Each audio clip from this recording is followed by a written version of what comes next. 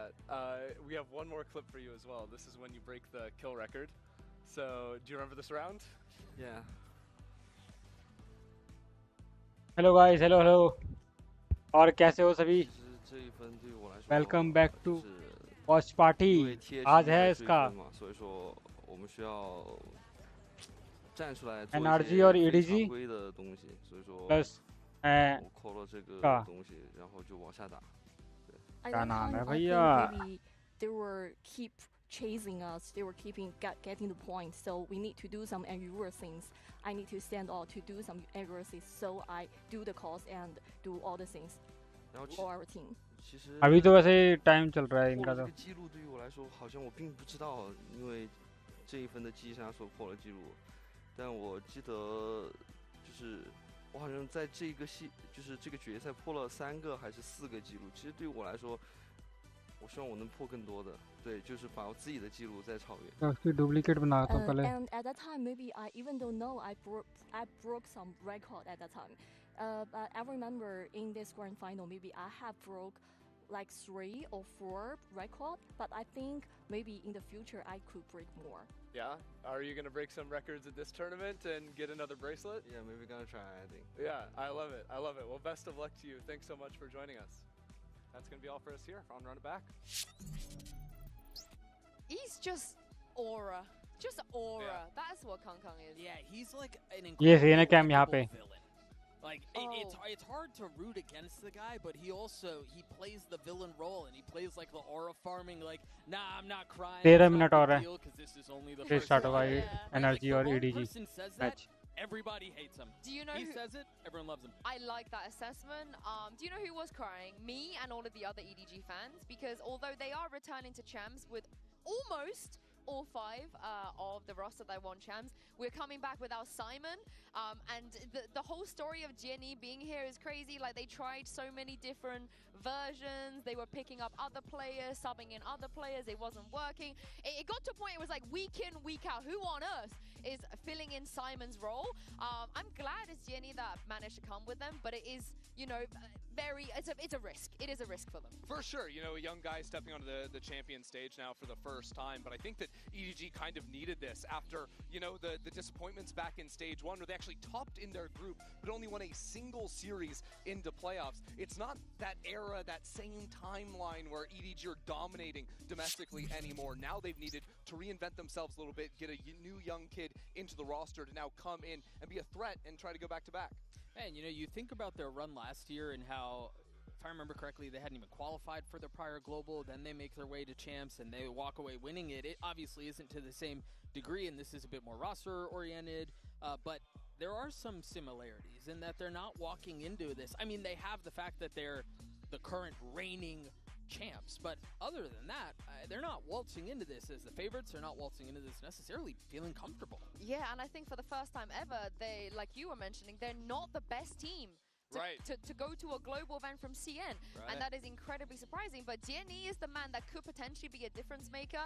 What I like is he's flexible. What I don't like is he is forcing Kang Kang to play Yoru when Kang Kang is definitively the best Neon on this team. But they don't have a choice when I assume Jenny does not have Yoru locked down just yet. Sure, sure. And I think maybe there is a little bit more left to go there. But what I do like seeing them both in the server with each other is how often you'll see them on rifle rounds just playing right next to each other, setting out and taking fights. I think that duo is very often working on the same side of the map and very effective in the fights they're taking. I mean, they call him Mini Kang Kang for a reason. You Yeah. know, they're very similar mannerism as well. But Mika Fats actually had a chance to get to know a little bit about Jenny earlier. Let's see what she managed to find out. I'm here right now with EDG's Jenny, and I have Valorant to help me with some translation. Now, Jenny, your team has been here before and won it all, and now it's your turn. I want to know what's going through your head this first champs match day for you. 吉尼在去年首尔冠军赛的时候，其实队伍也是拿下了冠军奖杯嘛。那这回你来到了这支队伍，他们一起来到这里，在你的第一个比赛日，现在脑海中在想些什么呢？我很开心，现在也没想着什么，好好打好比赛就行了。Actually, I'm very happy right now, but nothing in my mind. I just want to do my best on the stage. Oh, you seem very, very excited, so let's get to it. I love living vicariously through these players. I've never been to global events before, and they're just so happy to be here. But from what I've heard, his personality is just kind of like that. He's a bit of a ray of sunshine, very personable. The boy seems to get along with him on the team as well. But what I want to pick out is what Kanka said in the press conference, which is our success kind of does rely on if Jenny can get comfortable fast enough. Yeah. But he was sort of saying, Doug, that they have a lot of grace for him. They are not expecting him to be incredible just from the outset. They want to give him some time. But if he does reach that peak form, then as a team, they're very confident. Yeah, and I do think comfort plays a tremendous role in this situation. And how, like, imagine a scenario just like the one he's in, and you look at, like, Chrissy, like you were saying earlier, he's often playing alongside with Kanka. Is that not the most comfortable position in the world to be in? Like, if you are going to be on that stage, if you are going to be shooting alongside EDG, knowing you've got Kong who's entering with you, who's playing alongside you, that does wonders for confidence, and to put a kid like that at ease in a position like this is tremendous. And even if you're looking at the stage he's playing on as well, like obviously you're coming into champion, there's a little bit extra pressure playing against teams from all these other regions. But if you see the venues he's been playing in China, like he is no stranger to having tons, thousands of eyes on him in the building. So I have no doubts that he's going to be able to show up here today. They've been doing these like sick-ass walkouts as well. He's been in the middle. He's been part of that with his team. And of course, he is the only player that is different from the 5 that did win champs last year. And at this point, I don't even need to introduce Chichu as a player. Everyone already knows how good he is. But the difference is, I know he loves Nats, but maybe he's following his footsteps a little bit because he's also taken up the IGL role with nobody. They're sharing it right now. And I think the amazing thing is that even while he is doing some of the calling now for EDG, he is still continuing to have a heavy impact in the server. So often, you'll see the way EDG operate, especially on the defensive side, is Chichu will be completely alone. If he's playing the Cypher, he is alone on one side of the map. EDG love to go for 3 or 4 stack fights away from him. And so teams look at that and they say, okay, the challenge is we have to go and hit the Cypher site. That should be the easy site to hit. And yet this guy makes it look impossible. Yeah, you think he's got 2-3 players playing alongside him to anchor the sites. I think we often kind of gloss over and maybe don't put enough attention on just how difficult it is to play in a role and then transition to the IGL role and the impact that it does have on your individual performance.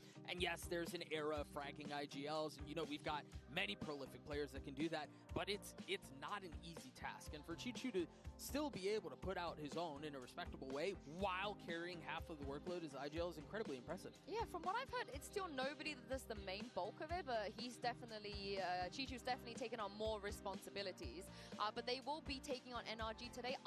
This is me reading off a screen, okay, before anyone gets mad at me. After swapping out FNS and Coach Mike's for Scuba and Bunker, NRG were a force in Stage 2, beating Alcen on their way to 2nd place in Americas. So don't get mad at me, Pujan. I'm just reading. I was honest. I mean, I loved the NRG run to close out Stage 2 playoffs. I think it was a ton of fun to watch.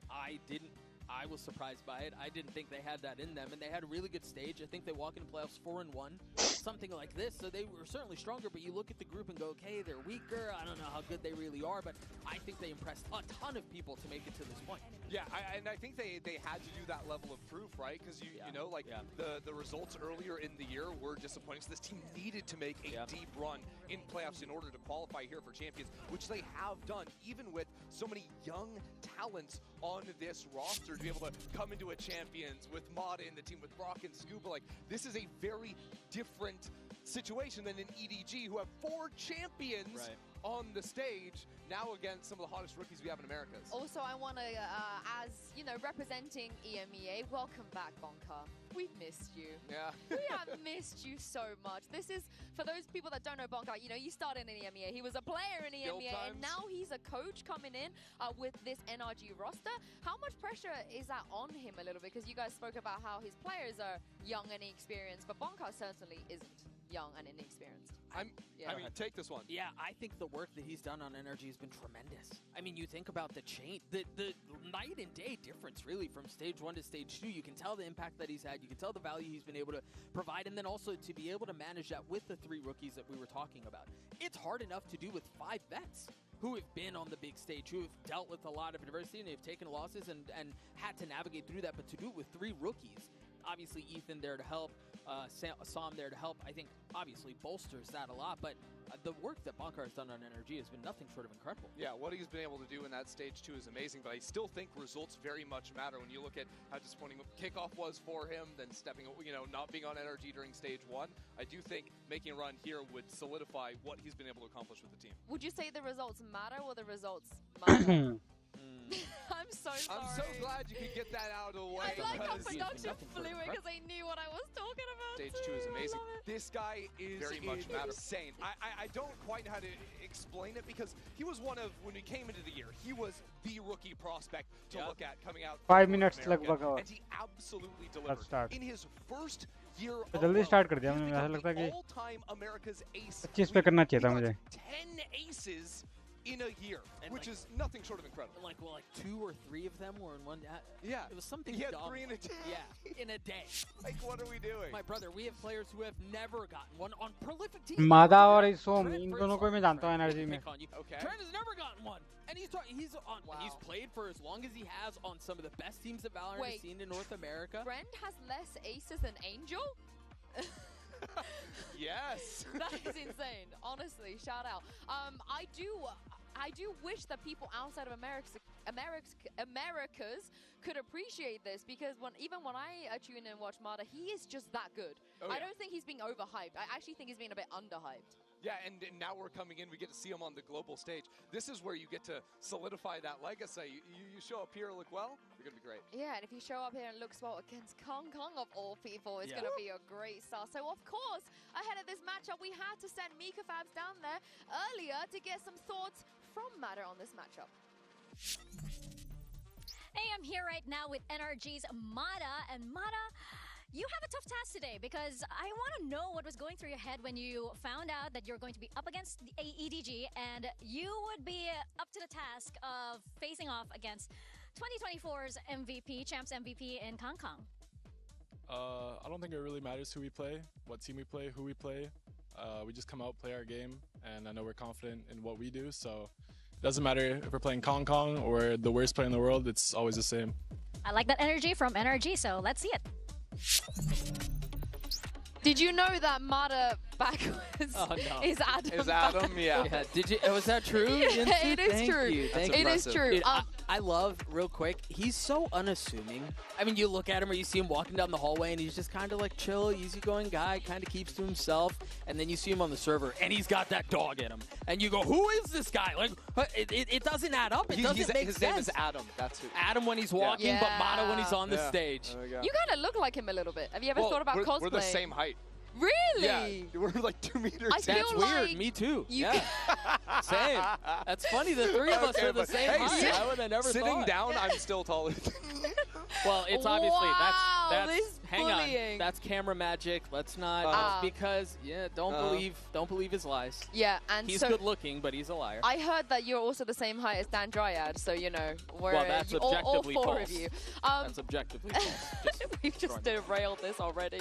I like that he's unassuming, but at the same time, when I met him in Toronto, Hey. he was. You're the same person. Wait, yeah, turn Other the same way, other way, other way. No, other way. Oh, other way? Yeah, you want to Yes. do the mirror? Oh my goodness, we can actually do a cosplay. But when I did see him in Toronto, he was itching to compete. You know, he was watch putting. He was like, God, I wish that was me Yeah. up there. So I'm so excited to see him get his shot on this stage. But more importantly, it's time for the results of our MasterCard fan poll. Earlier, we asked you who will advance from Group C. The results are in. Drum roll. And you guys said Team Liquid. 54% of you said Team Liquid. EDG with 20%, NRG with 14%, and DRX with 12%. Wait, yesterday it was like CN got 3% of the vote. I guess people just really believe in EDG. There's a difference because it's EDG. Right. I don't remember what we said earlier. What we agreed on is who are the two that would make it out. I'm not gonna lie to you. Yeah, I did predict Liquid in this prediction, but I'm kind of honestly on the fence. A little part of me feel like the DRX champs group narrative is just so strong. See, you can't hedge your bets like that. Yeah, That's cheating. That's cheating. Yeah. Calling you out. What about the GPR? How do we feel about the GPR? GPR, I mean, this is what I predicted as well, so shakes hands with the GPR, we agree. But I do think, yeah, again, global power referencing ranking. the global power ranking powered by AWS. The numbers line up with how tight these two matches seem, right? Like, this is a really tough day to call. This is probably the opening day I'm most excited for. You agree? I'm agree. I'm just. It's Mata versus Kong It's Kong. It's you versus Kong Kong. It's me versus really Kong Kong, and it's a complete difference. I'm not gonna lie. Yeah, I'm also extremely excited because from former world champions, 5 of them, by the way, to rookies making their debut, Group C has it all. It's time to kick off day 2 of Valorant Champions Paris.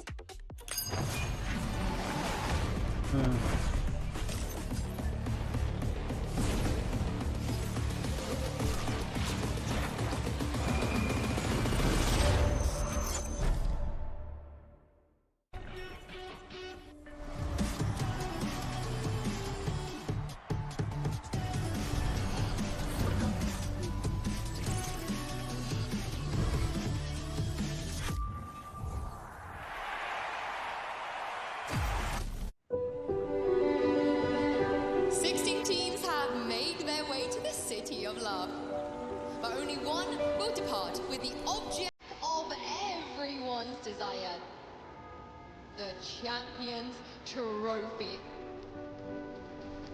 저한테 챔피언스 우승은 제가 지금까지 발로란트를 해왔던 이유라고 생각을 하고 있기 때문에 에어릭스 파이팅! 오직 그 생각으로만 할 것 같습니다.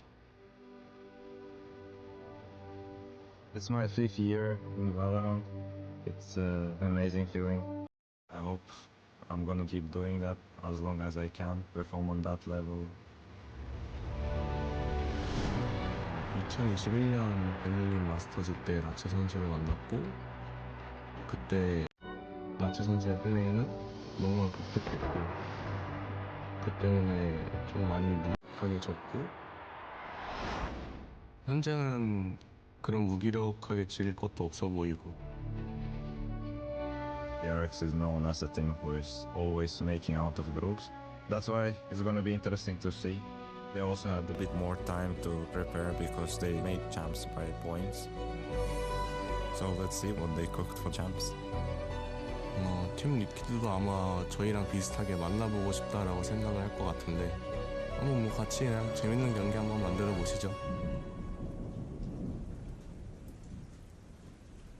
Un petit bout d'avenir sous mes paupières et tranquilles. 2 years late to the party of ECT. People thought it might never arrive. 我觉得去年我们证明了所有人的观点是错误的。 EDG have arrived and they are here to stay. 我想创造历史，所以说我希望今年还能够做一遍像去年一样的事情。这一次我依然渴望，我会拼尽全力，不留遗憾。 It's rare that a team that wins champs continues to have success the next year or the years after that.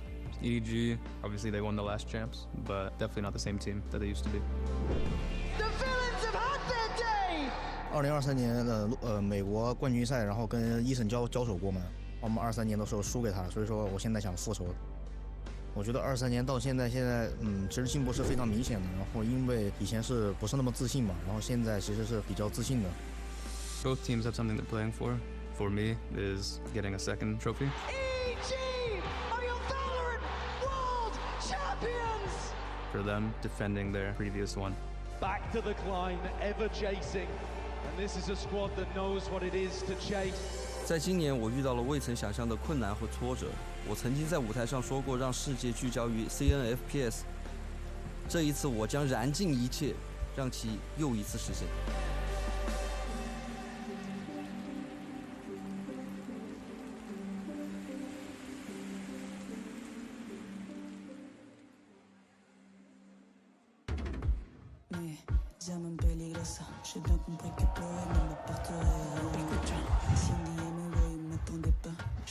भाई यार claim आता नहीं आएगी तो music बजता है ना इस time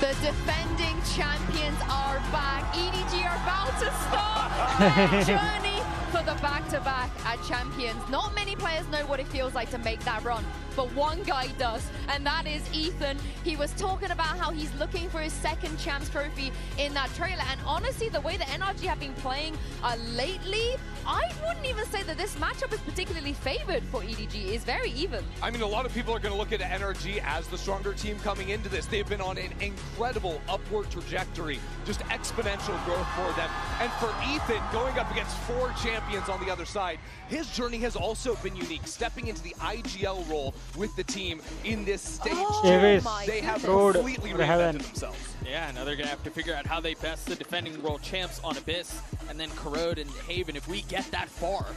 And Abyss, I mean, when's the last time we saw this map? I mean, I want It was Bangkok. Yeah, I want to set some context for this, because for people, they might be thinking EDG Abyss, iconic. You know, they want champs playing Abyss against Team Heretics. But ever since champs, EDG have not wanted to play Abyss a lot. They've been banning it. They were banning it in Toronto. Bangkok. They were banning it domestically as well. And now they're picking it. This is the first time they picked it this whole year. Yeah, which is a surprise, but it has been, what, 6 months since it was last in the pool, so there's been time now stepping into this tournament, and I think EDG needed to fill out another map. It also allows them to ban away Lotus, which has been a signature pick of NRG's. And a complete pain point for EDG. Exactly, but Corrode is still available, and this is a map where NRG are a fear. They're a force to be reckoned with. Their double Odin gameplay is absolutely ridiculous. This will be something that EDG are going to have to figure out how to deal with, because it's been so successful for NRG at home. And the truth is, Corrode has been very strong for EDG as well. So that I love that map, because that feels like good against good. Abyss, again, we haven't seen it in forever. Who knows what these two teams have prepped into? I think you were saying earlier, last time they were playing Abyss, they were running like Harbor and like, for NRG. Yeah, for NRG. So who freaking knows? Honestly, if they make Som play Harbor against another Asian team, like, that's just cruel. That's cruel. But also, of course, NRG infamously a great track record against CN teams. Am I right? Well, Am I right? you know. Sorry. But let's talk about this Abyss a little bit more. I think the comms are going to be interesting. We heard it from the press conference. Nats and Hyomin were saying that in Prague, in Europe, people have been cooking. Yeah. Really cooking on this map. So will we see any of that? Well, because you remember back in Bangkok, that was the Tejo life. It's Chichu Sage. Wait, it is Som Harbor. It is Som Harbor. Wow, we're rolling back the years. So the Harbor thing, people may not necessarily love. I honestly, it's nerdy, it's unique, it's different. And a really good Harbor, I've said this a couple times, Som fits the mold of what I'm about to say. A good Harbor is smothering to play against. Miserable. For sure, and I think it'd be very effective, especially against Som. Sage is what I am looking at. This is wild. It's double duelist next to a Sage, so single smokes, but I think Sage, while on defense, for controlling A main in particular, can be very good, but it's also so good at helping retakes on the defense side as well, with walls, with teams wanting to play off-site in post plans. That wall can just give you a free defuse. That wall can also get melted by a bunch of Odin. Sure. And Brock has, made it his brand. Yeah, and also NRG, they've just stuck with it. It's a different roster, but it's the same comp, you know? They just have their new players moving on to these agents. It's the Bonkar way. Special. Yeah, because back when he was coaching the team, that's when they were playing the Harbor, so it sticks. It's his method. I can't wait to dive into this one. What are we waiting for? It's your casters. Of course, let's kick off day 2. Take it away, Uber and Wyatt. Thank you very much, Insu. A matchup here that is steeped in the echoes of former glory. It's 2024 World Champions EDG versus Ethan, the sole remaining, at least on this roster, 2023 World Champion. And now we know there's a score to settle. These are two teams that come into the year with massive expectations, Wyatt, in their respective regions, and have yet to really meet them, I feel. For sure, both suffering from some roster turmoil mid-year around that Toronto point, and then both bouncing back when necessary to qualify for champions. And it only feels right that EDG are going to begin their journey here at Champs 2025 playing on Abyss. That was the final map in the best-of-5 against Heretics, where they lifted that trophy at the end of last year. Let's see if they can get things started off on the right foot against an NRG with a devious composition. The double duelist for EDG. I mean, in the previous map pool, I think 4 of the maps they'd like to come on the double duelist. A lot of Kang on this Yoru. Curious to see how it plays out here. And again, the Battle of Somhava. Curious to see how that plays out. Mata on that Yoru here as well. EDG have been playing a lot of double duelists throughout the second stage. 4 of the maps in the pool, that has been their go-to, and it's been the Neon Yoru especially. NRG starting on defense here. We're going to push off A early Let's and find go, very baby. little. And the sounds of that Al drone reach Stuber's ears. He'll have to play back behind his smoke. And now this utility for Me Brock khali really chota just kar serves ke- to lay so the rest of NRG can get towards B and play for this retake. You know, a situation where that Harbor is definitely going to excel. Spike planted. And around we wrap. Nobody will be first contact here. Up on the corner. Jenny as well, expecting a push here off Connector, and he's going to get us Cooper, and some ring out. Nobody doesn't have the stopping power to put NRG to bed. And it's on Smoggy. क्या मारा है भाई? Smoke to upper. Playing by Coast here, but this is pretty telegraphed. NRG have a decent idea, so Smoggy gets on the move. Catches a glimpse of some. Headshot to bring him down. But now Brock will be waiting on the other side, and Smoggy's got to the rock in a hard place. But it's a right click. And you seem to forget if you're an NRG player. Brutal. What a way to open the counter. Red Bull clutch off the rip. That is absolutely stunning. I thought they nerfed that. That's what I heard. Nope. That second shot was crazy. Brock in such a tough position, being forced to jump from that cliffside. Oh, how just a on glimpse. Earth? What a beautiful little tap there as well. Oh my God. And that's after EDG, they go for that heavy commitment. EDG ने क्या मारा ये? Punished for it. Oh my God, what a way to start. भाई इनका win rate अच्छा है. Pistol round में तो वैसे इनका win rate अच्छा है. It falls flat for them. 58% And so EDG get off to the races in the best way possible. NRG set themselves up for such an excellent retake with that early push out of A. Brock delaying on the site. All for naught. They did everything right, why? But sometimes it's about the power of the individual. NRG have a few of those, though, to their name. Up towards tower side here. Chichi wants to take the fight. He knows he's advantaged in terms of weaponry. Jenny able to follow up. Plenty of plays on this crossfire, and Ethan can really only offer a token of resistance. Someone's out of the picture. Another 3K. Easy भाई, ये तो easy हो गया भाई. Ice cold right now. Smoggy absolutely on point.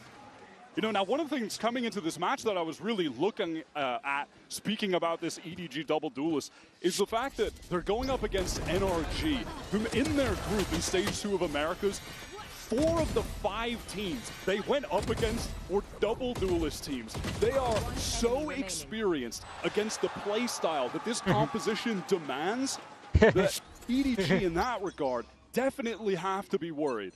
But this is the first time we've seen Abyss make its way back into the pool since Bangkok, Wyatt. Yeah, we had no idea what to expect in terms of the compositions here. Saw him under a lot of pressure early. Has to place the cove just to be safe. Ooh. A shot. Challenges through the cove.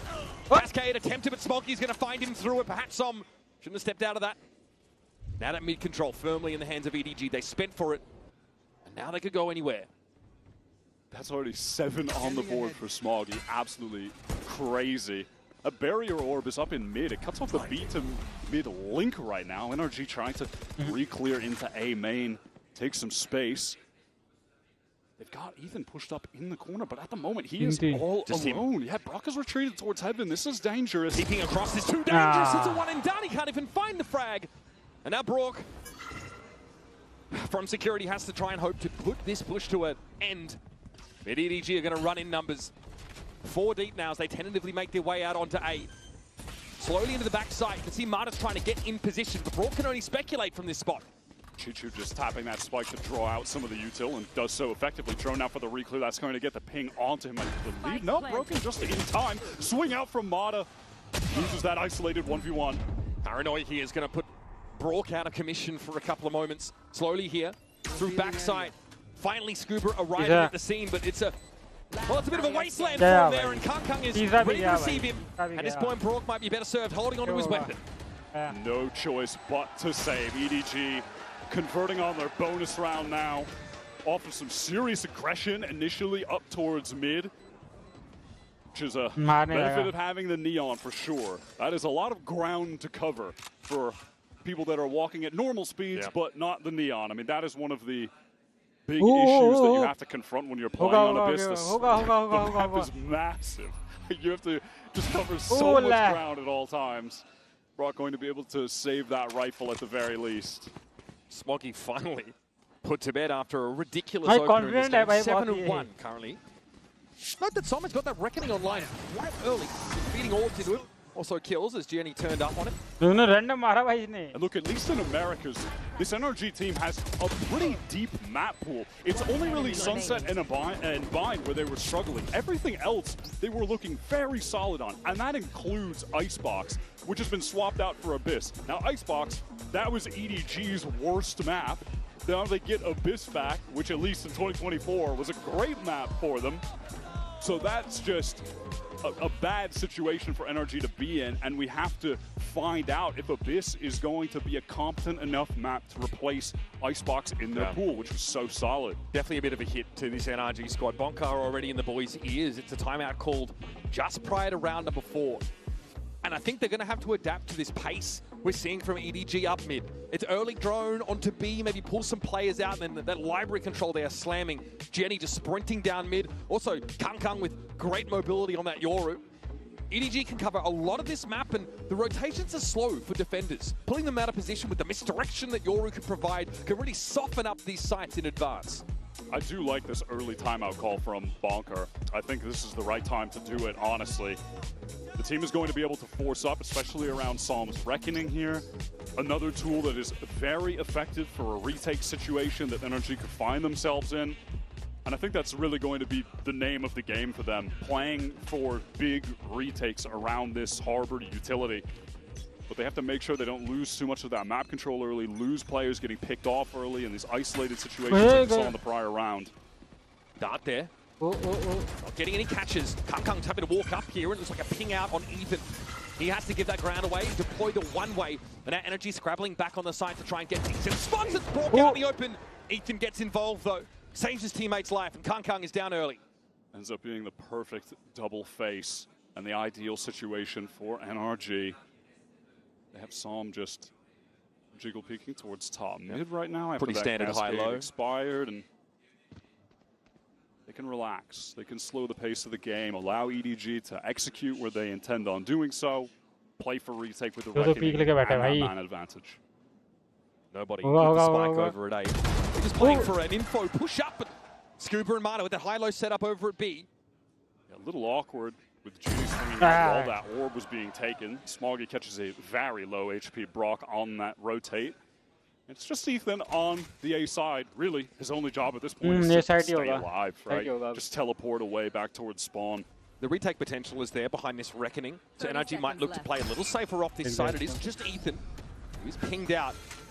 Paranoia already loaded up. There'll be a res here on Kang bringing the Yoru back into the fray. Here's the high tide. More stall now. Reckoning going to be deployed. Slow orb at Ethan's feet. There's just such little time for EDG that Psalm is ready to commit that ult. Nobody on the wrong side of the wall here is going to have 10 seconds left. Probably get to the backside at some point, and there's already a timer. Tick-tock! Here comes Cuba from the backside. Kang and Chitu have to throw down on the side. They cannot get the spike stuck.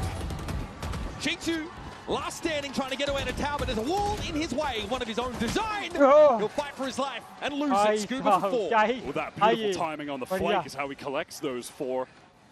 NRG offers so much delay. I love that decision from Psalm.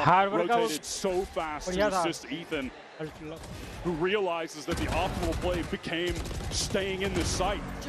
You know, just that added time, even from the res. Of course, you want to get that extra player alive, but it did buy some time for the rotate from Psalm to come over, and that Reckoning ends up being perfect. That wall as well, high tide thrown down. You don't want to walk through that. Got to be vindicating for Bonkar, who likely called for a slowdown of play from NRG, which is absolutely in their wheelhouse. Defensive team with great drilling and fundamentals. They're going to have to deal with a bit more pressure on the A side, and it's a gate crash now as Marta repositions up in tower. Just gets right back towards that heaven side. Still have Scuba posted up. Watching towards the cliff. And mid, what a shot onto a jump spotting Ethan. Now that is going to pull players in that mid direction. Kang very quickly getting a scope, weapon in hand. NRG heavily indexing in the read that this is going to be a hit towards B. And as it stands, they are absolutely correct. Scuba has that Push still up. guarded. It's volatile. Messi. And Chichu delivers. Mana and Som. Trespass in his domain. And then punish for it. Scuba with the great round previously. Cannot hold his own on the site. Nobody digs him out. And Brook might be forced into yet another save. Chichu is loving using that wall over on the right side to get over on top of that bookshelf and have to swing over top. We haven't really seen it play out, but it is a cool idea. NRG getting very aggressive there, trying to get the mid-round re-clear towards the orb, and they are fully punished for that. That's looking going to take a timing there to push up for info. Doesn't pass.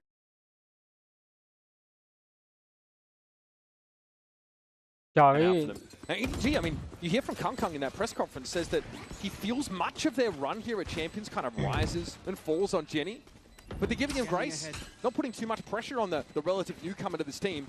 He's been put in a pretty pivotal role, right? Like the main entry, playing the non-Yoru duelist, really has to be able to channel and exude some confidence out here on the biggest stage of his career. Yeah, a player who joined up with this all-time great squad midway through the year, was on their academy team, and has been playing some very quality duelist games to get them into this position. Great start for EDG. They've got NRG back on an eco, one hero rifle for Mata when we get back into this. Mata's yet to get much accomplished early in this game, but we have seen on several occasions throughout America's Stage 2, regular stage, and playoffs, Mata will have a slow start to a game and then suddenly go nuclear and bring them right back in. You can never count him out. Not the kind of guy that seems to just suffer mentally from slow starts. And Mata has really looked to take some real estate here. Another surely. Jenny steps out. Mata realizing he's about to get picked. So can pull out. Over back towards the security. भाई पकड़ा है Sending that चार great pace दे crash back अकेले towards the पकड़ के B उसको direction, playing A for the moment. Brock wants to use this timing to get some info towards B main. But it's in mid where EDG are just slowly contacting forward. With Mata teleporting away, they know that they can just garner that space for free. There was a double face for a moment there, but Som might have to give it up. Might be able to put it back together here with Brock. Crazy hard time just get thrown down in the moment. All right, classic there for Som. Best he could do was Jenny. Once again, Smoggy doubles down. Nobody's going to serve himself up here as Kubrick actually gets the job done, but up on high, it was Chichu. Now Ethan has to come back in with nothing but a classic. That high tide's still in play. Chichu is about to have an opportunity Ethan for a res as well, despite going down. Somewhat exposed, but he's able to bring nobody back into the game, and he comes back with a Hunter's Fury of all things. Mata might have been spotted there, getting up on box here. Smoggy challenges. God, he's good. He has hit the ground running on stage. And now Ethan with only 20 points of health. Not remotely enough. EDG, the 4-round lead, and that's widening. 1-5.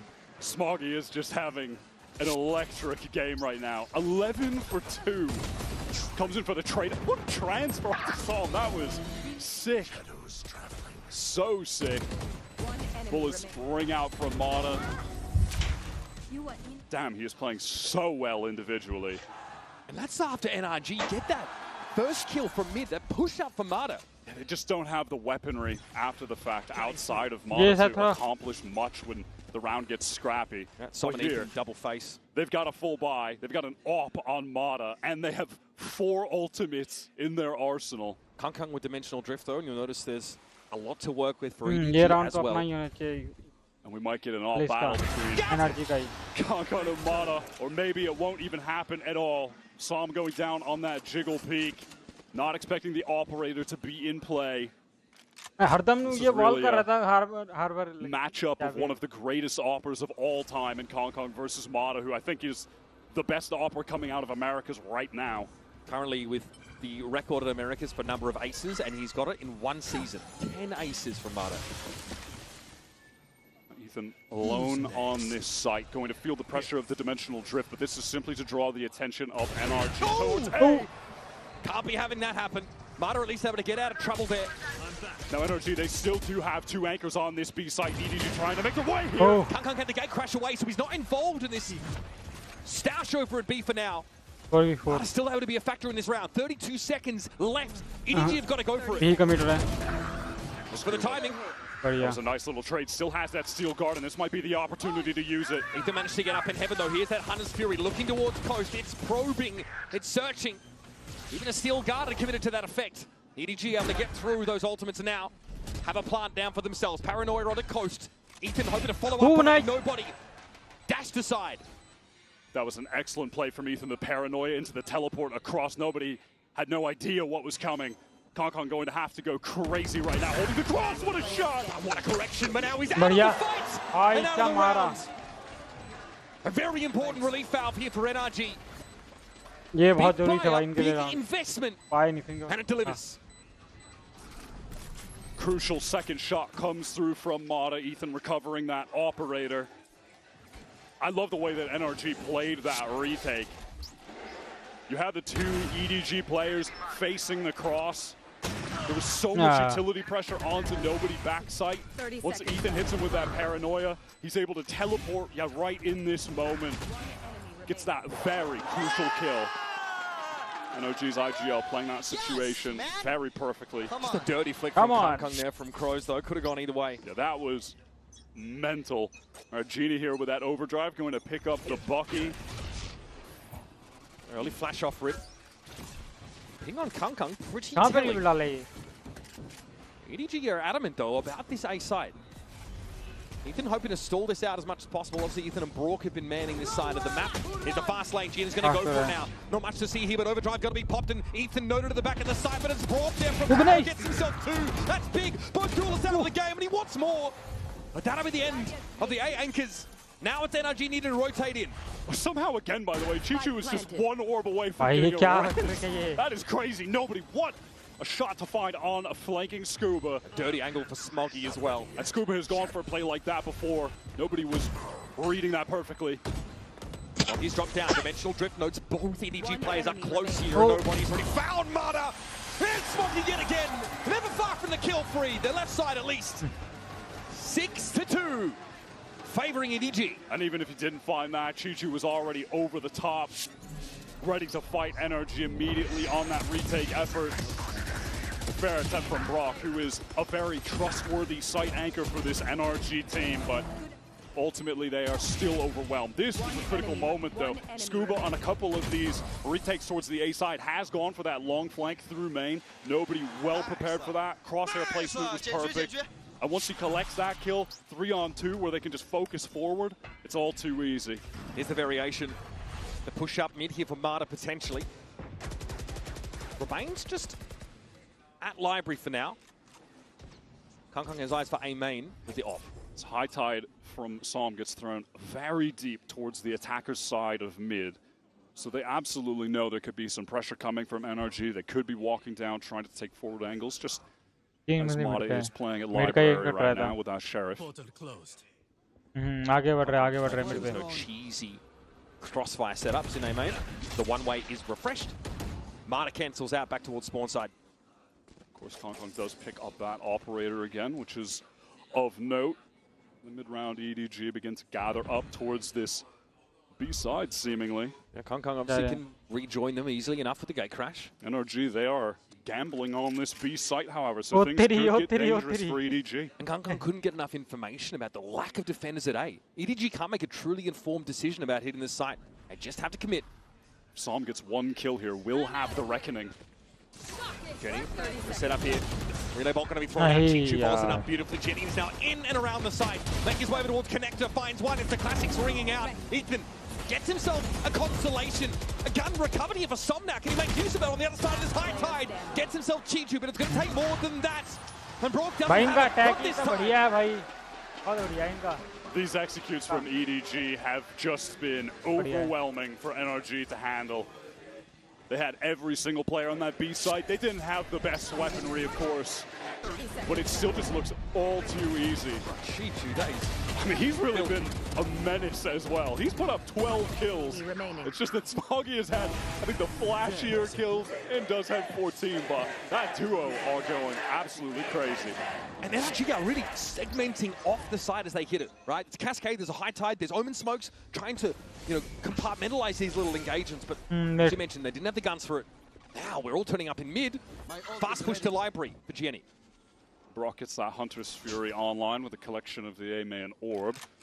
EDG taking a lot of space towards mid, just cycling these dark covers. They've driven a wedge straight up the middle of the map here. Now, looking to give that space up, maybe punish a re-clear.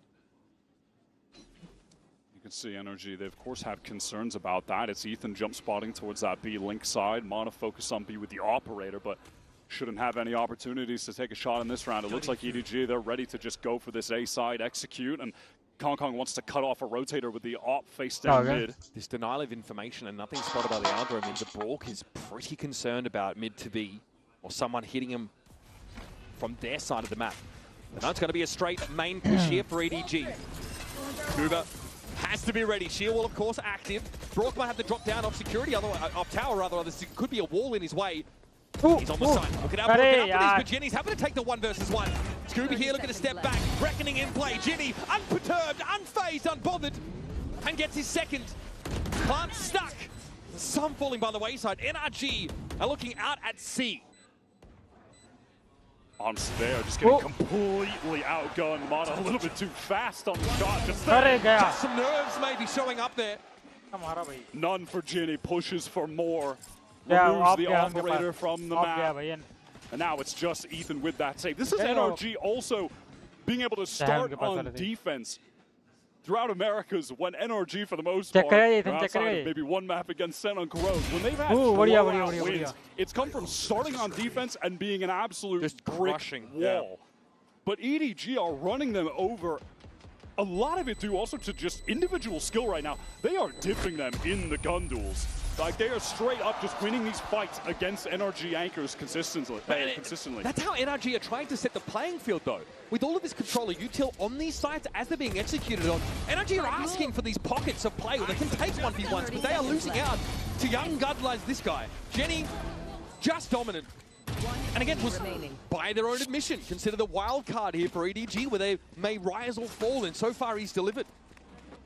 I feel like NRG would really benefit from leaning a bit more into playing for some of these retakes. Trying to anchor these sites hard against this EDG comp is just not working out right now. I'm spotting Ethan for a moment, but no opportunity for the shot. This operator. Just disrespecting the smoke, brimming with confidence for good reason. And Brock and Ethan have their work cut out for them, often outnumbered. Oh, that's a nice little connection of Nobody will be accounted for very early in the round. Love that. Synchronization of utility. In the meantime, NRG pushed all the way out of this B side. No way. There's no way. Mana just forced to retreat. And again, that same info push off for B for NRG is shut down. And Chichu has just had reses constantly. So despite that awesome little bit of utility pieces in tandem from NRG, a great Hunter's Fury from Brock getting that first kill, it's made ultimately irrelevant. Tell you what, you need to start to shake when you hear that sound. Jenny is on the site! And he touches down with a flourish. Ethan not so much, he's a sprawl. Brock here has to clear this wall early on. That's not where he wanted that recon to go, and he can't do a damn thing to interrupt this plant. He is out of the game for now. Back by security. EDG have this one covered. There's some steps up on the other side. He will struggle. Finds Jenny and gets his second. Now he's given himself a foothold back into the site, but you notice that EDG fall back to this A main hold. Can cover the spike. Does have one flash to get out. Step Brock to drop. What a shot. Dangerous. He wants the fight. That one goes wild, but Brock can only get one. For the rank of one teammates, EDG step up to fill the gap. Kong has been on point with the operator on this attack side. Has collected a lot of very crucial kills. This B push was a disaster for NRG. They already had the opening kill in the round, and then they just give that one away. Genie threw down a great relay bolt as well, so Mana couldn't go for the trade, was just forced to get out. Credit where it's due. Mana makes his way into the side off his own back, finds those 2 kills, but by then it's too late. EDG are just trampling over these sites with absolute ease. NRG trying to throw another aggressive play into the mix by taking very deep mid control, and beyond that, just pushing all the way through. Yeah, Smoggy sniffed this out. There was a ping at that part of the map by EDG. They knew something was headed their way. Brock, he's on a rope! He's on a rope! Oh, man. Someone at least able to find one up mid, but this is challenging for him now. Relay Bolt doesn't quite connect. He's stuck in the corner. But Jenny will dig him out. Gets a lot of damage up to Jenny, but that Guardian not going to be enough in that kind of engagement against a Neon. And Hamad is the one who's going to try to push for more. NRG are just walking it down in EDG, and look at how ready they are for this. The double face expecting it. But fortunate to be alive there. Still opts to double back and challenge. I mean, it feels like NRG are just getting desperate in some of these rounds. They're getting so aggressive, trying to hunt for kills. And EDG absolutely have their number. Thorns activated. Inside the smoke is Ethan. Opts to back out of it now, and they still want to anchor these sides. Last chance here for NRG to make an impact on the defense side, and they're down to 2. Scuba though, in a decent spot. Can't quite mow them down. And the last line of defense falls. That is a paltry 2 defense side rounds for NRG. Empty.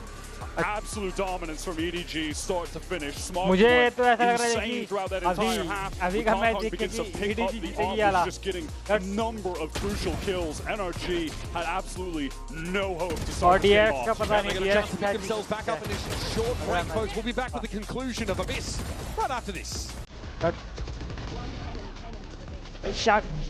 इनका attack है भाई, इनका attack बहुत तगड़ा है, confident बहुत intense. ये आखिरकार ताला जीती थी वो।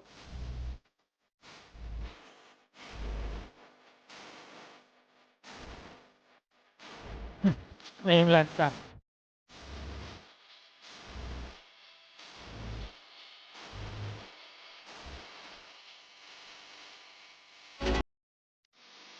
ऐड वो आने आ रहे तो NRG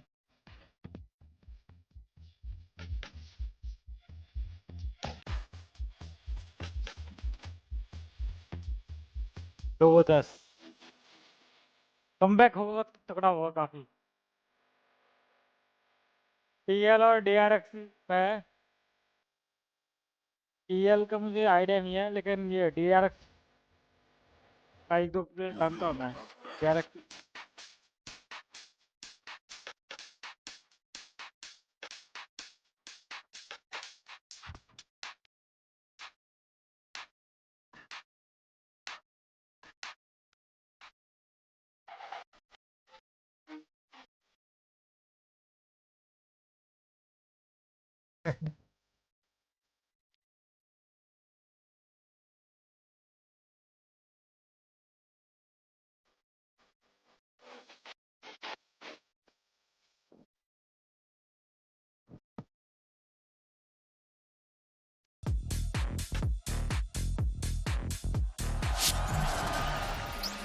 Welcome back for your second half of Abyss. Right now, it is a shellacking as EDG are making an example of NRG. And for your Coinbase Econ report, I think we all know who we're going to be highlighting. Chichu with incredible impact over the course of the game. And in these 12 rounds, have a look at this. A lot of damage dealt to the Yoru. I'm surprised that Chichu somehow is a better report than Smoggy, who's at 16-4. But that's not to take anything away from the impact Chichu was having. Got a number of really sick kills, and on top of that was just getting a res constantly. It's crazy how many reses Chichu was able to get off. Yeah, numerically hard to sort of quantify that impact, but when you bring your Sofa back, who has all of his utils still intact, and you're able to make the hit onto the A site, recon, everything you could ask for. This EDG team looks sick out of the gates on Abyss. And again, it's the first time we've seen it here on this stage, and frankly, NRG don't quite look ready for it at this level, but they've still got a whole attack side to show. I do want to reflect on the beginning of this game for but a moment, where Smoggy won a crazy 1 versus 3 on the opening pistol round that just immediately put NRG in a horrific position. They would have to do the unthinkable to get back in this game. We always favor their defensive side as their best side. The numbers support that. That high tide obviously gives the implication of a lot of mid-control for NRG off the rip. And just now, Kang is looking to clear that part of the map.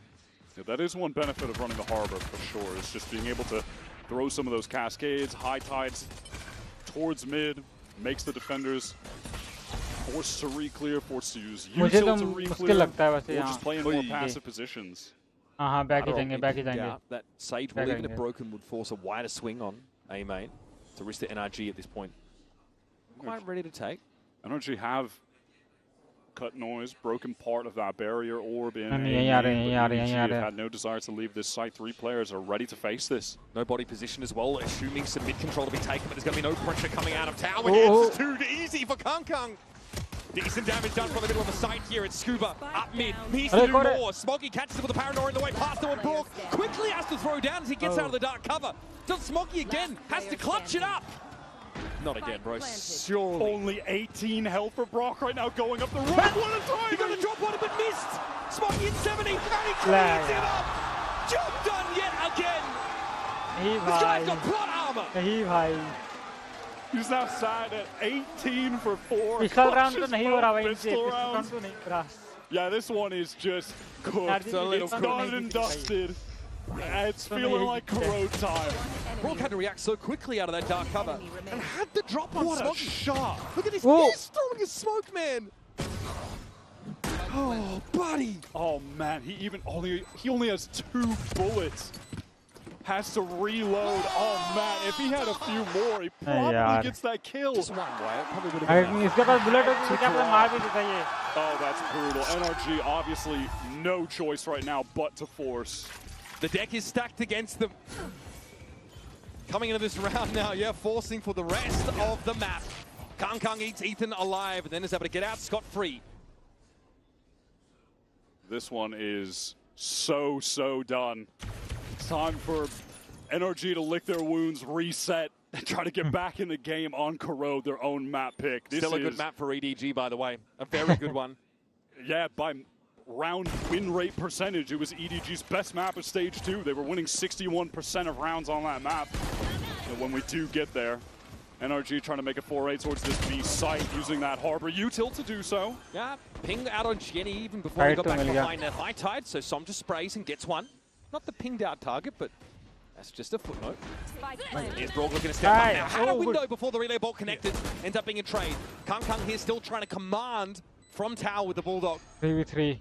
And EDG do have superior long-range weapons for these distance engagements on this site. The flash was good, but not enough. Kang still brought down. Som with the Stinger, bring a bit of America's flavor in the round. Chichu has a challenge here through the over, but he's ready. But Mata from long range, sitting back with this Sheriff. Chichu now with the Bulldog, but in that 1 versus 2. Mata checks, confirms, looks to have a swing. Chichu's gotten into half. The time is not on his side. And Scuba puts him out of his misery. NRG have gotten the smallest of lifelines back into this game. तो भाई अगर ये बंदा Very necessary force by that पूरा they took energy है after comeback कर ले getting पूरा the plant down और on the दोबारा pistol से round. 11-11 हो जाए They recovered those Bulldogs, going to be able to crazy buy scene up लगा रहा the भाई lead this next round. That was dangerous for Brock. He just took लेकिन बहुत very मुश्किल है भाई aggressive ये line there into the connector, but does go 1 for 1 crucially. I mean, it is the power of the Stingers that we see. The fact that NRG can set that controller util up on B, cut the side up, and a free ping on Jenny cost him his life. Couple marshals on the side of EDG, but we'll be going up against Mata's Outlaw. That first shot accuracy for Mata left a little bit to be desired so far with scope weapons. He's been a bit slow to start today, but like we said, that has never stopped him from ये surging हमेशा ना right energy जो है back पहला into the series. Yeah, bro has range. I think we figured that out. हमेशा एक बंदा मर रहा है इनका या कहीं ना कहीं NRG would like him to be on the upper side of it though, out of the gates. अभी स्लो खेल रहा है ये बिल्कुल नहीं देंगे ये पहला पिक्स देंगे ये down mid right now. So well equipped. Jenny gets a free pick and a second. Just to make sure, yeah, there were definitely 2 players there. Now I'll leave. Ethan tagged up a little bit in mid, but that's just a classic from nobody. Double marshals in the round for EDG, by the way. EDG really are taking their time right now, just trying to sniff out any aggression that could be coming from EDG. They don't want to rush things, and that Outlaw one-shots. Kong's site going to be free. He was looking proud as a peacock, in fairness, up on top of container. Some of that standard util you're going to be seeing coming into that B site with a high tide cutting off the connector, cuts off Heaven, and then that recon will get any info towards Bookshelf. Retake here behind Paranoia is an option. Relay ball at the ready for Jenny should be required, but it's just the supremacy of these weapons for NRG. कर सकती है come back कर सकती है Smoggy nobody showing themselves. Let's see if they want to risk the commitment. NRG, by the way, have done a great job accelerating players towards ultimates early. for this first buy round, they've got a Reckoning and a Hunter's Fury active. And the margin of error is quite thin given the round total for EDG. They'd be encouraged to make use of them early. Always seems to be Smoggy. Some a warning shot fired off, keeps his head down. Mata with the cleaner. Going hunting, getting really close to the dimensional drift now as well, just one orb away. So NRG have a very big advantage in terms of the ult economy to try and win out this first buy round. But can they risk trying to ration these out over what has to be, 7 consecutive rounds, one to even up the game? At some point, EDG are going to come around with a brace of their own ultimates just to expend. Yeah, and you would think, you would hope if you're an NRG fan that they're needing to use the ultimates potentially to win this next buy round. EDG. It's better to win around and stay in the game than allow EDG to get to match point. I think NRG will do whatever it takes, expend anything necessary. Again, there's just some of that nice util that you can get early mid-control with when you're playing with the Harbor. A deep cascade, recon past it. All right, Reckoning here over towards the B side of the map. High Tide as well is going to cut nobody off, and Chichu already has been given the hot foot. Okay, even that's going to be committed, right? Hunter's Fury in the mix now. Yeah. Chichu's got nowhere to go. Yeah, Literally caught on post inside the Razor Fighter. Nobody got the drop there on some. No one looking in that direction, but Mata eventually flicks to attention. Smoggy actually wins out there at tower, so Jenny has the room here to assault the side itself before the spike goes down. It's again Smoggy to deal with Scuba. But he's down to 10. It's a tough ask. An expensive round for NRG. Come back, bhai, What an awesome usage of those ultimates, though. They go for that really early mid-pressure, draw the attention, and then just throw that tsunami of util onto Chichu, who's caught backside. He's flashed by the paranoia, stunned by the Reckoning, can't go forward because the wall, his own wall is placed in front of him. And he's getting hit by the Hunter's Fury. Broke him exactly where it was. No risks taken there on digging out that coast player. Yeah, Chichu was no longer playing an FPS game. He was just passively existing. That was a sick execute from NRG. And they do still have this dimensional drift on retainer. They're getting close to that steel garden as well. Big risk. Push off the side. Characteristic for EDG, but it's often Yoru that tries to make that happen. Now, speaking of, with those 2 kills, Scuba does have the steel garden. Obviously won't need it in this round, but for the next gun round, that'll be quite useful to have so long as NRG can just close things out here in safe, competent fashion. Certainly looks like they'll be able to do so. Chichu on very low HP, healing himself back up though. Ethan, though, able to come out of that engagement without taking a hit, so it is, for all intents and purposes, strength NRG looking at A. And Okonkwo has walked all the way out of B main, so the other 2 EDG players are ready to face on A. Okay, Crash those, who's going to have to... 2 legs and a heartbeat over towards this A side of the map. It's going to be nobody with the stomping power. Broke down as well. That's 2 with the Sheriff. And he's happy with that. Enough of an edge gained here to play that retake game now. With Kang having some time board to get in position. Scuba on low enough HP that he's actually susceptible to just 1 Sheriff shot. And does have to activate that shield wall that's behind NRG, and they're going to adjust multiple players to heaven. I like that decision a lot. Kang is going to be looking at multiple barrels trained in his direction. Som, the first to look this way. Cove dissipates. My goodness, Kang. Som's going to opt out of that engagement for the time being. And Kang's going to see what he can get. Not a whole lot. Scuba meets him at the door. Shuts down 3 on the round. That early aggression nullified. Scuba has been an essential part of NRG's success since joining the roster in Stage 2.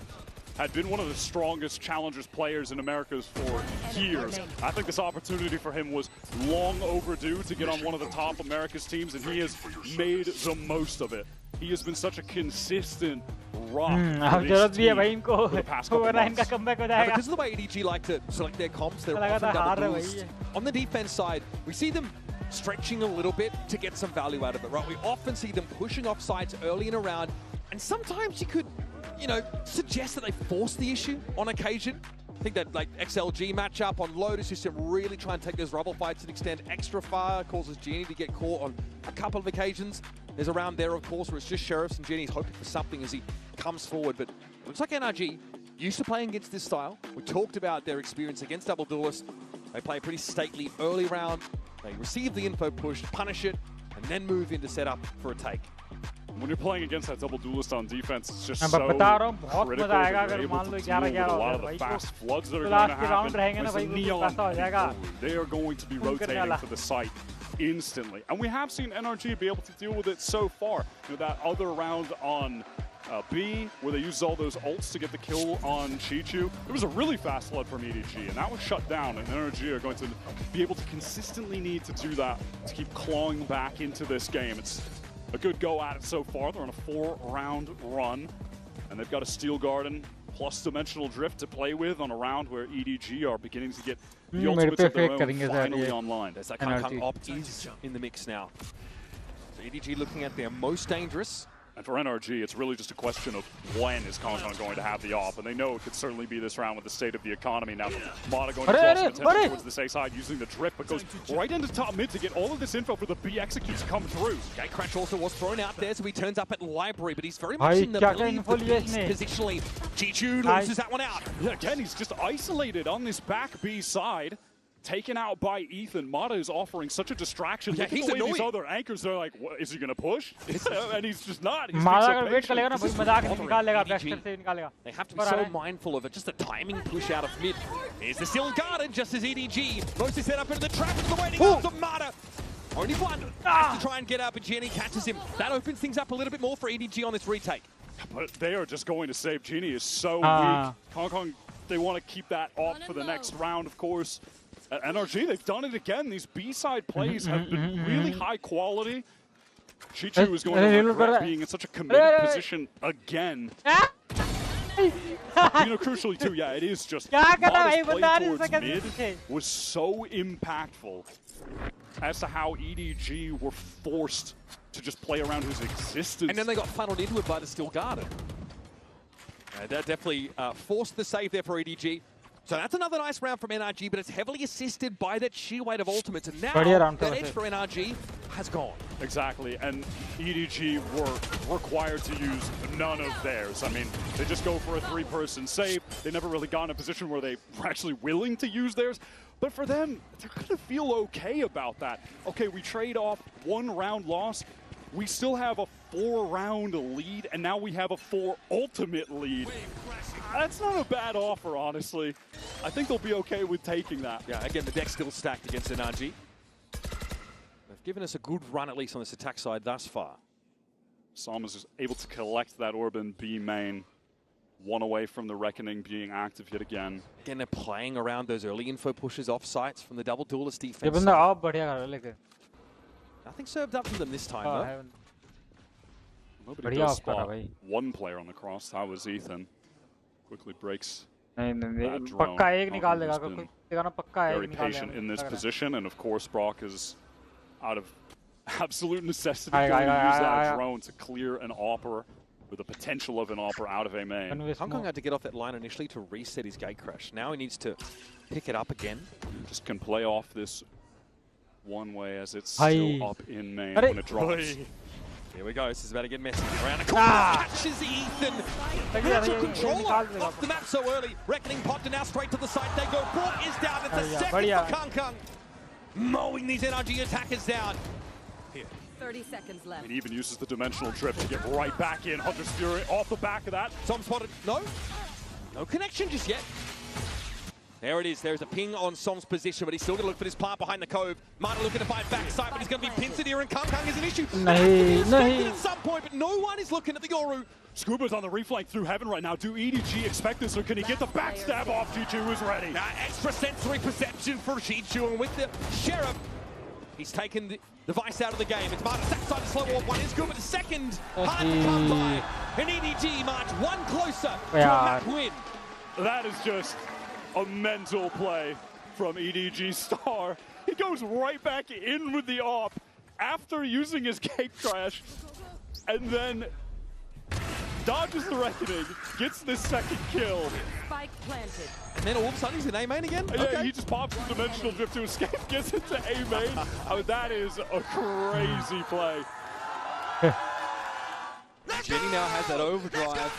And it was only a matter of time until EDG were able to sync up these ultimates to win a round. And it's a classic as well, the Dimensional Drift with a Hunter's Fury. You know, it was sort of said that it took a little while for Kong to acclimate to the Glory style of play, but it's safe to say he's feeling himself now. Now NRG going back to the well. They found that most of their success on these B-side executes, and again, it's just that high tide. Oh my god, this man, dude, that's just a Vandal, and Sam is down. Disrespecting Smoggy there. He goes for the spray onto the side. Now they'll try to find Coast instead. No harbor util to actually try to stall out this retake that's going to come in. Just Ethan smokes really. Overdrive could even be popped from Genie to just be that forward man. Yeah, there it is. That's going to deny the line here, but Marta's already up there in tower. Picks off nobody and now can snake his way around through connector. Instead, Gate crash out to his side of the map, but Kung notices this. Does he know Brock is there as well? Perhaps underestimating the positioning for NRG, and Scuba attempts to go in with the shorty. Marta has to step up, step in. 3 for the round for him and Chichu. Ultimate not in his favor. 12 NRG stay alive. It has just been all about the B-side for this NRG team, and exactly what we were talking about with Marta is happening. It never matters what his start is, he always comes back into the game. It's crazy. He was totally down and out in that first half, and now he's sitting at 17 kills. Never lets the status of the game get to him, no matter where he's at. Doesn't matter how hard he's struggling. He just bounces back. It's crazy to resolve the His demeanor, right? It's pretty hard to rattle the guy. He's just, you know, his baseline is pretty low energy. Doesn't seem to let tough performances get to him. All right, we are in vents already, folks, so that's going to be tower control on the A side for the attack side. NRG have not thrown an execute like this at EDG yet. The pace of this A split. Chichu, the one anchor. Okay, that is some fortune. Pushing it back through security very quickly. Nobody's trying to get on the side. He's made his way through the cascade. Oh, and the drop on Marta. Could interrupt the plant here. Kung dealt with though, and Jenny's trying to get this control of tower, but Ethan is locked down for himself. Got rid of Smoggy again. Sheriff to his name, that's all he's got to work with. If there was anyone to pull this off, multiple clutches in this game already, and on the most crucial rounds. Can he do it to close it out with just a Sheriff? Devious rotate here in the tower for Smoggy. And he's got himself a weapon. NRG still needs to recover this spike. Very dangerous location to get it as well. He's about to have one dark cover to play with, see if there's an opportunity to maybe use that. It's to main. Ethan, yeah, is even smoking off. Ethan is smoking off main right now on A. Just concerned, they don't know where Smoggy could be at. He could be anywhere right now. That contingency as well. Arcor thrown up in tower. That allows for a spike to be recovered. Now they can plant back sight. Scuba is in a position to keep Ethan safe. Made sound on the rope, didn't get the silent drop. Ethan hears this now and is starting to inch forward. Scuba ready to play out of security. Can Smoggy go massive again? 23 and 9. This would be for the map. Steps into the dark cover, gives it a tap. Where is Ethan lurking? Still on the other side of the boxes, and now Scuba's giving himself up in security. That's valuable information for Smoggy. Still though, another attempt, another tap. Now looking in that security direction. Scuba! NRG really slow the game down there. Take their time, make sure they work themselves into an optimal position to close out the 2v1. Getting that spike safely in Ethan's hands. Backside where Scuba can actually watch for him. They won't be in an isolated situation against Smoggy. Man, nobody had some crazy kills there and had a real shot of just one-tapping Brock. He was trying to stick the plant. जो game के बीच में गाने आते हैं that's the round. That would have been the round sealed. It certainly feels like it anyway. I don't know what's happened. I keep getting shot through NRG.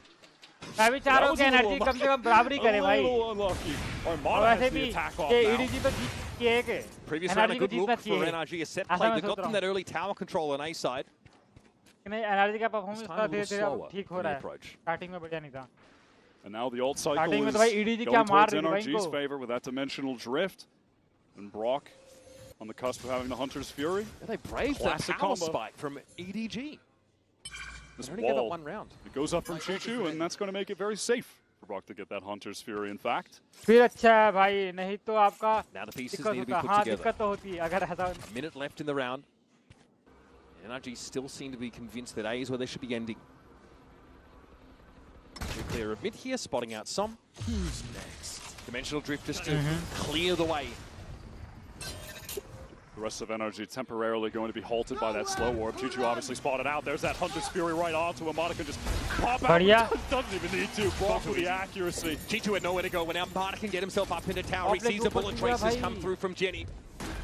And he's got backup. Ethan will join him. Cove for the plant. Kang here trying to get into fence maybe from mid. The chance at a timing here on Ethan. Spike is planted for these Heaven players, but Ethan going to need to win this 1v1. Turns it. Flash! What a flick! A correction that brings Kang to his knees. And now nobody in Smoggy do not have the money to take the risk. Save They have to get करेंगे, the save heck out and allow NRG within 2 rounds are pushing us to overtime. The value of that ultimate comes through for NRG yet again. They worked on that with the which maybe lost. Smoggy with a casual 25 kills in regulation. That is crazy. But respect to the NRG players who've been able to surge up the scoreboard after an abysmal start. I mean, that's 22 for Scuba right now. I mean, what a great use of the dimensional drift Fury combination. That is just the classic play. This is deterministic. Chichu genuinely has nowhere to go. He has been getting caught on a lot of these side executes. He's anchored in pretty hard positions most of the time. That's their world champion. And it's being exploited. Frustration, he feels starting to brew. He's hacking for sure. He's hacking for sure. 8 of the last 9 rounds, won by NRG. Now EDG priced into a very weird kind of half-buy, but they've got an AWP and 2 rifles. It's peculiar to say the least. Mata has gone ahead and picked up the Outlaw for this round, and a great opportunity to do so. There's only 1 player on EDG with the full armor. That's nobody. And again, Brock positioned for a push off the site. ये round निकाल देना तो फिर 12 हो सकता है. पर ये राउंड निकाल दिया एनर्जी ने पक्का है. मैं लिख के दे सकता हूँ. ये राउंड चाहिए. Asking for more, the punish. बढ़िया, बढ़िया. No doubt, up in his hands, clattering to the ground. Of हो गई उनकी भाई. Absolute patience here from NRG. Nobody. Cascade now thrown towards this B side, and the flash confirms that EDG have actually pushed in front of it. And off that audio cue, NRG, they want to hit the go button towards this A side, assuming there's multiple players pushing down. That assumption is correct. They are delayed on account of having to break this wall, further delayed by a slow orb as well. Chichu just disrespects it. Paranoia doesn't catch on to him now, but surely there's something in place for that tower player. Yes, it's a multitude of barrels pointed in that direction and a hail of bullets that brings Chichu to bear. Genie just trying to get into the site to assist. Too little, too late. EDG are once again just hurled into a save position. NRG can certainly go hunting. Copyright में ही claim आता है, strike नहीं आती है. Frags and Scooper is going to be handled. The money though still good enough for NRG. I mean, nobody would be happy to get some kills here, honestly. Claim आता है उस song के जो song बजते हैं ना बीच में. Final round of the game. Try and close this out. और उससे कोई दिक्कत नहीं है channel from his grasp. Knows the money. It's going to be another weird force up for EDG to try and avert an overtime scenario as NRG have all the momentum.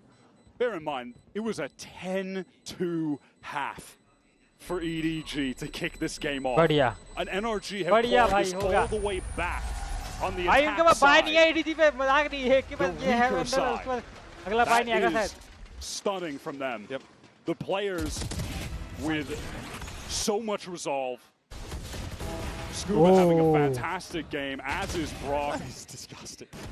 Mata right back into it after a pretty tragic start. And EDG are going to be forced onto this timeout to try to close out the game in regular time. NRG on the cusp of bringing this to OT against all odds. And why once again they can set up a really nasty side hit between this Steel Guard and this Reckoning. It's going to be really hard for EDG to anchor at all. So having to play for retake, having to flood back in with these somewhat weaker weapons is a big ask. There's going to be probably a Guardian in the mix here. Nobody has that Hunter's Fury, but EDG are definitely digging for pocket change. They've got a couple of buttons, some links, a couple of pennies. That's it. That's how they're going to try and avoid an overtime scenario. Because the win is in NRG sales for sure. They just have so many high-power ultimates with this comp. They've been doing a great job at cycling the orbs to certain players. There's really only one moment in this entire half where EDG actually had the advantage in terms of the ults. One round only. And that was the one they converted. It was when they got a Hunter's Fury with the dimensional drift off. Outside of that, it has been all NRG. और NRG का जो comeback हुआ भाई वो Crazy. Neither team able to find a foothold on defense. The rounds have come few, and they've come far between. Marta's been able to step up. Ridiculous flick entering that side previously. Chichu just blown into next Tuesday from that up shot. NRG ने 2 ही Can जीते EDG थे lock और it अभी down तक here? इन्होंने भी 2 जीते हैं बस. Looks like maybe a push-up here for Jenny early. Trying to drive a wedge around the plans of NRG on this attack side. Here's round 24, lock in. Marta does have that operator once again. Out of the timeout, EDG, they want to get very proactive towards mid. Look at this pushdown from Congo. He might meet Ethan. Hey! Right through the corner of the wall. All right, rack went up for the Guardian fans early in the round. It's just having that higher bullet penetration damage.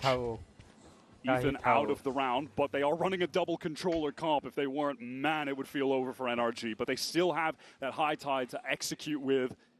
Still have the Steel Garden and the Reckoning too. तीन alt है Towards भाई. this B site. They've won a number of rounds over there. I think their best execution have been on the B site, really. Woman का भी था वो पता He's नहीं seen कहाँ. nothing from B. Again, they have to plant coast, otherwise Smoggy will threaten to spray them down as they try and plant again.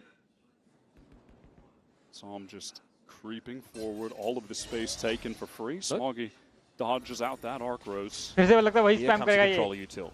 Cascade to block. Smoggy will be spotted out by this Al drone. हाँ वही spam हो रहा है, More वही spam हो information रहा है. here for NRG. And the spike is going down back sight. Time EDG, became they've got the the- Hunter's time Fury for the became the- retake, but Scuba is going to initially use this Steel Garden up close. That's just going to be a lot of delay. Time wasted for EDG. And then next, अभी it's Harbour going का to be भी the ult है. Reckoning, cycling Harbour these का भी ult है ultimates to भाई. just cause so much delay. It's going to make EDG scramble late to get this spike defused. They're playing completely off the site. NRG just careful about a potential नहीं नहीं flank इससे here. मत आना कोई यार इससे मत आना. Nobody नहीं gets नहीं नहीं caught, नहीं brought नहीं. down to center. Kung, and there goes Scuba. Now what? Some on the other side of that high tide. Marta chimes in from close there. Whoa! For two. It's on Chichu and Kung. To stop the overtime. But it's Marta now ready to receive around the corner. भाई साहब क्या ही मारा भाई क्या ही down था ये. In our first map of the series. It doesn't get any better than this.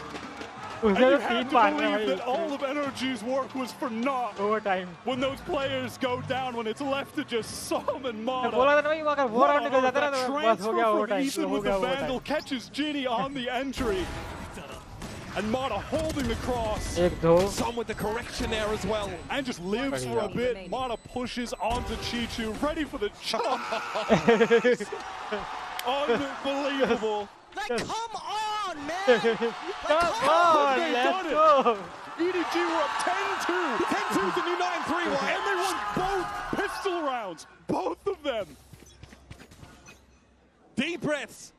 EDG on the attack side now as we begin overtime. Glass cannon up for Marta, as is customary. He'll have that mid locked down for now. Drone going up this B side. At the moment, all of EDG stacked up, just using that clone to activate the shear wall, remove that piece of passive info gain from the map. Dangerous here for Scuba. Might be seen through. बढ़िया angle है ये. This is a position he's been playing very frequently back when they were on defense. Kung opts not to cross there. Som getting pressured. Jenny out of nowhere. Scuba at least able to take a trade. Found nobody. Kung gets involved again. Brock just walked into the sideline of Chichu there. It's breaking down all across the map. Planted coast. They've really just been Defending rooted बढ़िया out नहीं है of the भाई. common positions they were playing. Now, Ethan at least does get the attack one back कर रहे onto हैं Chichu, who is holding the CG क्या है cross. वो अटैक बढ़िया कर रहे हैं. Means NRG have a real shot at a अभी retake. इनके स्कोर ज़्यादा Kong somehow, by the way, has a That's my dimensional idea, drift at attack the में. moment. Spotted out onto Smoggy. Nice little connection. Kung down. Defends on Jenny. Ginny's isolated. That's the One teleport. more. It doesn't seem to matter. We'll take nah, the nah, fight nah, either nah, way. nah. And even Marta can't make the flick. Jenny on his feet. भाई. And EDG secure themselves a match point. And maybe they can close this out on OT. They finally get a reprieve from the nightmare of playing defense. They're back to their favorite side. They immediately convert. They immediately root out those NRG anchors from the B side. They were playing in much the same positions that they did when they were running defense before. Scuba kind of pressed forward towards that cliff and punished yet again. What a moment for the newcomer to EDG. He was isolated, essentially alone. But the two players in tower for NRG concerned about the individual off the site on NRG's side. And not the duelist threat right under their noses. Now it's a timeout call for EDG. They want to close this game out now. Yeah, it's this problematic defense side, right? They really need EDG to timeout have a ले लिया set है approach to this round to secure themselves the map.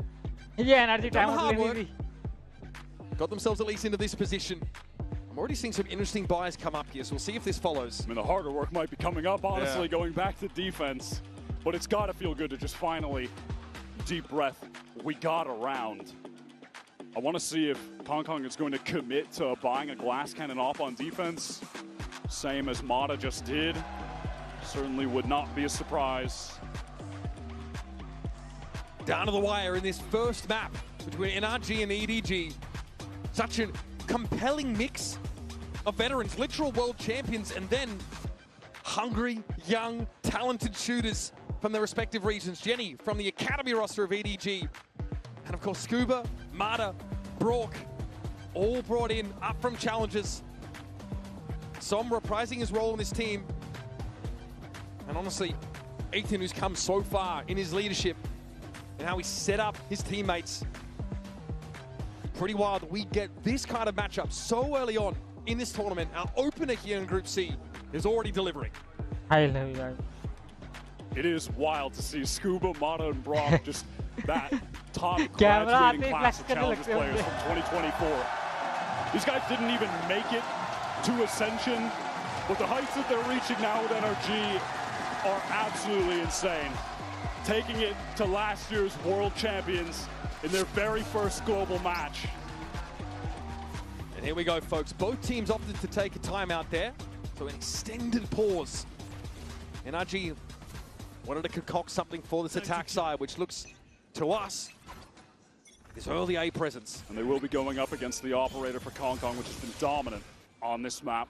Chichu just in A main at the moment. Okay, Brooks sees a recon come out of vent there. That door is broken very early, and there's going to be a drone down mid. Chichu with a slow orb now. Sees the clone come through. Flash on him. He has to retreat. Play back in tower. Now, that is a lot of utility expended. I think they're serious about this. They've even thrown in this paranoia. They want the plant here on the A side. They are going for that full re-hit Cove down to try and get the safe plant for NRG. They've been doing a good job taking space after the plant has gone down on prior rounds. They want to do it again. What a shock down to force nobody back. That lets Mata get up rope. He could have been pushed up while he was climbing, but through the smoke, Chichu is able to find him. Now Ethan will stall. Smoke up towards tower, and he'll occupy it himself. Ethan just biding time in the smoke is going to have to make a serious play happen. Gets the first. And he got away with it as well. That is ridiculous. Now team back to a safe haven in A main. Som up on the side. Waiting for this push around the left side, and there's Jenny. Serves himself up. Resell up for EDG, though, but time is not on their side. Ethan spraying at the spike location as Chichu has to give it a tap. He's brought down. What's the contingency here for EDG? No other option but to stand and face the music. And it's not the track that picked. Sorry, guys. NRG's got the jukebox now. That was a beautiful game plan from NRG. They get all of the util out of Chichu. Re-hit with that high tied up. They push for the heaven control. Mata goes down. Disastrously sprayed through the smoke. But Ethan retains that position. It's bold. He gets his one and then teleports back to main. A second high tide goes up from Som. Canvases the site, but leaves the spike open. He gets forward while the rest of them are able to just play spam with the Phantoms in main. Yes! Really sick game plan. Worked exactly as they drew it up in that timeout. ये चाहिए भाई, ये Here we चाहिए. go. Second innings of overtime. It is Mata in an odd spot. Nobody was able to find two. Around that, though, was Ethan going down first, so the stall potential severely limited on the defense side. And Brock sees a shoulder pick. Jenny jobs him up. Brock absolutely needed to get that one and really thought that he would. Som is creeping back into the site. He needs to make a heroic play. He's caught by Jenny. And Aldron is a problem. Some ice at the sky. Doesn't see the threat right in front of him. Scuba is in a 1v4. This is NRG just fighting to avert a map loss at this point. High-low set up there. Jenny slides on in, takes the fight, and converts.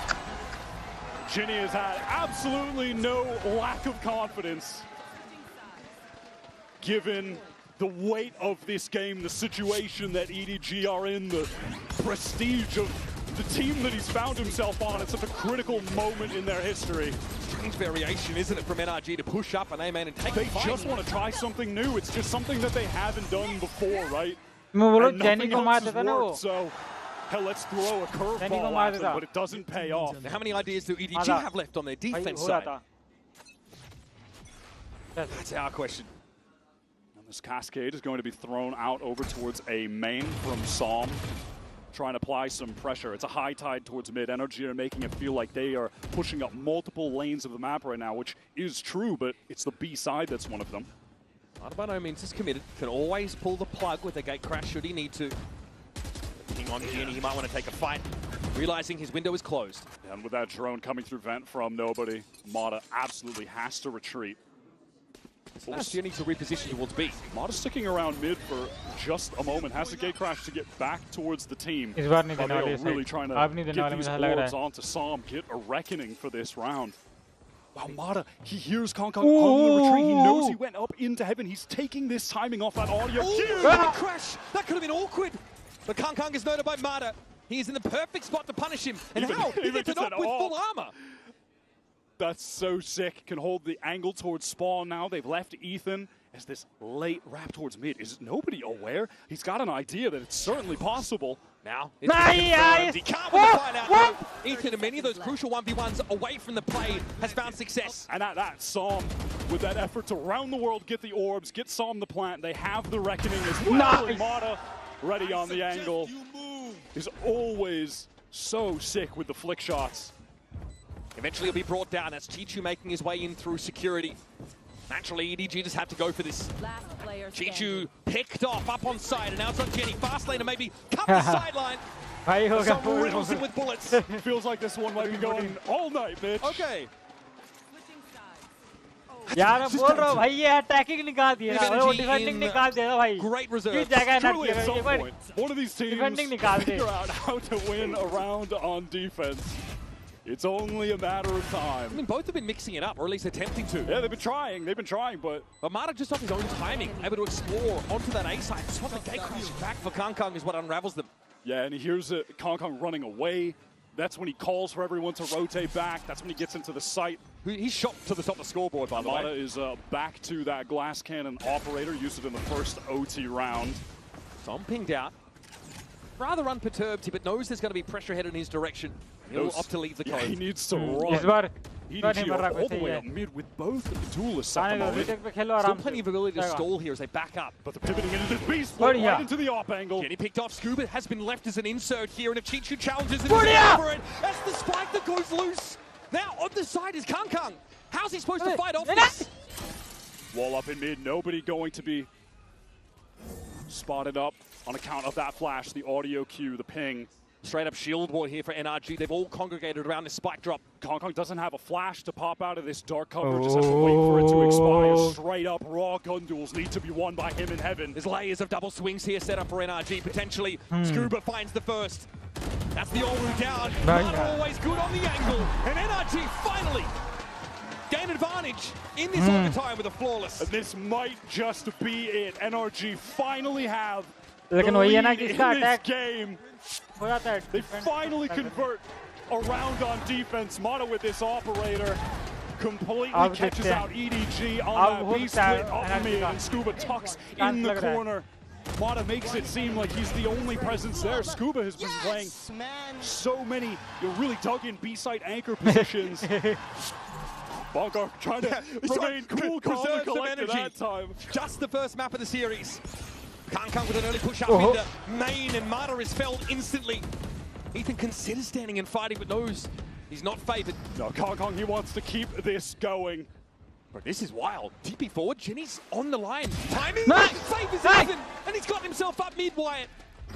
And now the rest of NRG, they're congregating towards B main, that cascade going into the site. Ethan playing around this high tide. Smokey has to get off the side. It's so dangerous for him to be there. Knows he can get out now. That recon doesn't ping anyone at bookshelf. All of NRG moving up towards this site. They're not close to any ultimates at the moment. Not like that last round where they had the reckoning. This is just an honest 4-on-4 retake. Kong still has a lot of util in that kit. Chichu could even try to wall to defuse the spike. There are options for EDG on this retake. Ethan's refreshed the smoke. Kong has to challenge it. He wins it out. Brook now aware that Interlopers could be coming down from heaven, but he's ready and connected. Chichu gets the better of him now. Around the corner. EDG out of absolutely nothing. एक मौका मिला था भाई, एक मौका मिला था यार. Suddenly both teams just decide it's time to win the defensive round. NRG make you believe that this is the moment to close it out. They get the lead, they get the spike down, it's a 4-on-4. But Kong wins that important initial duel against Ethan. EDG able to just retake back into connector off the back of it. Massive round. We just keep going. Marta is up to 28 kills. After an abysmal start on this map, that is the most Mata-coded result. How does he always get away with this? Time to jump. Couldn't have set it up any better, and now NRG need to win another defense side round. Oh, buddy. Little shock dart there. Fair little bit of damage onto Kong, who will retrieve that orb. Wants to get close to that dimensional drift. Uses the clone in case the wall was placed there, but it is not. It's over on that B side. Now, EDG really haven't worked any of the rest of the map. They're in the dark. You can see this adjustment, I think, from NRG. They have that wall deep on B because they've been getting exploited on the executes with Genie running deep into the site. And now they'll know when that's the case, when that wall gets activated. They're doubled up face towards main. That sets them up for a fallback as well off that high-low position on B, should they desire it. This is glacial compared to most of EDG's attack side rounds. I mean, that last one was just a burst pop, split onto B. And now NRG, they want to adjust their positioning, given that the drone is spotted out there, idea of high-low. Scuba didn't show himself to it, though. Watch party के लिए किधर mail करना पड़ता है. Device is set up. 30 seconds on the clock, EDG, they're gathering up towards A main. Look at NRG, they know what's up, they're already on the move, trying to get to the safe side. They need to support their anchors in time. Paranoia might slow things down a little bit here, but EDG know they've got to commit. Brook waiting for a ping, sees Jenny. Dodging, ducking, dipping, dodging, diving away. Down to about 40%, but here's Som. Kang takes the fight at the back of the side, but Som's able to find his second. Kang sees nothing but a clone. Som waiting for him to show up. Kang on the side, it's Brook making use of the ball. The Cheech has been abusing all the time. That's 4 for Som. भाई सब क्या ही position. Just for a hand checks for the boys. As NRG again find themselves on map point. Unbelievable play from Som. Goes 10 seconds left. For those 2 1v1s. Gets the win on both. Then stays alive, playing around the high tide, throws down the cove, swings out while the rest of the team offer up the distraction, fighting forward. Yeah, you got to doubt the boys up. Crazy play. That's the energy from Bonkar coming back. NRG with another opportunity to now close this game out. And EDG back on defense. Once again, an early info push. We'll tell them that a rotate might be in order. All of NRG gathered up in spawn towards this A side. Chichu, once again, playing the anchor on this position. This time the wall far deeper. Still has a slow orb in the kit as well. Just offer some stall for this flanking effort from EDG to come to fruition. They're all the way basically in the attacker spawn at this point. Nobody, of course, the recon from Tower will be crucial. He might have a chance to make use of it. The spray takes him low. Marta not able to finish the job, and unwise to just how low he's gotten this over. This is new from EDG to have so many players retaking from the flank. NRG have been playing for that main spam a lot. No plan, they're going to fight into security now. And they roll over Chichu. Now it's up to Smoggy inside Tower, and from A-Man come the rest of EDG. It's the perfect adjustment at the perfect time from NRG. Brock low straight down, sat in the relay, Bolton's still alive somehow. Jenny puts him out of his misery though. Favouring NRG still in numbers, they're playing at the back of the side, but they've got to make a move, and Jenny steps up on his own, brought down, Kang can't succeed, and Smoggy! Nice one, भाई, nice one! NRG ने क्या मारा भाई, sexy! NRG with the resilience of prospective champions come alive and reclaim Abyss. They were down 10-2 and lost both their pistols to Smoggy clutches. They bring it to OT and close it out. That is shocking.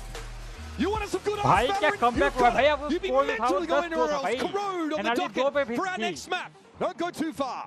Defense में. Road map.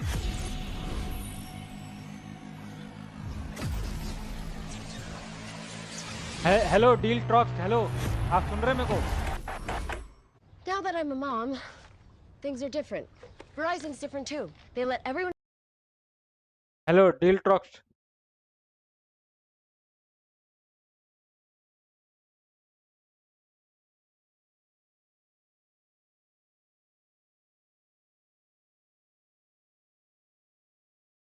हाँ वो मैं करता हूँ, एक काम करते हैं।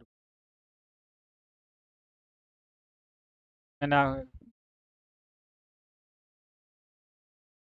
गेम खेलते हैं फालतू के। क्या क्या क्या क्या क्या क्या क्या क्या क्या क्या क्या क्या क्या क्या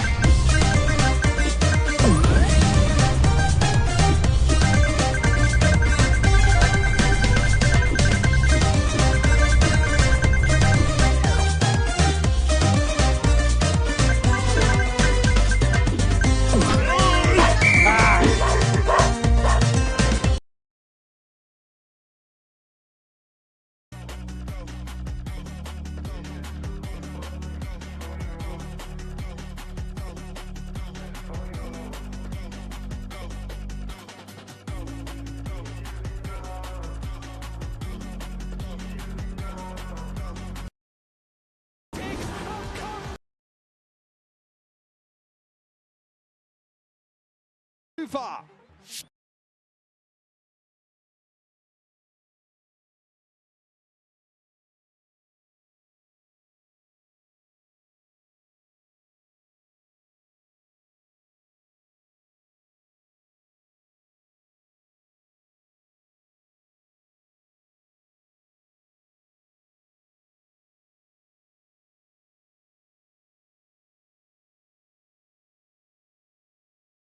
मैं देख रहा हूँ मैप किसने चूज किया है फ्रॉड।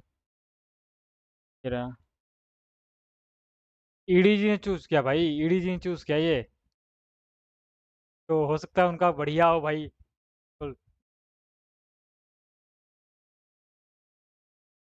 एनआरजी ने ये भी चूज किया था और अच्छा भी खेला है एनआरजी ने, मतलब सही कमबैक किया इन्होंने। EDG fight so close. Chinese Valorant. Oh.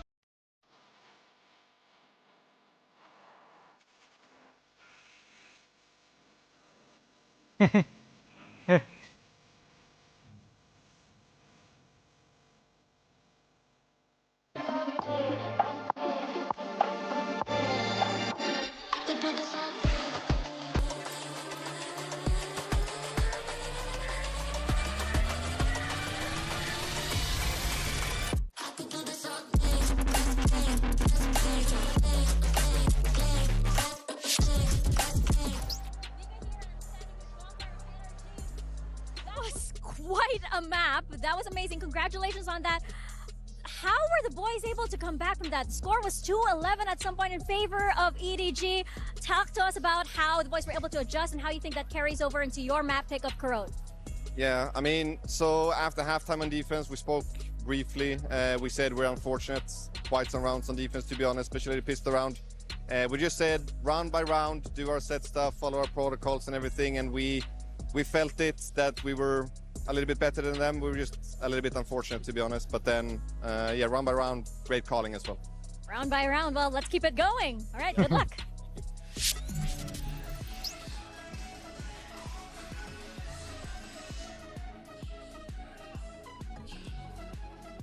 What a game that was for NRG to come back after an 11-2 start, 2-11 start even, against EDG. We were hyping up the second game being one of the best we're going to see today, but my goodness, I can't wait to see how this series is going to turn out. I mean, that is the map of the tournament. Every other map is going to have to beat that one because that was an absolute nail-biter, pulling it all the way back in OT for NRG. And the way they did it, too. I mean, there were so many things that we can talk about that map, but I think the resilience that NRG showed was probably the most impressive. But first, let's take a look at our HyperX reflex moment of the day. This one goes to Smoggy. Can't believe this is how the game started. Yeah, everything started so poorly for NRG as well. Smoggy in a 1-on-3 here, just stealing things away. Absolutely mental that he was able to pull away. This was just a classic. Yeah, a classic light armor in 3, freaking snaking around the map. Nobody ever really knew exactly where he was. And to be fair, to give Smoggy his credit, he played that to perfection. Oh yeah, his movement here is so good. Oh yeah, I loved his pathing. I love how he played every single part of his positioning, and obviously being able to hit the shots is the most important part. Smoggy did that, but you mentioned it.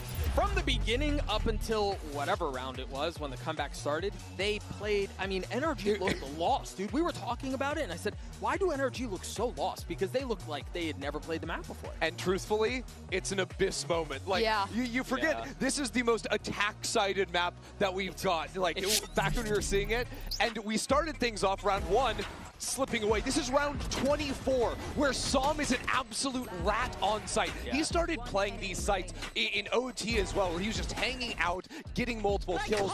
Mada as well, taking out Kong. It's just cinema. To force OT, a 1v1 between those two guys, and Mada plucks him out of the sky. It was poetic. And I love the energy Som was bringing as well onto that stage. I was down there for a little bit with Katie and Kelly. You can really just feel the stress, first of all, from the NRG fans. Oh yeah. But then just the pure energy radiating off of the players on stage. Also, 16 out of 16 plants coming out of NRG. They had a great game plan on that attack side. Yeah, they did such a good job, and I think that they really figured out, especially just playing their post plants in particular. A lot of teams will fall off of the site on Abyss early on, play the post plant, especially over towards B, but I think NRG consistently were leaving players on site and fighting forward. You think there's a post plants where they're going up rope multiple times. The first player dies, they're down numbers, but they keep fighting, and it worked. Oh, it's rough if you're an EDG fan, so I hope Coach Muggle had some nice words to say ahead of map 2. Hey guys, Mika and Valora here with Muggle of EDG. That was a very tough map to lose on. It was very, very exciting, but unfortunately for EDG, they do have to make that comeback now. I'm curious because we saw Chichu on the stage role, so what is the dynamics like, especially since it might be, Chichu might have a little bit of a hard time falling from that role? Does nobody come in to help him? Can you tell us a little bit about the team and dynamics in that kind of situation? 首先，可能确实很遗憾，咱们今天没能拿下图一的胜利。但是也想问一下，因为我们看到今天球是来到了一个贤者的位置上，我们可能会觉得又要做贤者，然后又是指挥，可能会稍微有一些困难嘛。对他来说，会不会相应影响到他的一些风格？同时 ，Nobody 在这个时候会去协助他吗？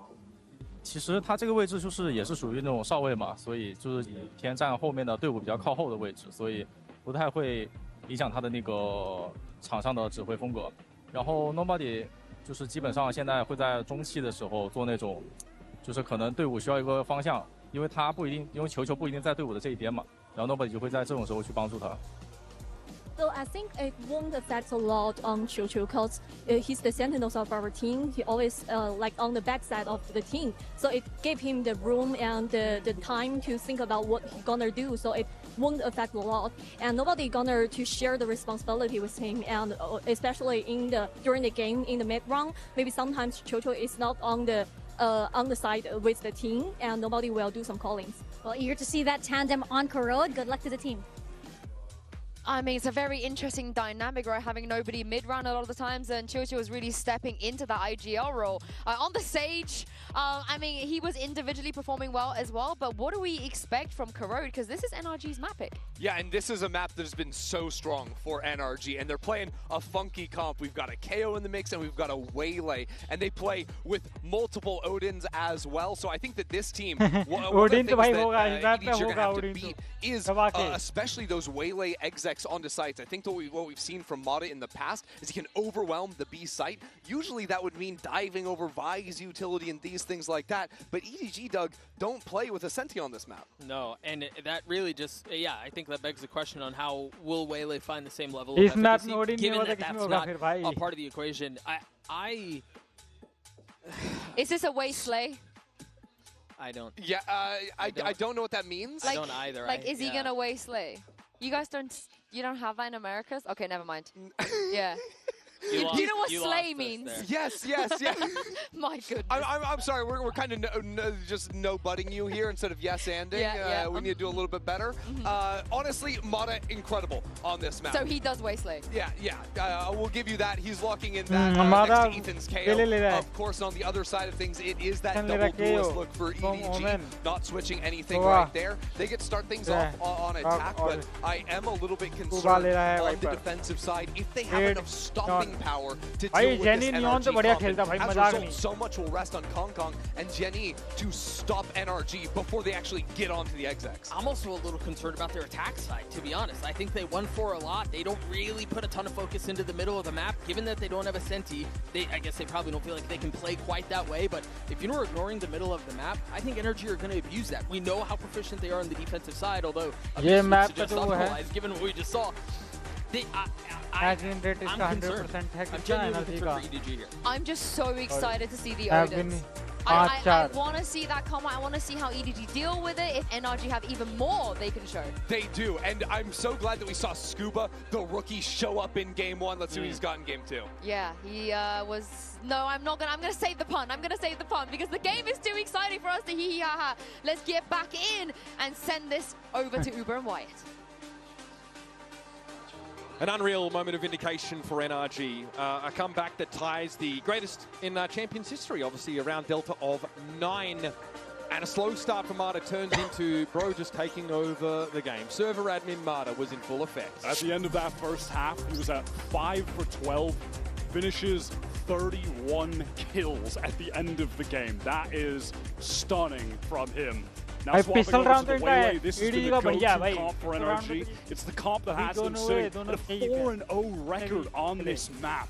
They have been one of the absolute best in Americas here, if not the best.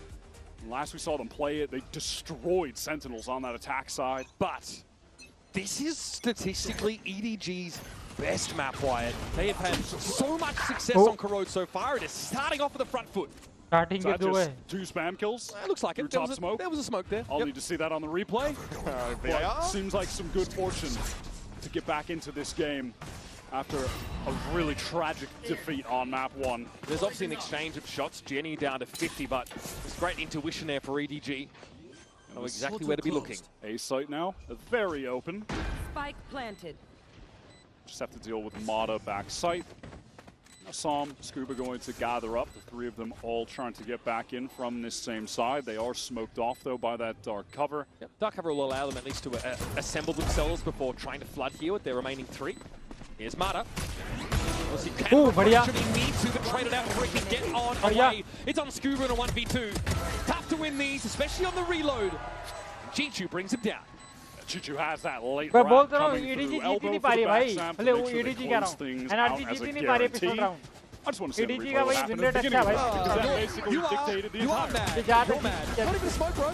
Oh, no. They're out in the open. Yeah, they did see them out in the open just crossing. That's just a mistake from NRG. Yeah, awkward time to be dropping down. Very awkward. All right, EDG just make that one look easy, and that's a nice little confidence booster pistol round to win, to forget your woes of map 1 and obviously back into this swinging. Expediency spent plenty of spam through smokes. NRG have their characteristic double scan initiator. Obviously they have the KO on this map, which is fairly unique to them. But no one really does it like Ethan.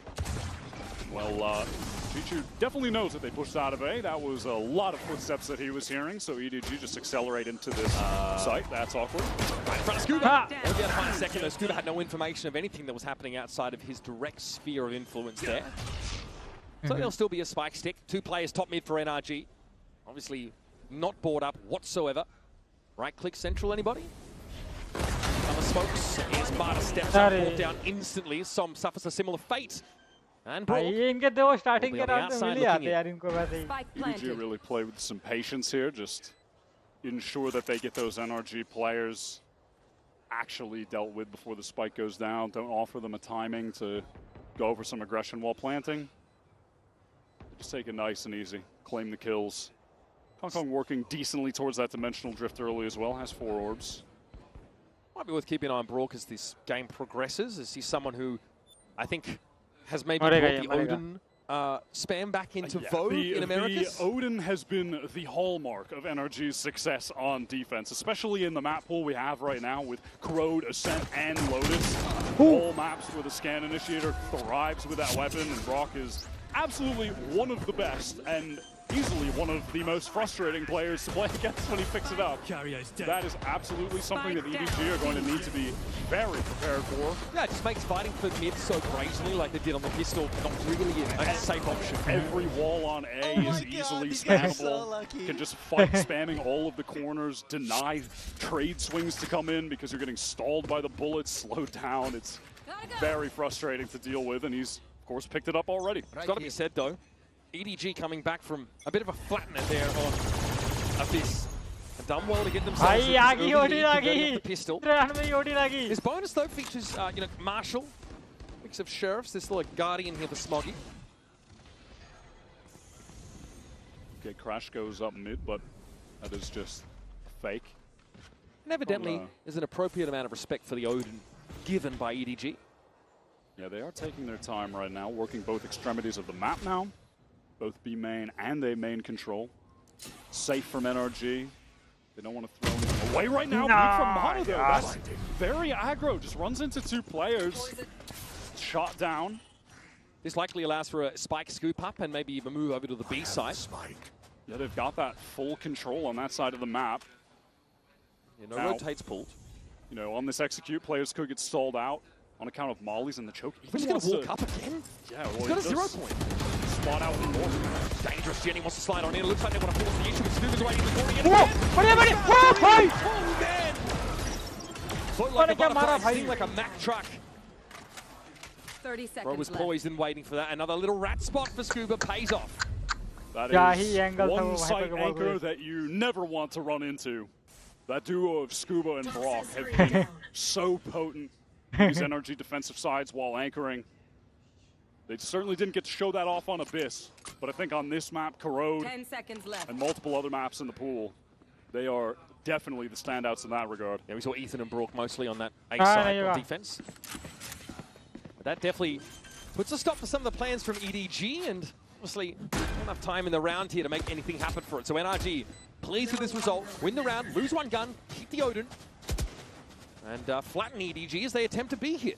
Not too bad considering they lost Mata very early on there off that little A main push that he went on early. Yeah, bro likes to simmer a little bit before he really comes alive. He's like sea monkeys. You got to add some water, let it go for a couple of days, and bam, instant entertainment. Just add water. That is a little bit chaotic, and Scuba handles it with some poise. All right, EDG, they are got it up towards B main at the moment, taking that space quite early yet again. Pop flash over so Scuba can get that peek. Nothing to be seen, though, as EDG are actually playing pretty conservatively on the B side. Kong Kong was tucked behind that wall, so not spotted out. Prowler has to be used now for the reclear. Someone could have posted up in main. Brock is over at A this time around.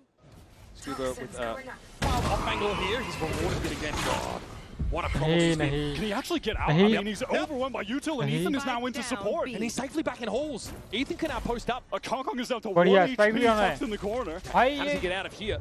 Spike loose as well. Plenty of time board for all the Kingsmore horses and men to arrive on the site. Can EDG put this back together? At least better drop to the site, but pushing any further than where Kong Kong is should be lethal. The NRG, they're not rushing this. They're just playing off this crossfire setup. Nice. Straight in the eyes of Scuba. Guy has been unflappable so far. Smoke from the tower. Kong Kong was 1 HP, so a strong breeze would have blown him over.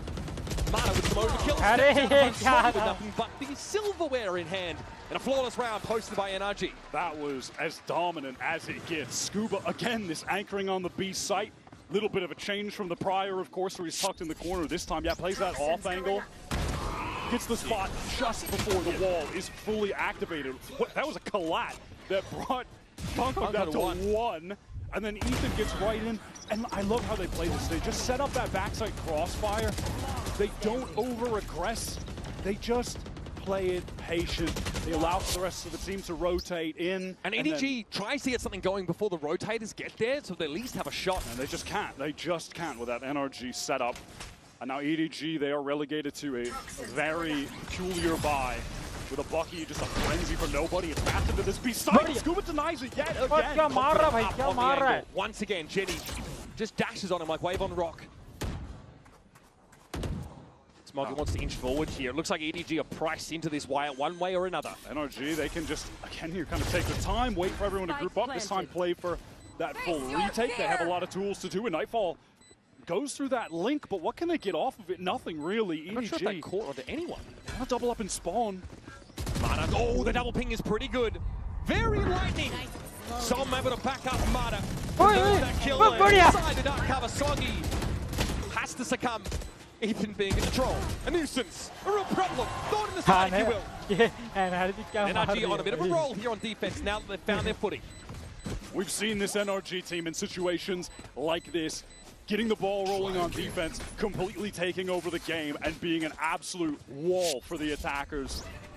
This time, going into Scuba, yet again, 3 rounds in a row, and 3 rounds in a row, he's finding kills anchoring. That's Ginny just overextended, no one able to support, goes down, and then NRG retreat, they're able to play for the retake. Hey, why are they testing the kid, man? That's a great question. Referring to yourself in the third person, I'm impressed. This has got to be a timeout for EDG, surely. And Scuba is sat at 8 kills already, has the Viper's Pit. On his global debut, back-to-back maps, has been absolutely solid. Not faltered under the pressure whatsoever. He did the same thing in playoffs. Even in that game, I think against Sentinels, also against G2. Yeah, even in the finals, top players by far. Where they struggled against G2, Scuba was their top player. And in that game against Sentinel, lower bracket final, that was Brock having a star-making performance. He played very well on Abyss, but I was in that lower bracket final where Brock went plus 30 on kills, 9 first kills, 0 first deaths against Sentinels in 4 maps. Yep. Just an obscene game from him. Yeah, we know what he's capable of. He was 82 for 52 over 4 maps. And this is one of the maps where he absolutely lit them up. Now, of course, like we've mentioned, much more still to be seen from EDG on what has been their best map. Definitely expect to see them leverage this double duelist a bit more extensively now that their dimensional drift is available to Kang. We did mention it on Abyss, and I think it is worth mentioning again, just that NRG have a wealth of experience against double duelist teams in their Omega group in Americas. 4 out of 5 opponents they went up against were double duelist committed teams. They have prepped so hard for this in their runs against champions that they absolutely know the style EDG have here. And something I'm looking for from EDG is just how they put together their set plays on the attack side, because against Shilai Gaming, they went thrifty in round 2 of both attack and defense half. Pretty good, at least regionally, at dealing with that gun disadvantage. Not a factor in this round, they have to buy it. Want to see more from them. A lot of spam coming down mid.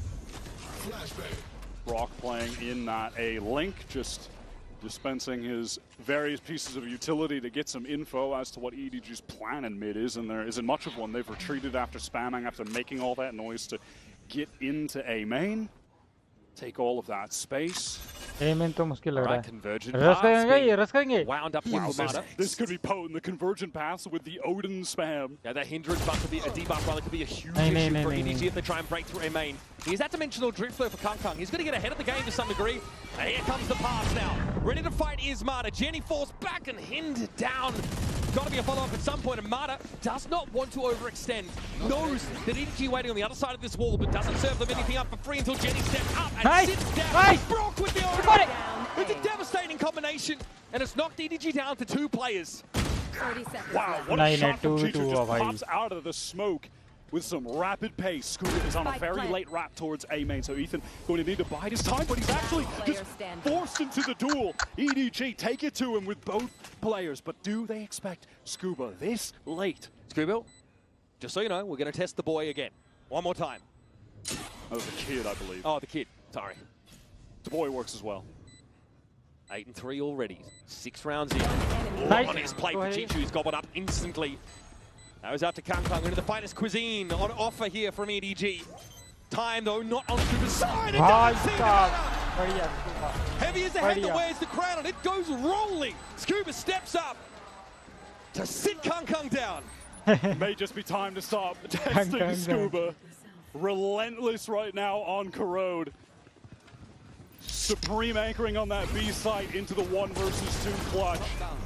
But I do want to talk about prior in this round, the moment from Brock, which was after the conversion paths were used, really stalled out EDG's effort to get into that A site. And then once they are finally able to kind of go for that second wave entry, they're hit by the saturate as well, and that's when Brock just pops off. Chill as ever. Ice cold as we've seen him on the run to get here. That brand of nonchalance only seen in NA Zoomers. And it pays off for NRG. Kung working towards yet another dimensional drift. Sorry, 0 point off the rip. That conveyed a little bit of info to Ethan. It's another half buy here for EDG. Couple rifles, couple stingers, no ultimates to their name just yet. Maybe Genie could get an overdrive active in this round. The timing. Yeah, just expected another step forward, but there was one step back there. They're going to test the kid again. Again? The site has been uncrackable, but they are going for it. They're running into Scuba. He's got the molly ready. He's forced to retreat on account of that relay pull. Genie spotted out by Ethan, but no opportunity to really face into that. That could have had him gobbled up though. He got his walk though. Dangerous place to be up against the Odin, and Jenny is on the receiving end. Oh, that's a crazy adjustment. They still have to deal with Scuba here, and Ethan doubled up high-low. Perfect. Wasn't even needed there. Scuba very comfortable from that spot. Brock eventually though was brought down. Still no plan. Nobody has to stick it here. Chichu miles away, has to get through B main. Smoke's coming down now from Ethan. Paranoia as well connects. The setup was perfect. Ethan picks off nobody like it's nobody's business. And Chichu now has to play off the side entirely. Oh, retake ball being toggled in his way, that's a factor. But Ethan is taken down handily. Now the Leviathan's pit is set up for him to get back in. Risky business. Someone's looking to get this to half and likely to get off. It's outside of the pit. Dangerous, and Chichu shows himself with the tracers. And so, goes to the smithereens. Just a commitment to testing this B site and failing from EDG yet again. NRG, the way that they're adjusting their setups with those 2 anchors of Ethan and Scuba, and consistently able to buy time for the rotates to come through. The support from Brock was right in time. That was a pretty nasty adjustment onto the swing from Ginny. And then after the fact, though, they just can't get into backside. We've seen this on multiple occasions. The backside is fully controlled by Ethan and Scuba. That time a high-low on a prior round of Crossfire. Chichu, though, brimming with confidence, even in that 1 versus 3, spends the Viper's pit in order to give him a way back into the B side. A lot of confidence, but also feels like desperation. We need to get around on the board, and I'm going to try to do whatever it takes to claw for it. And it's all for naught. That ultimate just thrown to the wind. Proper buy here, though. Late 0 point should tell a lot. Catch on to 2 in mid, and the Neon spotted, crucially. There are 4 ultimates available for NRG on this round. Scuba has pivoted towards this A site. That's a tag on the clone by the looks of things. Nothing off that Hunter's Fury, but Scuba now preemptively throws a Viper's pit down on the A side. This isn't enough yet to deter EDG. They may exit via a link, though. Yeah, all of it encompassed by that. All the EDG feeling pressure to retreat. Oh, Scuba's here? Let's go the other one. Yeah, genuinely time to go to B, but now you're going to deal with Brock with that Odin. And a total lack of main control. You know, when they come in, Brock could try to go for some spam, retreat back to elbow, and then Mata has the cross with this off push onto it. Oh, like another one! Whoa! Jenny! Very low. Somehow alive, though. Mata gets traded out. Chichu and nobody get involved in that engagement, and Brock is still looking for a way to make use of the Odin. It's Ethan stepping up. Brock down. Odin threat neutralized. Kung deals with Ethan, who won't be brought back into the game anytime soon. Now Scuba and Som had to put it together. One in tower, the other coming from top mid. And that's crucial. This kill here is everything. Kung ready for the swing, but still recovers in time. And even found Ethan off the backside. And now there's this wrap coming in. Ginny getting into elbow. Som has to drop, has to make some sound. And beautiful, beautiful. Perfect moment for the swing. EDG finally get one on the board after that 5-round drought. It just comes from pressuring A into the pivot towards B, not running into Scuba. And honestly, I want to see this kill from nobody onto Mata. Yeah, finding that instant trade was massive. I mean, imagine if Mata, even with low HP, just gets back around the corner. There was no one who would have been able to kill him. He could have just posted up in main. That would have been so difficult for EDG to deal with. The sick from Kung. Yeah, and then that 3K is beautiful.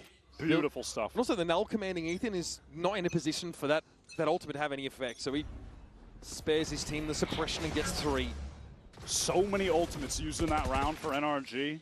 None of them get any serious level of value. And this has put EDG in a situation where they can get back in this game. Now they're the one with the ultimates advantage. NRG has managed to spot nothing down mid yet. Mana hasn't pushed up for a swing. Trying to wait patiently on this. Som is very far forward though in yard. Trying to reposition himself. Mata a clone. Because of that flash, yeah. Now obviously spotted out by this dimensional drift. Som is on the retreat towards site. Mata needs to get out of there with that light speed under a lot of pressure. But the saturate buys some time. Mata actually swung into that. That is completely unhinged. Not going to be able to connect though. That's the Horde in play. 0 point captain, 3 EDG players. They want to keep this going. Look at this triple face from NRG to try and hold back site. Som goes down early. That's not been swung into yet. Yeah, EDG, they don't fully commit. They're just planting for offsite to play from yard, play from lane. Only playing where they have information, and Ethan that actually stepped up into the line of sight. Mata with a shorty, not close enough. He's in deep trouble, tries to switch weapons, but he's leapt upon instantly. And as good as Scuba's been, he has been put out of the action this round. Now it is going to be time for him to save. Ethan is on very low cash, so they would love to be able to make sure that they can get 5 rifles going into this. Next one just retreats towards spawn. EDG, they finally stop the bleeding, get back into the game. They made the right decision in that execute in terms of where they were planting, how they were playing off of the spike.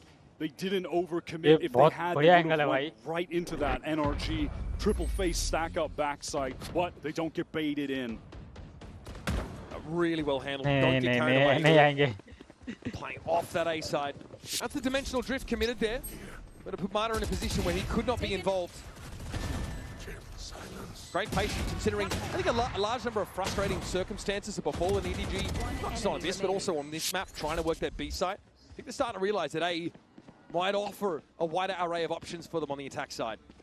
Absolutely. It is time to just simply avoid Scuba on this B Euro lucky, yes. It's been locked down on the left half of the map. Just focus your attention over on A. 0 point goes down bottom. Mid doesn't catch anyone out from EDG. They waited out, and now they start to press forward. And no longer is Brock set up top mid to spray Drone through. pass आएगा. This time he is out-droning. देख लेगा. Through link out to mid. And देख. doesn't spot the player on the other side of the I don't wall. think spotted him, but Kong thought he was. Can't really blame him. Teleports to the team. They're going for the B exec again. They're testing Scuba again. Jenny tucked in the corner. Ethan now with the frag to try and dig him out. Smoggy goes down the trouble, but Jenny's going to win the fight at elbow. That's Scuba down. No more Viper util. To Ethan! Unreal! Nobody's head goes rolling and he says, why not? In for a penny, in for a pound! How does he not trade that? That felt like a sure kill. Now dangerous now. Chichu at fire, but still very much a factor. Planted. And back into mid has Kong gone. You can see Kong calming that. He did hear those footsteps behind him. Saw him now through heaven. EDG with an acute awareness of Mata's positioning at the very least. There's nothing for Som to see here. Oh, the player below him. Chichu now neutralized. Som could start to cut the side up a little bit with these smokes. But still, he has to worry a bit about his elbow. You can see he is paranoid. That smoke comes down to Smoggy, try to get in front of it. Time is beginning to get better. Not enough! And Kong having to play the low ground. Smoggy exits the round with 2 health.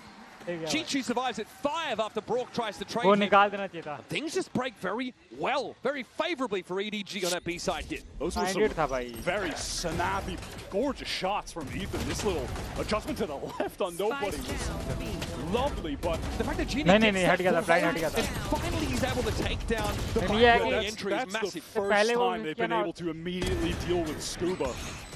And unfortunately for Brock, he really looked like he had a sure kill with that Odin.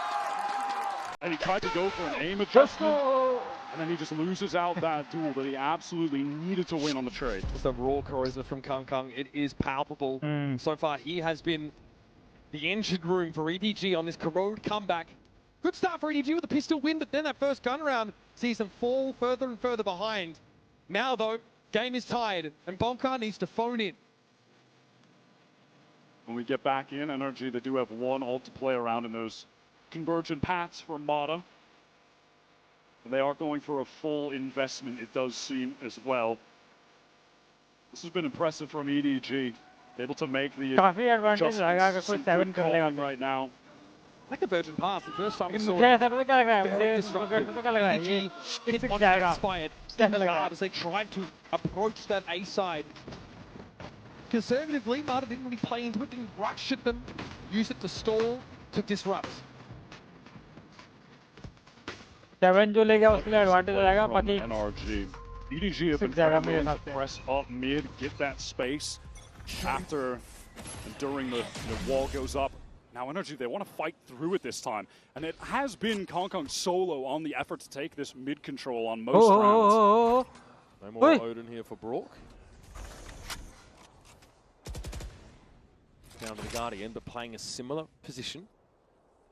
Still good bullet penetration there as NRG want to make full use of the paper mache walls. Off some contact, Ethan is ready to just flash out, take this fight towards mid. Dark cover drops, so he doesn't need to get out of the way temporarily. Carter also set up to just अब stay देख अब entrenched here and then respond smoke में quickly. He hold if कर there's रही है an A देख hit. Tough for EDG क्या to क्या है get बिल्कुल A बगल में link इसके control, but they are going to step forward now. Prowler alerts them to the lack of players there. Oh! So close to the judge. Brings the gavel down on Jichu and Kung. Now the only option is to try and play through mid. It's Oh, nobody caught hyped inside a conversion pass. Right, Jenny also suffering that hindrance. And so, अकेला होता है Smoggy बेचारा now in a 1v5. 1v5 All too much to do, but he's made a good start. Knocks down to 6 though. Too much damage collaterally. And even though he takes 2 key kills. 30 seconds left. All but impossible as Ethan from pocket will neutralize him. Excellent setup from NRG and making that adjustment out of the timeout to fight more targeted for that mid. And it just pushes those EDG players fighting through A main right into the judge. Psalm had a nice position there, kind of just tucked in that corner of the dark cover. A little saturate to clear that corner by Mata. And then when the split activates, Mata rips that ult in mid. It was well executed. अगर देखो अगर इन्होंने ये round निकाल दिया NRG ने in front by a nose. सही Now रहेगा they've got क्योंकि the ये पिछले overdrive राउंड to तो stare हार down जाते from हैं Jenny. EDG hoping maybe for a fast play. कम से कम एक get वो them the थोड़ा parity at the come end हो of this जाएगा first वरना half. 2 राउंड तो वैसे Rock's जाएंगे on the money to get the Odin activated again. It's been middling in its impact, I feel. Which is a rarity for a Brock Odin game, if we're being honest. Now EDG, they buy their time in mid. 0 Point does make a couple connections. Now they work their way up. Gate crash all the way at the top of mid. That's just going to be a fake from Kong. But NRG, as far as they know, could be, looking down the barrel of a B split. They've lost all that control. Yeah, Somdo can get back into tower on B side with that ultimate. Able to reinforce It's pretty a effectively. squad And they're test. looking to really clear mid now. An odd timing for it. Brook won't see anything though. EDG's execute stalled out by the mollies on main. Another now from Ethan. Nobody's dug enough into that corner that the fragment doesn't affect him. Here comes a paranoia, and in they come. 3 spotted off that 0 point, and Ethan needs to get to work again. It's going to be Jenny up in this corner. Scuba, highly mindful of it this time, and again it's Ethan set up on this corner. Brook to pressure from with the Odin. There's no pick, there's no reveal of any of these players, and so we can only spray and play. बोला अच्छा अच्छा जाएगा अच्छा Scuba जाएगा good for 1. Always seems to be the case in that position. Jenny's able to get in there and finish the job as he's down to 10. Pretty shocking, honestly, that EDG are able to make that work, but respect to them. NRG were fully stacked up on that site.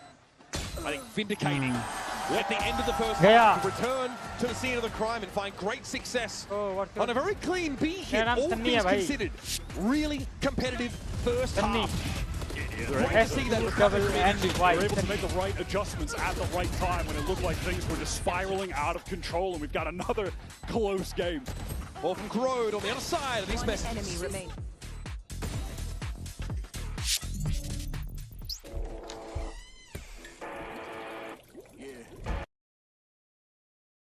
एक काम करता हूँ मैं half है ना मैं कुछ खाने का लेके आऊँ बस खाने का लेके आता हूँ मतलब ये क्या पता खाना हो तो खाना ले आऊँगा या फिर देख क्या नीचे से आ रहा अभी मैं 1 मिनट 2 मिनट चाहिए बस मुझे ये जब तक स्टार्ट होगा मैं आ जाऊँगा ठीक है आ रहा हूँ मैं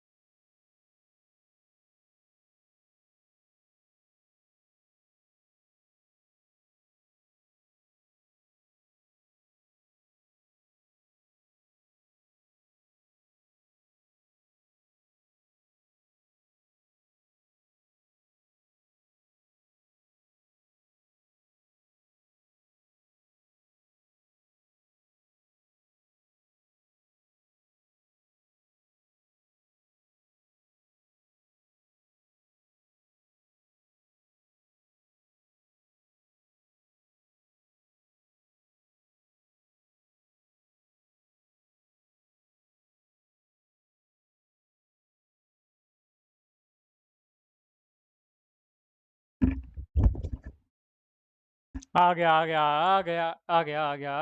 Traded at best and sometimes just getting flat. So making sure your other duelist is at his best, still feeling good about himself, crucial, and allows EDG eventually to figure out how to break that NRG B-side hold before the end of the half. The last time we saw NRG playing attack on Corrode, they got 11 rounds against Sentinels in that lower bracket final. Absolute dominance. Can they repeat a performance like that? Are EDG ready to stave off how strong they are on this side of the map? We saw Smoggy was the highlight player of Abyss. A little quieter to start this one off. And Brock as well, someone who we sort of hyped up a little bit, said watch out when he gets the Odin in his hands. Yeah, wasn't really able to do much with it. For a very good reason, but time to jump. Yeah, not this time around. Said it was a rarity that he didn't get a lot of value with it, and that is the genuine truth. Very uncommon that he's not able to put up numbers with that weapon. NRG, they're pivoting over towards this A side. Have Scuba as a late lurk posted up in mid. Here comes the utils. 0 point broken, but Dark covers in and the dash from Mata. Oh, light speed gets Mata right in Chichu's face. He has to give up that space, but Mata is not going to let him get away that easily. Now into the side, it's already getting broken up by some of these dark covers, and Mata finds yet another one. It's blistering pace from NRG. And they're at least have control of A. Still Smoggy at large, but quite a game from him. He'd have to step up. And he takes a hit from the masonry. He has to stand up here.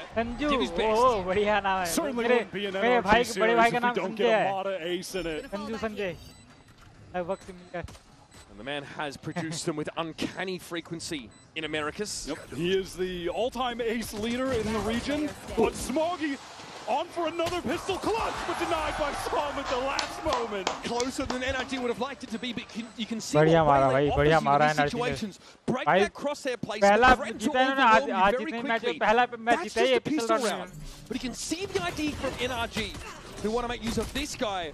A real lightning bolt out there on the field. It gets that first. There was a really cool little flash from Ethan as well. Only blinded nobody, so Mata could get an easy second on that side anchor. Man, if Smoggy did it again, he was so close. So I'm able to stand up there and be the neutralizing presence NRG needed. Stabilizes for the team, and now they have that second round bye, which involves a couple rifles, a couple pistols, and the one stinger for Mata on this entry towards Link in prime position to get his, but it's a fight down mid from EDG. Yeah, Kang wants a bit of it, and he's already collected up 2 of those sheriff kills. Doesn't want to give up the space quite yet either. He gate crashes over to B, but there is an insert of Smoggy left top mid. NRG suspected, and of course have the penetrative power of the Vandal to try and dig them out. They're able to pick up the important guns onto some of the players who did just have pistols, and now go for the rotate towards that B side. A B side where the gate crash from Kong has just been thrown to, so can get a fairly fast rotate there if necessary. EDG, they do want to commit to the effort of holding mid, catching a player there. You see how important it was that Scuba stays alive in an early trade. It allows NRG to get out of mid, and Kong's none the wiser that they're headed to be. Convergent paths already from Mata. Wants to commit them just to ensure that they close this round out. Well, a fair guess to assume there'd be an entrenched defender here for EDG. And honestly, when you get them on round 2, I guess, sure, just send them. Let's make sure we win. I believe we call that easy come, easy go. Right? We'll play off the site. Back and right on up here. Mata, of course, has a light speed to get in. No refract, though, to get out. Planted obviously pretty well out in the open. That dark cover's about to dissipate. Chichu spotted. Dancing the boxes in the background. There's a flash, but no attempt to actually play through it for NRG. Mata's hoping to get some information from above that wall, but sees very little. There's a gap here that Kang might look to exploit. Not quite quick enough in the trigger finger, though. It's the Vandal that gets the better of him, and now Mata will step up for real. Some big frags in this second half. And NRG converts. One gun taken out of the round. And much like the pistol, Smoggy suddenly collects 2 at the end of the round. Significant damage done, and it'll be curious to see what the commitment economically from NRG will be now that we're headed towards EDG's first full buy. I mean, when you go into the bonus with the double rifle, double pistol, you're hoping to get a pretty legit bonus by going with rifles. That is not going to be the case. No, there's going to have to be some... I mean, unless they just hard force it. No, Bulldog here, some on a Sheriff. Nobody instantly over towards the Odin as well. So it is a mixed kind of half-by, really fast from Mata getting into that link. 0 point confirms a lack of presence. Kong with the mid-swing. It's the first one to Ethan. Makes it work with the Bulldog of all things. Marta just a little bit haphazard there. Steps out into a double face. Very far ahead of the rest of NRG. On a solo mission that goes wrong. No desire to slow down. NRG not able to get off दो that picks main लेके ground बैठा है to भाई. assist in time. अरे Look भाई, at अरे this भाई, stack अरे up भाई. from EDG. This should absolutely shred NRG when they round this corner. Time for the kid to test the champs, I think. Relay Bolt's going to slow them up. There's a ping, though, on Jenny around the corner. अरे बढ़िया लगा, Shot लगा, down लगा, to लगा. soften up Smoggy, who waded into its area of effect. It gets a good amount of damage off onto these two players, but still, they are committed to just holding this together. EDG also not moving off that B side yet. Swinging the double face. The dark cover breaks it up, though. Nice, Jenny nice. down. This is dangerous now. Kang यार. puts it to bed. Up to a casual 17 kills. अरे भाई. Leading from the front. अरे भाई. Begins as well, taking that ISO'd fight against Ethan in mid. As just in this हो one, गया था ये flash NRG का out of round that हो गया था wall, भाई. didn't connect onto Kong Kong, and Mata so aggro in that moment. Seemed that he really thought he could catch one player, but I mean, even if he gets out first, there's an instant trade coming. It was very aggressive, and he got punished for it. You've mentioned that NRG's group in Americas was populated by a lot of double duelist teams, but this might be the most talented team of that style they've had to go up against. They're going up against the man that has the all-time BO5 kill record. All right, nobody with an instant frag onto Mata, who used that light speed to अरे keep नहीं, Sam नहीं, in a नहीं, नहीं, really नहीं, cheeky नहीं, नहीं, position. Mata just crumpled there. That is all of the bark out of NRG. अरे देख लिया, देख लिया. What is someone doing from here? G2 heads upstairs and says, "You're not supposed to be here." Jenny, Jenny, Jenny, This Jenny attempt को from देखना. NRG to go for a crazy, fast side exec with the teleport with the light speed is बढ़िया. not okay. Scuba somehow wins that out. Pretty shocked that he's able to do so. Was able to get his gun up in time, but he's mindful that Jenny might have dropped down behind him. Kang Kang's just causing problems all across the map here. Yeah, it feels like he's in the walls at the moment. Brock is going to be able to get the spike plant down, but surely this is unwinnable. Actually, denied even of that by the utility coming through the haunt from the fade. Comes Kang Kang again. Still a plan. That's what Scuba has to work Oh. with, but he has 85 health. He's got 4 able-bodied individuals standing in between him and around. Win. बढ़िया. Make it 3. Tap on the spike. ठीक होगा. Surely Kang Kang. ठीक होगा, ठीक No, होगा. head ripped off. Hey. There's something here, Scuba. Surely What? not. Oh. God, he had the Very crosser good, very across the good. भाई perfect come as well. on. Nobody was just भाई ace हुआ था. fast enough. Oh my God. That would have been the most degenerate thing I think I've seen. भाई. Yeah, frustrating for Scuba. Tantalizingly close to Time, a legendary time. moment. You do not see crosshair placement get better than that. Oh my God, he was ready as well. He had it in the perfect spot to get that kill. But he was just a millisecond too slow. Too low. Frustrating. That's definitely not something you want to weigh on you. Oh my God. He's having an insane performance. भाई हमें क्या कर जानना है इस खेल Nobody again early with the spray through those walls. Brook suffers as a result. An orb still secured for the attack side. नहीं Scuba's bay. blowing off steam maybe. Ah. Oh, Mata didn't want to instantly swing through, was hoping that not revealing himself would allow him to get the trade. But it isn't the case. And this round is as good as done for NRG. EDG on for taking the lead in this game. वैसे कितना है? काई दहाई Aura around सत्रह NRG हजार feels like 10,000 starting to lakh falter a 10 little lakh bit. 1 crore 63 lakh EDG defenders 48,000 have unraveled them on multiple 200 occasions. क्या सिर्फ Some are simply seeing what he can get for his money. इतना बड़ा Kaka really just feeling himself at this point, hungry to take more fights, hungry to get more kills. Sees Decade down, TP across the way. Chichu mindful of it though. And Brook obviously completely elsewhere. Fighting his own demons. भाई close आ रहा Headed भाई into this close next क्या round. Want to take a look at the status of some of these ults because they are getting online for NRG, and can't say the same for EDG on the opposing side. This is a real opportunity for the team from Americas to put a gun round win together. They have that null command to get into a site. They have the Viper's Pit to close out a post plant. 2 potent ultimates that if used effectively should get them to 9 rounds. Got to be mindful, of course, of what nobody's doing early in some of these rounds. Marta with the fast play over towards Link. Now, last time he just walked out and got picked off, so we'll see. And this is a pretty standard open from NRG, but does he expect a reclear coming already from EDG? 3 players in mid. No one covers him from bottom in here. He is alone in this position. And alone he will fall. Now they make control firmly in the hands of EDG. Null command now as the acceleration is the response into this B side. Nobody cannot stand. Well, he really overstays his welcome, maybe expecting even that a dark cover would have been thrown there, but it wasn't. And now the pick goes down. Now it's into the 4-on-4. A lot of side control. You've got 2 players from NRG forging already into back halls.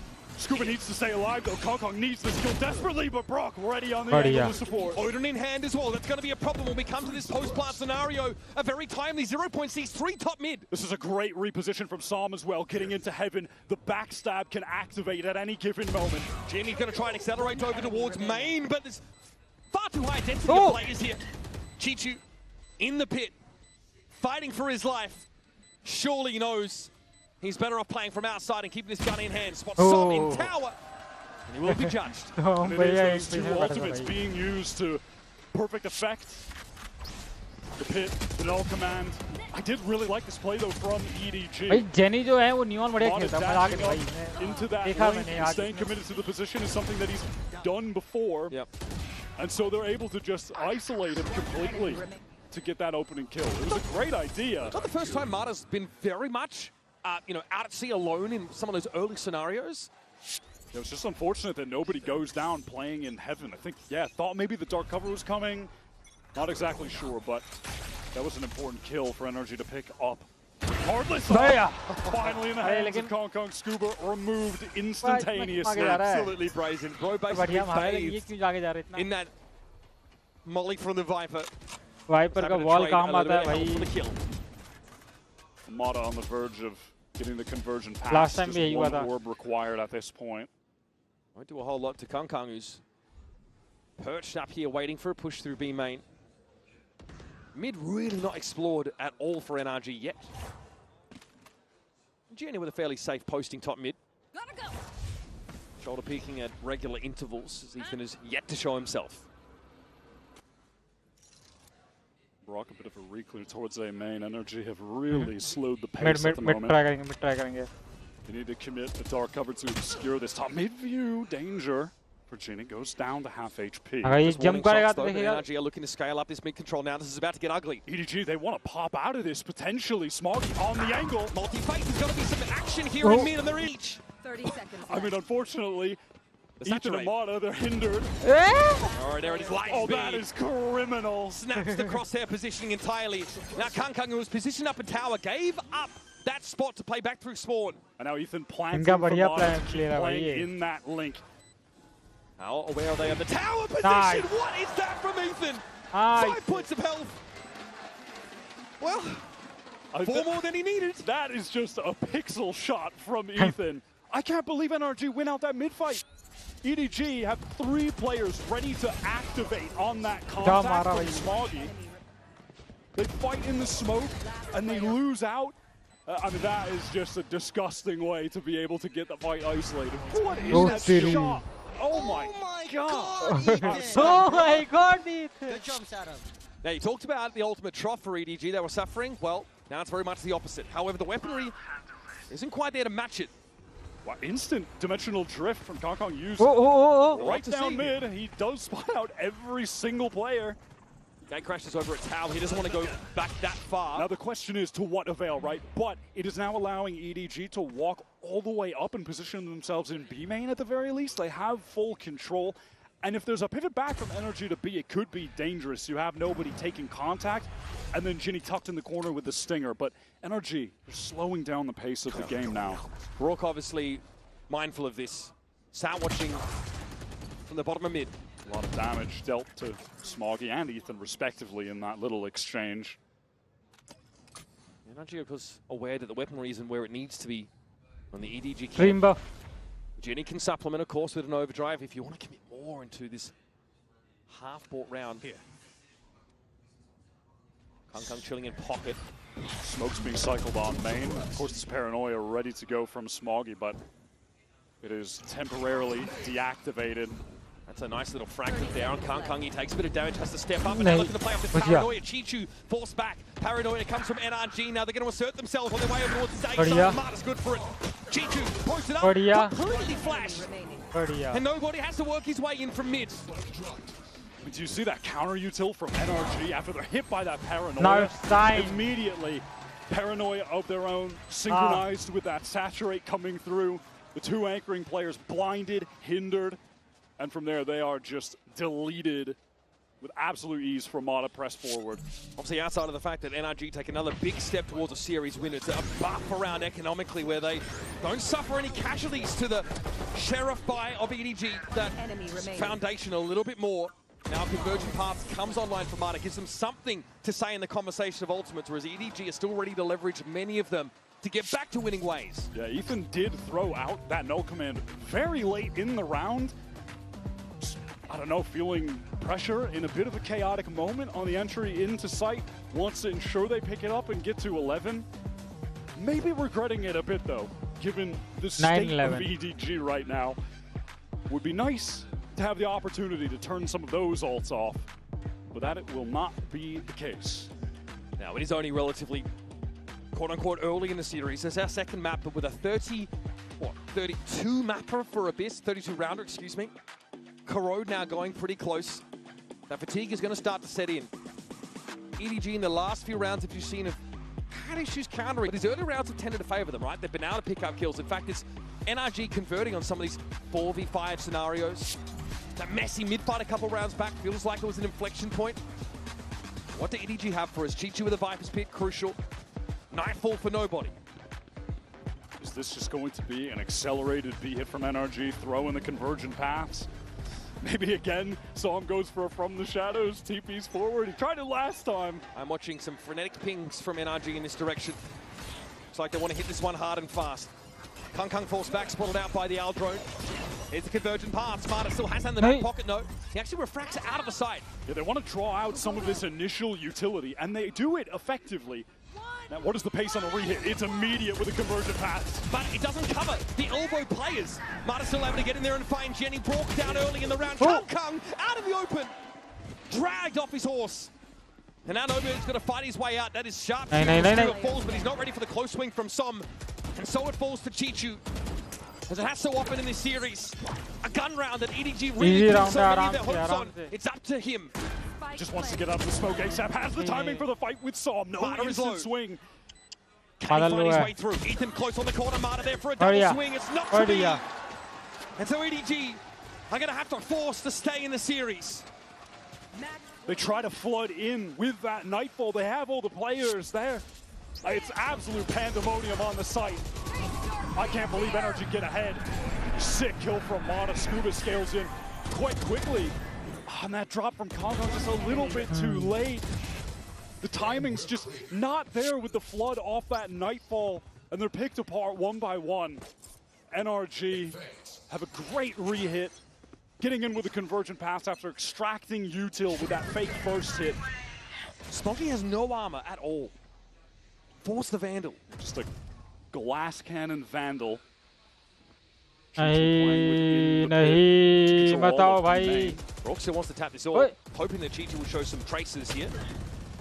Brock does get it. Yeah, a little bit of danger to have the Vandal in that pit, not gonna lie. So Chichu doesn't go for much of a spam effort at all. In fact, doesn't spam at all.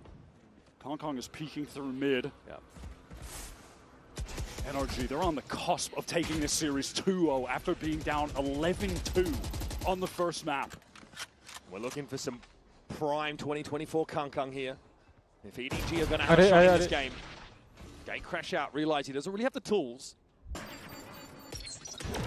Scuba, who's had a phenomenal series, a great map, has got himself nestled up towards A main. Ethan walking his way up mid towards this link flash to get some of that space to apply some pressure. The majority of this NRG hit going to come through A main. This provokes the re-clear of Link from nobody. Sends the Prowler in.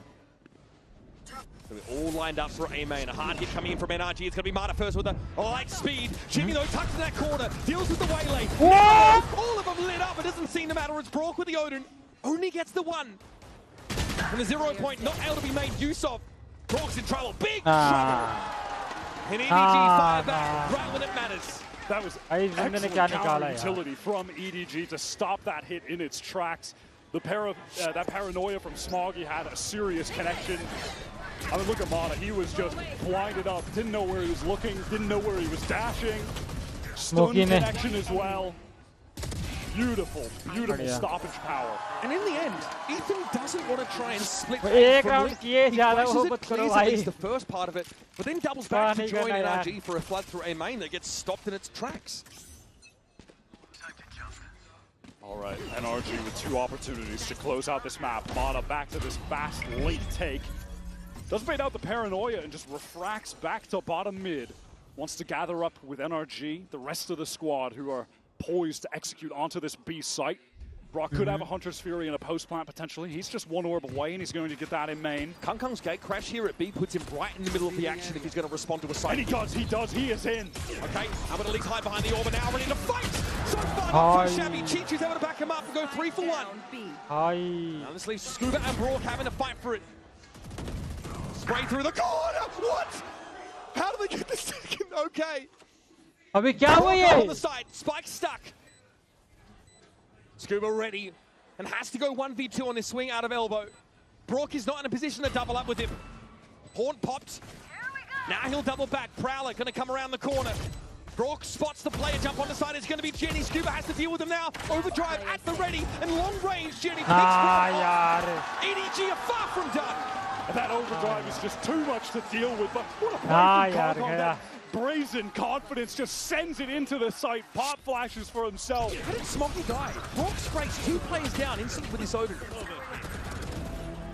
Chichu and Kong do such a great job. Oh, ये था भाई. क्या ही reflect. Yeah, this overdrive though, just too strong in a situation like that. Oh my god, he's so Some frustration there for NRG, just trying to put this game to bed before EDG take it over. And now, juxtaposed ये to वो this, round है भाई जो नहीं दे रहा है. अगर दे दिया तो मजाक नहीं. One more for EDG to take us to back-to-back OTs, for them to stay in this series. Just an unbelievable showing from both teams. Our 2023 champions winner in Ethan against the 2024 champions winners, starting this tournament off in amazing fashion. And honestly for NRG, it's been a showcase primarily of what Scuba and Mata are made of in this series. Scuba with an amazing defense side. NRG now have had to throw caution to the wind on more than one occasion. And now that hit towards V, you mentioned that Kong just materialized in the middle of a hit that was in progress and still finds 2 kills. The guy's got composure for days. Can NRG avert yet another overtime in this series? EDG, the rounds have come few and far between, but they've come when they've mattered. Brock has a Hunter's Fury, Odin still to hand. Will this be the final round of this series? Can NRG make it through, remaining in this upper bracket? Hush over the audience now. The weight of this round is clearly felt. Mata, where are we at? Okay, he got out somehow. Retracting away with 6 health. Wanted to get some information for this Hunter's Fury, but there's not even a tag from Brock. Nobody नहीं, check कर भाई, check कर यार. Off the map and Mata down to 6. A grim start to this one. But nobody, he just hunts for more. He gets greedy and he gets punished. Kong now, that sole player in mid, Jenny making his way toward Connector. But NRG still have their Omen in the game. Still have the util to put together a hit on B. And that's going to put Chichu yet again to the test. And that dark cover is thrown up mid from Ethan to kind of make it seem like they could be working up there, but Kong knows that that is nonsense. He's pushed all the way down, but the pressure will be on Chichu. He's playing from elbow. He takes a lot of damage. A risk to get the molly off. He doesn't want to give up this position. He's trying to hold it for as long as he can, but he eventually realizes he's got to concede. Yeah, just routed over towards heaven. Wants to hold elbow to the best of his ability, and NRG, they're going to swarm him. They want to overwhelm this position. They're running out of time. They take it now. They slow down. There's going to be players coming from top. Chichu can still set up here, and Talon is the paranoia, and that's the signal to go. Mata clipped by the para. Chichu here knows Ethan is going to be sniffing at his heels, and on the side, Brock at least finds one. Needs more. 4 भाई. There's Ethan. Now can make his way out with Sob. बढ़िया. Disrupting Ethan puts it to bed. And in hand, it starts in 2023. NRG. And in 2025, Ethan looking for another shot at glory. This time surrounded by young, hungry shooters. And NRG vindicate themselves in this match against your reigning world champions to kick off Group C. And that is the global debut for 3 Challengers players that made it into the league this year. A stunning showing from Mata, who just absolutely lit up EDG on that map 1. He goes 5 for 12 on the first half, but drops 31 kills total to win that out in an unbelievable comeback, a 17-15 round OT. And on Corrode, when it looked like EDG were going to make that comeback of their own, when NRG was struggling on match point, they found the resolve to close it out. Som and Scuba, a strong duo on that Corrode map to get them over the finish line. Scuba with that anchoring, that clutch that he had as well, and Som just a consistent factor in terms of the fragging across the board. And you can argue this is one of NRG's greatest challenges yet. They face another team that's adept in the double duelist style, that always wants to throw these aggressive looks at them. They managed to mix it up early in the round, waiting for those info pushes, being able to punish them. It still goes to the wire. Smoggy basically takes over the first part of Abyss. It's time for the single greatest comeback on a map in Champions history. A 9-round delta that NRG overcome. Let's head down to Lou and Mata down on the stage for the Verizon post-match interview. Et je vais pouvoir rejoindre Mada après cette masterclass. Mada, may I borrow you for a second? After the selfie, you've already... Wait, I'm on a... Congratulations, first of all, for this insane performance, both as a duelist and as a team. And the first question I wanted to ask you is, how did you guys manage not to give up at 11-2 on Abyss? How did you manage not to give up to get your confidence back? How was that? I think we just stayed in the game the whole time. Doesn't matter how far behind we are, we're always going to climb back. Our mental is just too good as a team. And I think we saw that in your mental as a duelist too. You were carrying on that first map. Yeah, I was. I mean, thankfully the boys had me on map too. You know, Scuba, Sam played amazing. So thank you to them. We played good as a team. You did, indeed. Donc première question, comment vous avez fait pour ne pas abandonner? Ils perdaient 11-2 sur Abyss. Comment est-ce qu'ils sont remontés? Bah tout simplement le mental de la team. On est resté dans la game de A à Z. Et moi individuellement, j'étais chaud sur Abyss. Mes teammates étaient là sur la deuxième carte, notamment Scuba, qui nous a fait aussi une masterclass. And I have another question to ask you is about the Odins. You know, we see Odins in the hands of your teammates, in Brooks, and also some, but never in yours. So do you like the gun? And what makes this Odin meta for you guys so good? If you guys see me use the Odin, then there's something wrong. There's something very wrong. So no Odin for me. But what makes it strong according to you? It's Brock. It's not the Odin, it's Brock. Okay, it's your teammate basically, not the gun, right? And you just defeated, you know, like current champs holders, like winner holders. So who do you think will be the hardest team to beat now in Paris? Team Liquid is probably going to be next, if I had to guess. So I think it's going to be a hard game. And I'm excited. Okay, so you're seeing them winning the next match. Donc, deuxième question, il joue beaucoup à la Odin, les NRG. On a vu Brox, on a vu aussi son coéquipier Som qui la joue. Jamais Mada. Donc, pourquoi est-ce que tu la joues pas? Et ensuite, pourquoi est-ce que c'est si fort? Et bien, tout simplement, si jamais vous me voyez avec une Odin dans les mains, c'est qu'il y a quelque chose qui s'est mal passé. Et c'est Brox, c'est pas la Odin qui est forte, c'est vraiment mon coéquipier. Et je pense que Team Liquid vont être les plus difficiles à battre dans cette Champions. Thank you very much, Mada, for your time. Congratulations and good luck next. And speaking about next, we're going to see in a few minutes who's going to take the win between Team Liquid and GRX. Stay tuned.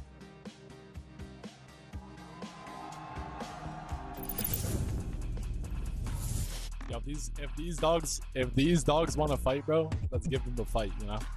Man, I'm just so much better than these shitters, man. We're so good. He's a noob. He's actually a noob. That's what he does, man! Come on! Come the f on. These guys are horrible. Let's win this game, guys. Let's win, man. Let's win.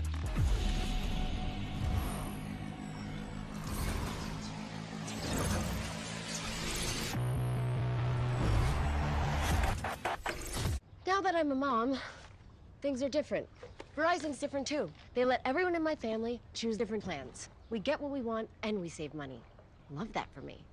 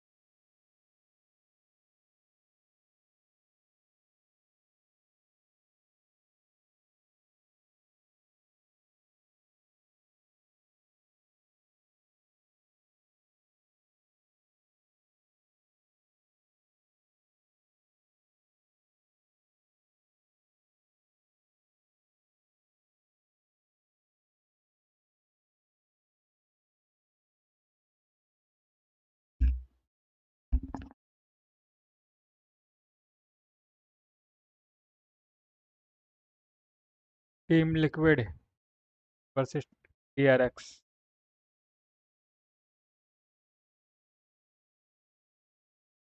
Mako, DRX clutched this champ spot, and as somebody who's been to so many champions, what does this mean to you to be here? 아슬아슬하게 챔피언스 막차 티켓을 성공한 DRX인데요. 원래 엄청 많이 무대에 서보신 경험이 있는 만큼 이번 파리 진출이 어떤 의미가 있을까요? 일단은 다른 챔피언스보다 너무 불리한 상황으로 진출을 해가지고 일단은 개인적으로는 되게 뜻깊은 챔피언스라 생각을 하고 있습니다. I mean, it's unlike the other champions that we were at. We were dealt the unfavorable cards coming in as the last seed, but yeah, I'm looking forward to enjoying every bit. And one quick last question. IGL 누구예요? There's been a bit of roster discussion. I'll say the English part. Who is the IGL, Mako? Translating. IGL 누구세요? 접니다. Did you get that? It is me. I did get that for the record. Yeah, Korean. Thank you very much. Mahal 감사합니다. DRX fighting. You heard it there from Mika and Bella. DRX, they will be taking the stage very soon, and it will be under the leadership of Mako, not Australia. Bane is back on the team. He's confirmed to be playing today. I think all of these are surprises that we probably didn't anticipate. How exciting. No, not at all. But, you know, if you went and lived under a rock after Bangkok and weren't following Pacific, you'd be like, okay, I guess it's normal, you know. Bane's still playing, Yeah, just what do you mean? expectations. But it has been, Bane hasn't played a game with DRX in Stage 2, so this is a major change. Yeah, he did play with them in a mid-season tournament, but other than that, you're right. He has not had VCT reps with this team in a really long time, and I always question moves like this prior to an event of this magnitude and this caliber. In between stages, sure, right? You've got time to kind of iron things out, this, that, and the other, but you don't have 5-6 weeks to figure it out and make a playoffs run. It's do or die. And for DRX as well, even the way that they made it here was a little bit all over the shop, right? You heard it, they didn't even make it here by qualifying. They needed some points, they needed some help. Some teams losing and winning here and there, but they have always made champs, and when they've made champs, they have always made it out of groups. Yeah, they have. That's what the history says. They're the masters of getting 5th or 6th place. And yet this group feels like it's going to be really tough, especially watching that first series, how competitive it was between EDG and NRG. So I think coming in with a strong showing here against EME's top seed is a really big indicator for them. Yeah, and I think we talked about it a little bit earlier in the pre-show.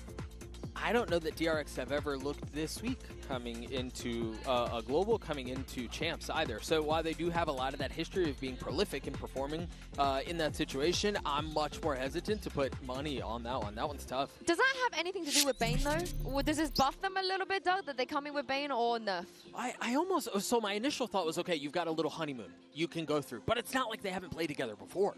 Right? It's not like that. There is a completely new injection of talent and personality and voice and this, that, and the other. So this, I don't know. Have we ever seen something like this where an ex-player rejoins a team right before champs? Honestly, maybe, but I can't think of it in the top of my head. I can't run the numbers. It's a unique situation. Yeah, incredibly unique. But I do think what DRX is maybe looking for with Bane, they're hoping and looking at scrims and whatnot, is for some fragging power. I think that has been a little bit of a weakness with them, with the current roster coming into the tournament. And I can hope that we see that from Bane. Mako, too, from the IGR can get it done. One of the benefits, however, of making it to champs is that our players are getting to sample the famous French cuisine. Here's Human enjoying the taste of Paris with Lou.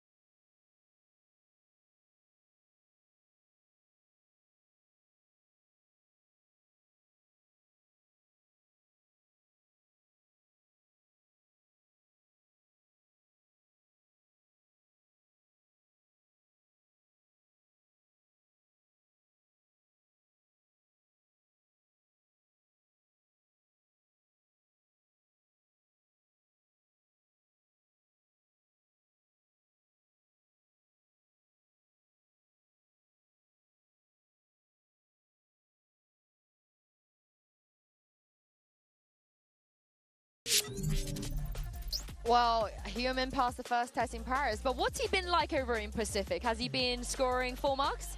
Absolutely. I mean, this guy was tearing it up. He leads his team just from the front to topping the group, and even though the squad sort of bombed out in playoffs, only won a single series, he still is second highest in the league in terms of ACS, so he was still putting up insane numbers. Which is such a unique thing. Like, that's got to be rare to have a team bomb out the way that they did and still have a top performer competing the way that he has. I think if there is a little hope, if there is I don't want to say an X factor, but if there is something that can kind of convince me that, okay, maybe DRX does have a shot at this, maybe they can pull something off here, I think it kind of has to start with him. And we saw him early at the start of the year on the global stage in Bangkok, and he had so many big rounds for the team. I think I was very impressed seeing his Yoru play in particular. Showed a lot of, I think, just proficiency on the agent. And while, again, that Bangkok tournament wasn't really the one for DRX, you showed that glimmer of what could be a star.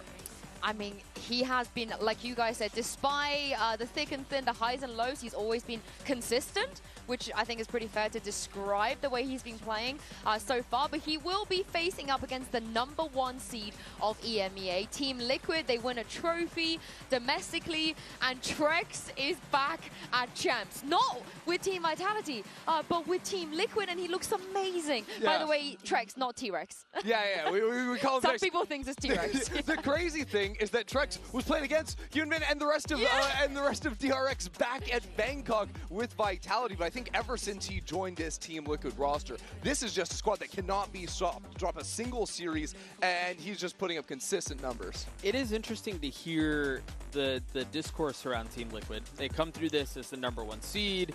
They look really good on the roster. They have some incredible players individually. You talk about Trex, you talk about Nats. Obviously, he has to be mentioned every time. He's household at this point. But there isn't a ton of confidence. Why is in that, the Yinsu? team? And I'm really Wait, what do you mean? I'm really curious as to why. Do you have confidence in Team Liquid? Well, my opinion is irrelevant, but I was going to say I don't necessarily. But there is that discourse where there are people who don't feel as confident in Liquid and their performance here, and I'm just really curious as to why. They just hate us. I mean, the last time they were first seed in EMEA coming into Champs was 2023, and that was not the they're same just haters. story, so. I think they're just haters. I mean, we're looking at a Liquid that has an IGL in Nats on the attack side and also a caller like Trex on the defense. And when you put these two together, it's should work, crazy. Me personally, I'm a Team Liquid believer, and this time they're coming into a global, and Nats is here on day one. Isn't that great? Hey, let's celebrate. That actually deserves a celebration. But they also have a fantastic coaching staff. In fact, Yaltsin, their assistant coach, actually manifested this match against DRX. Take a look at this. Hopefully we're gonna get DRX and gonna see who is the best basically on this map. So yeah, hopefully the group is versus DRX. And the map he's referring to is Abyss, because you guys both mentioned it as well yesterday. Having Abyss in the map pool dramatically buffs Liquid and DRX. Who does it buff more? Can we even tell at this point? You know, how we already saw a stupidly exciting Abyss in the first game. This should be even better. I mean, these are undefeated, right? You know, this one right here. I don't know who it buffs more, to be frank, but whoever wins this one is just the best Abyss team at the tournament, yes? Yeah, we agree. It's been 6 months, so let's just pretend. Over. Yeah, I do think it's early enough, though, that I would argue that when I think about the longevity of the tournament, I would love to see a really strong performance out of DRX here if we're going to believe that they have a shot at this. Yeah, and they have to win more than just Abyss, because on the other side you have an IGL who MVP'd at the finals. Yeah. He's frags, he's speeches, he's a hype, he's literally everything. And even when you say to him, do you feel like you're doing too much? He says, yeah, I do a lot, but that's my job. Like, I need to do a lot. Yeah. I want to do a lot. Also, he can do a lot. Yeah. I think he is one of the most impressive players in Stage 2, and I'm not talking EMEA, I'm talking globally. He really can do it all, and I think if you watch his performance just in the finals alone, calling circles around GX and the individual play, it was all there. And you think about it, the teams that he has been on have asked that of him for really his entire career.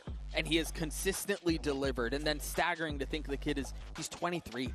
He's incredibly young. He has so much experience already. As I mentioned it earlier, he's a household name. Yeah, and the Champs Trophy's always eluded him. Who knows? This time it could be his, but we can't talk about Nats without Kiko. Luckily, Mika Fats caught up with him a little bit earlier. एक minute में आया. Mika here, and I'm with Kiko of Team Liquid. Wasn't it your birthday a few days ago? Yes, it was. Happy birthday to you! Happy birthday to you. Well, Team Liquid seems to have really gotten their stride in Stage 2. So I'm wondering how you guys are going to be able to continue that momentum and the progress heading into Champs. I think that we just focused on playing our own game, playing class strengths, and you know, just working on the fundamentals. I think that's what's going to bring us over. Well, best of luck to you, birthday boy. Thank you so much. I mean, Kiko has also been one of the reasons that Liquid have been successful. You know, the secondary duelists, role swaps, the smokes. At least in EMEA, he is considered the best in that role. I don't know how you guys feel about him coming to a global event and I guess measuring up to the other controllers in the tournament. I know. I'm a big believer in Kiko, even since watching him back in the Ascension days, trying to qualify into EMEA. But I think he's very strong. And the rest of Team Liquid, I have them, you know, picked to win this series. This is not a Team Liquid playing musical chairs with Penny and Cyril or whatever, trying to get Nats back into it as well. No, this is a Team Liquid that's coming in as top dogs into this tournament out of EMEA. I got a lot of faith in them. Well, these two organizations have never faced each other before, and we're better than the Champs stage to settle it. Let's bring our teams onto stage and see who comes out on top. It's Team Liquid versus DRX.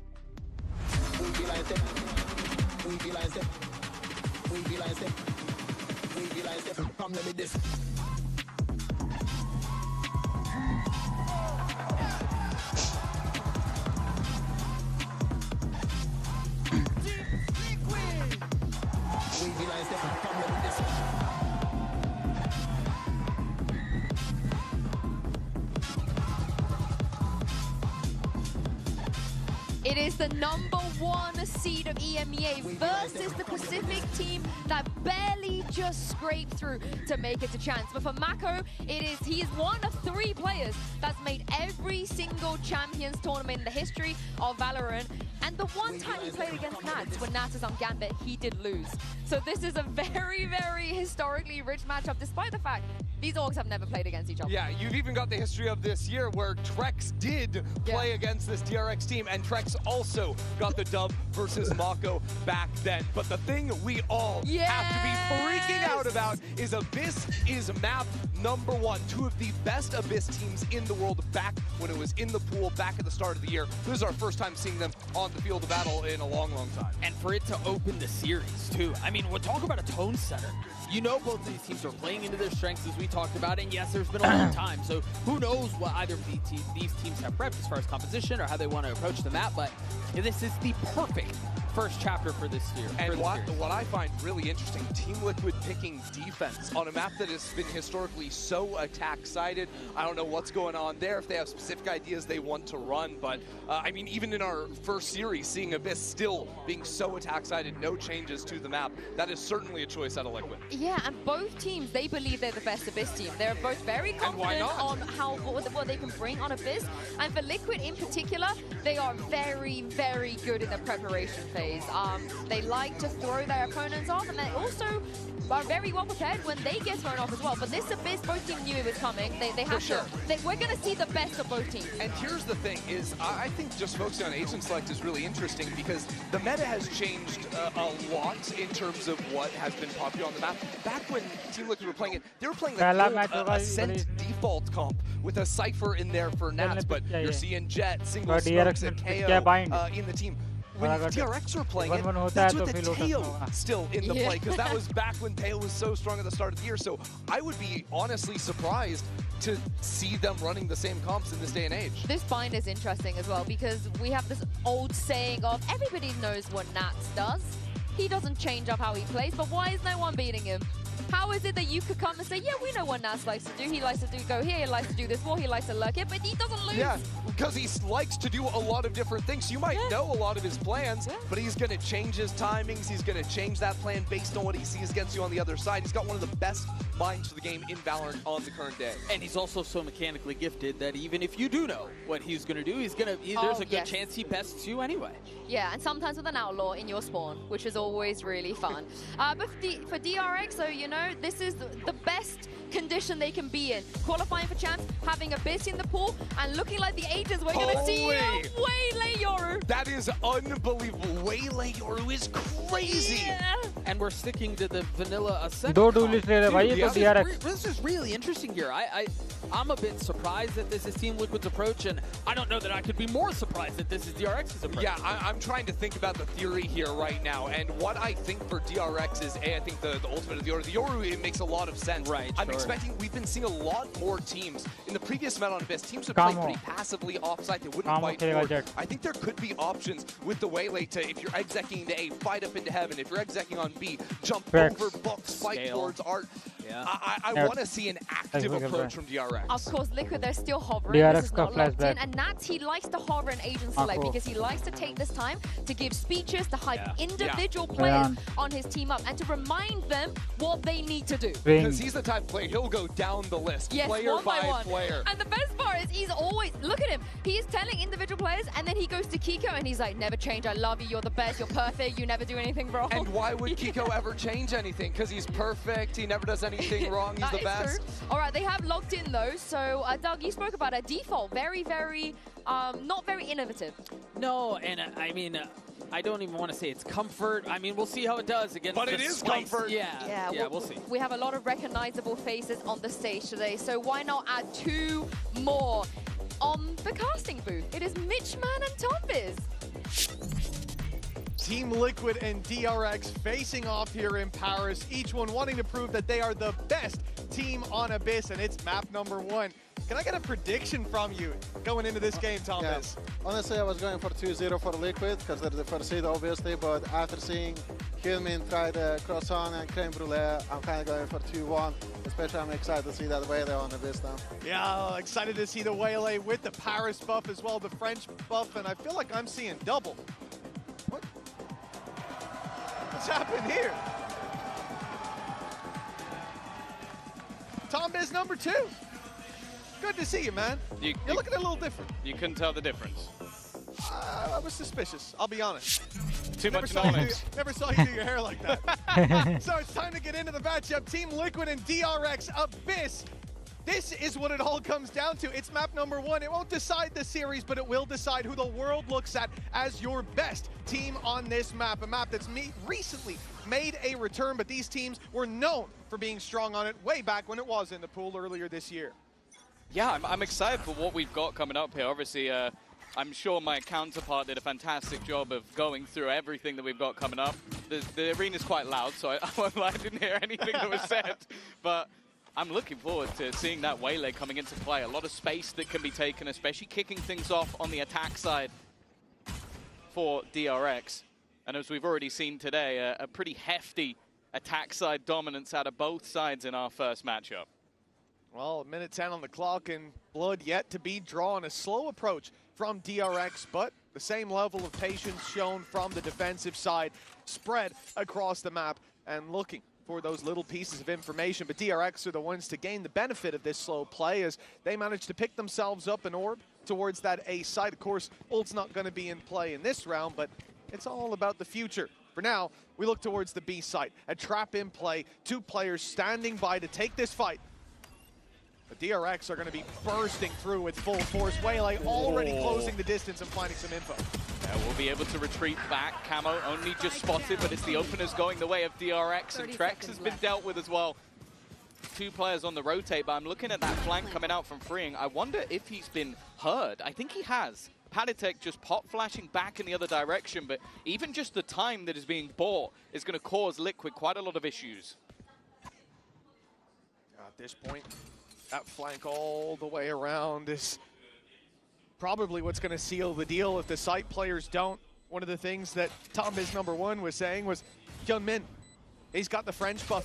He's had his croissant earlier on, his creme brulee, his ratatouille, but now he's gone out of the round and the defuse already tapped. Pressure put on. Kiko lands the shot on the flashback and they need to find this diffuser quick! Just about getting there in time. I need to see that one in a replay because that looked like it was down to a pixel, if not none. Yeah, I think someone somewhere is going to be quite frustrated with that. Probably the Liquid fans, because that looked so desperately close from a position of, I want to say, impossibility. Point Go on, give me it. Give me it. That's actually outrageous. That's completely outrageous. He thought he had it. I thought he had it. 0.01. He had it. Like, in everybody's minds, he had it, but it will be 1-0 for DRX. Already a good start for DRX, and of course, going back to the beginning of the year, these are two teams that absolutely adored this map. I was going to say that Liquid coming in are going to be even happier with the map pool changes. Icebox going out has helped them quite a bit. But in 2025, get that guy back. It was 5-0 for Liquid, but 3-0 for DRX. And now we are back to that roster of DRX that kind of started out the year. There's been so many different changes, so many people coming in and out and all about, but this was the roster that they wanted to look towards. It is a very slow round from DRX, patient. As it should be, really, with what they're up against. You don't want to give these pistols the chance, but I mean, the problem is executing blind into a site. It has its risks, and I think that's one thing that Hyunmin is here to help out with, the ability to use the refract, his quick teleport back in the other direction as he runs into the site, grabs them point of contact, and fades back out. We saw it in the pistol round with great value, and here it's used to scout out that, here it's used to scout out that there's nobody planted. We don't hiding do that in those round corners. here. There's no big stacks. Yeah, Lothar's disappointed, but it will be the way to go. You don't want to give those orbs over to the rest of the squad. It is just better to go down to the map, deny DRX those orbs that they have been farming up, and a key point being flashback 2 away. So those final 3 kills, if any of them landed in his hands, that could cause big problems for Team Liquid's full buy. That's why they go diving off.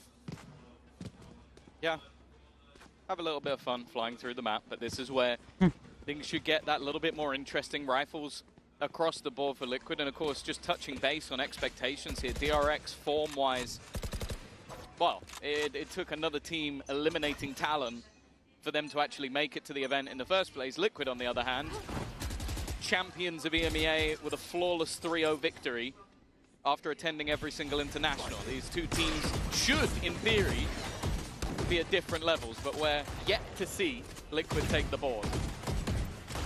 Well, this is where that should change. They've got rifles, but they've not got nats. Hyunmin landing that shot from afar, and now Team Liquid on the retake. They're forced into a fight, close range against weaker weapons. Camo and Trex do well to start, but it's still a 3v3. The spike planted. The time not quite against them yet. There's still plenty to work with. Great flash, flashback.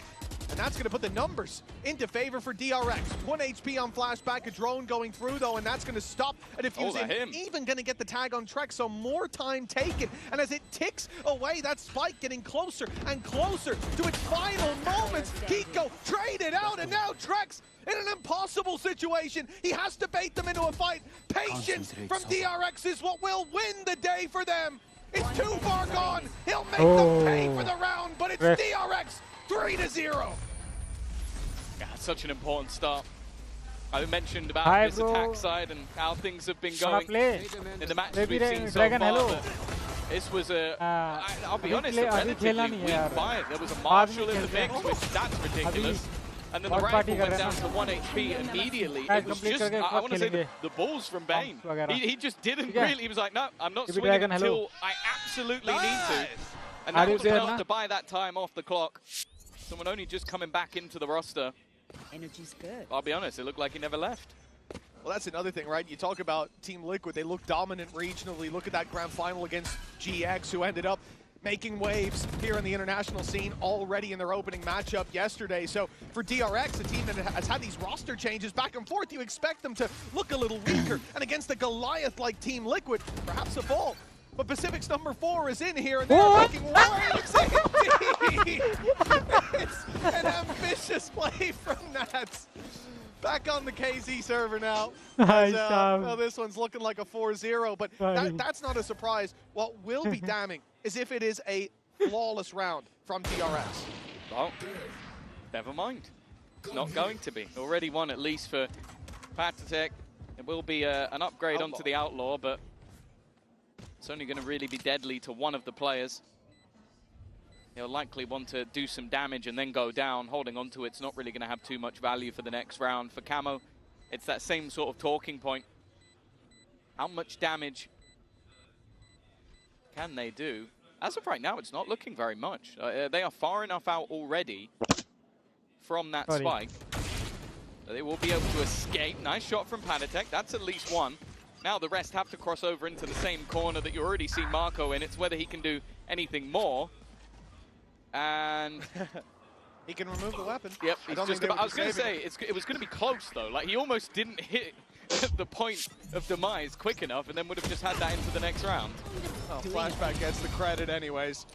Ulti's online now for DRX. It's 4-0 up. Oh, there's no need to show that again. And again. I blocked it. Oh, Andy. Yeah, that knows what he did. But for DRX, coming into this round, yes, both teams are now on rifle. So for Team Liquid, that should be their chance to fight back on square footing. But Ultimates in play on the other side make this a little bit of an uphill battle for the defending side, especially thinking about how much impact you can have. Popping that Yoru ult alongside Sova. The two together, Dimensional Drift and Hunter's Fury, can easily net you not just space, but a pick.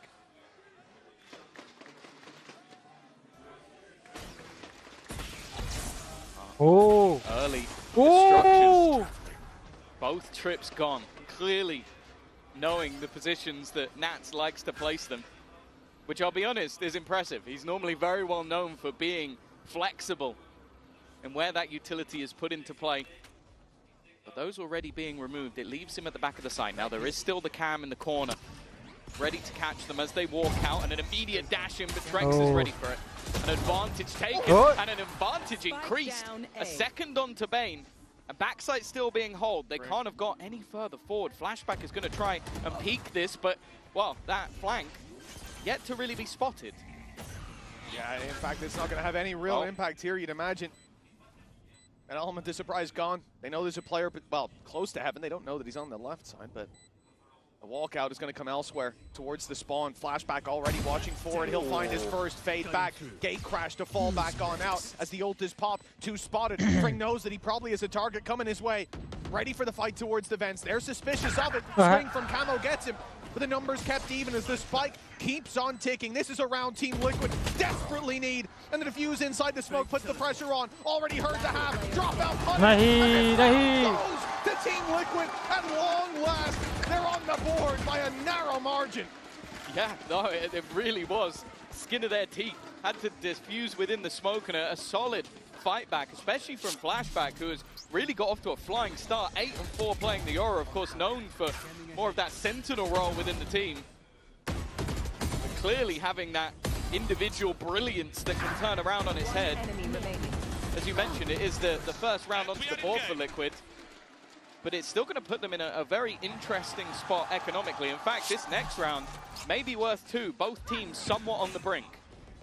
Well, Camo may look like he has a weakness, but as we get to his POV, you can see Blade Storm in hand. Looking for the fight from far away. Ult comes in a little late from Patatech, so site clearance comes in. DRX able to gather themselves at least a bit of control, you would imagine, but they stall out. Kept back by the smoke. Kept back by the ultimate of Patatech as well, as they can't use their abilities to break through to this site. It's going to cause delay. Camel's down to 20 already. That's a phenomenal spam. And Hyundai still with a full utility belt. They didn't get caught out. The timing didn't catch them. They'll still be able to have a pretty decent sight hit with that free recon, essentially. Already. Oh, it's a very awkward fight, and spotting out Camo. He's decided to go aggressive, but he's been caught from behind. The flashback takeover. They were so busy watching where Hyunmin went that they've ended up losing the rest of the site. A singular shock dart kill for Trex. But I'm just looking at Nats. गया not भाई fighting पांच this. एक पांच हो गया He's got no Yeah. interest. In fact, just going to go sit within his setup. DRX are going to have themselves a 5th round, and it all comes back off. Again, this double duelist, it is just putting the defensive side into disarray. Well, you can see from Team Liquid's perspective on the B site, the whole idea is that they're going to stop you from breaking through that choke point. And they do that with Patatek's utility, stalling them out completely. But the problem is you have Flashback being able to just make his way in without actually challenging, while Hyunmin is taking that initial contact and is unpunishable, essentially. As he dashes in, immediately refracts back to B main, and that's Flashback's moment to take advantage of the chaos, ripping the back line of Team Liquid wide open. And as you said, immediately that call is made by Nats. We're not playing this retake. Even though they'd found one, the 2v4, not worth it when the weapons are, as you said at the start, not in a good spot. Economically, they were being punished already. But the Blade Storm made up for it the next round. That won't be there. Yeah. Well, I really love the way they're using the refract. It's like Hyunmin's goal is to almost look at me. Like, this is what I'm doing. I'm going to go in, I'm going to find info, and then I'm going to retreat back. And at the same time as he's retreating, Flashback is going forward. And so everybody, and rightly so, is focused on the guy who's just dived into the site. And they don't realize how far Flashback managed to get. Like, you can even see from the aggressive position of Camo, he's trying to blade storm the players down on the other side. He doesn't even know there's a guy behind him. Yep, this is a problem. When you combine that with the utility thrown in towards the back of the site, which I believe it was Mako's paranoia, it would have sent Kiko running towards the spawn. I mean, that's the guy that should be covering the angle the Camo was leaving open behind him, the angle that was taken by Flashback. It's so well put together by DRX. That is a beautiful set play. And for Team Liquid, and even with the disruption of Team Liquid, the set play still works. For Team Liquid now, they call a pause, and of course they do. 5-1 down. And this isn't just 5-1, but you know what, guys? We haven't gotten in our rhythm yet. No, your rhythm is being disturbed. You are dancing to DRX's tune, and you're tripping all over yourself. 2 left feet, and they've got to course correct soon. A 4-round gap doesn't seem like much, but this could get out of hand if DRX continue this momentum. And think about the 1 round Team Liquid won. It was still extremely close. Well, yeah, and something to talk about as well is that you're seeing those trips being shocked. You're seeing positions clearly being well known. Even though this is a slightly different Liquid roster, compositionally, it's all the same. So I feel like DRX, with the amount of extra time they've had to prep, knowing the game well in advance for that first match of the tournament, this is seeming like a well-drilled side. And Liquid, well, if they did prep for the comp that they're currently up against, they've probably prepped for everything, because I don't think most would have seen this coming. Right here. Now, I don't mean to peel back the curtain too much and sort of explain how the trick is done, but that wasn't actually Tom earlier. That was Durka. And really, I hate to spoil the magic for all of you at home. But one of the things that he said when he saw that agent select come up was that he's a huge fan of Waylay. And honestly, and he also said he thinks Hyunmin's going to do fantastic with the buff from the Croissant earlier on. Now, yeah, I didn't say that. If he is a fan of the Waylay already, I imagine watching DRX use it is either just confirming that opinion or maybe even building on it. Because the way they're using it is so damn nice combined with Flashback. This double duel is doing so much work. And Team Liquid's job shouldn't be to work on this round. It shouldn't be to think about the next, but they've already managed to make it competitive. Oh man, I thought Camo had the play, but they spammed through the smoke. Spike planted. Yeah. Nats as well, incredibly low. He did take a hit. Because of that, once again, looks to fall back and just save the weapon. It really feels like that has been the majority of his game so far. We've talked about him a lot.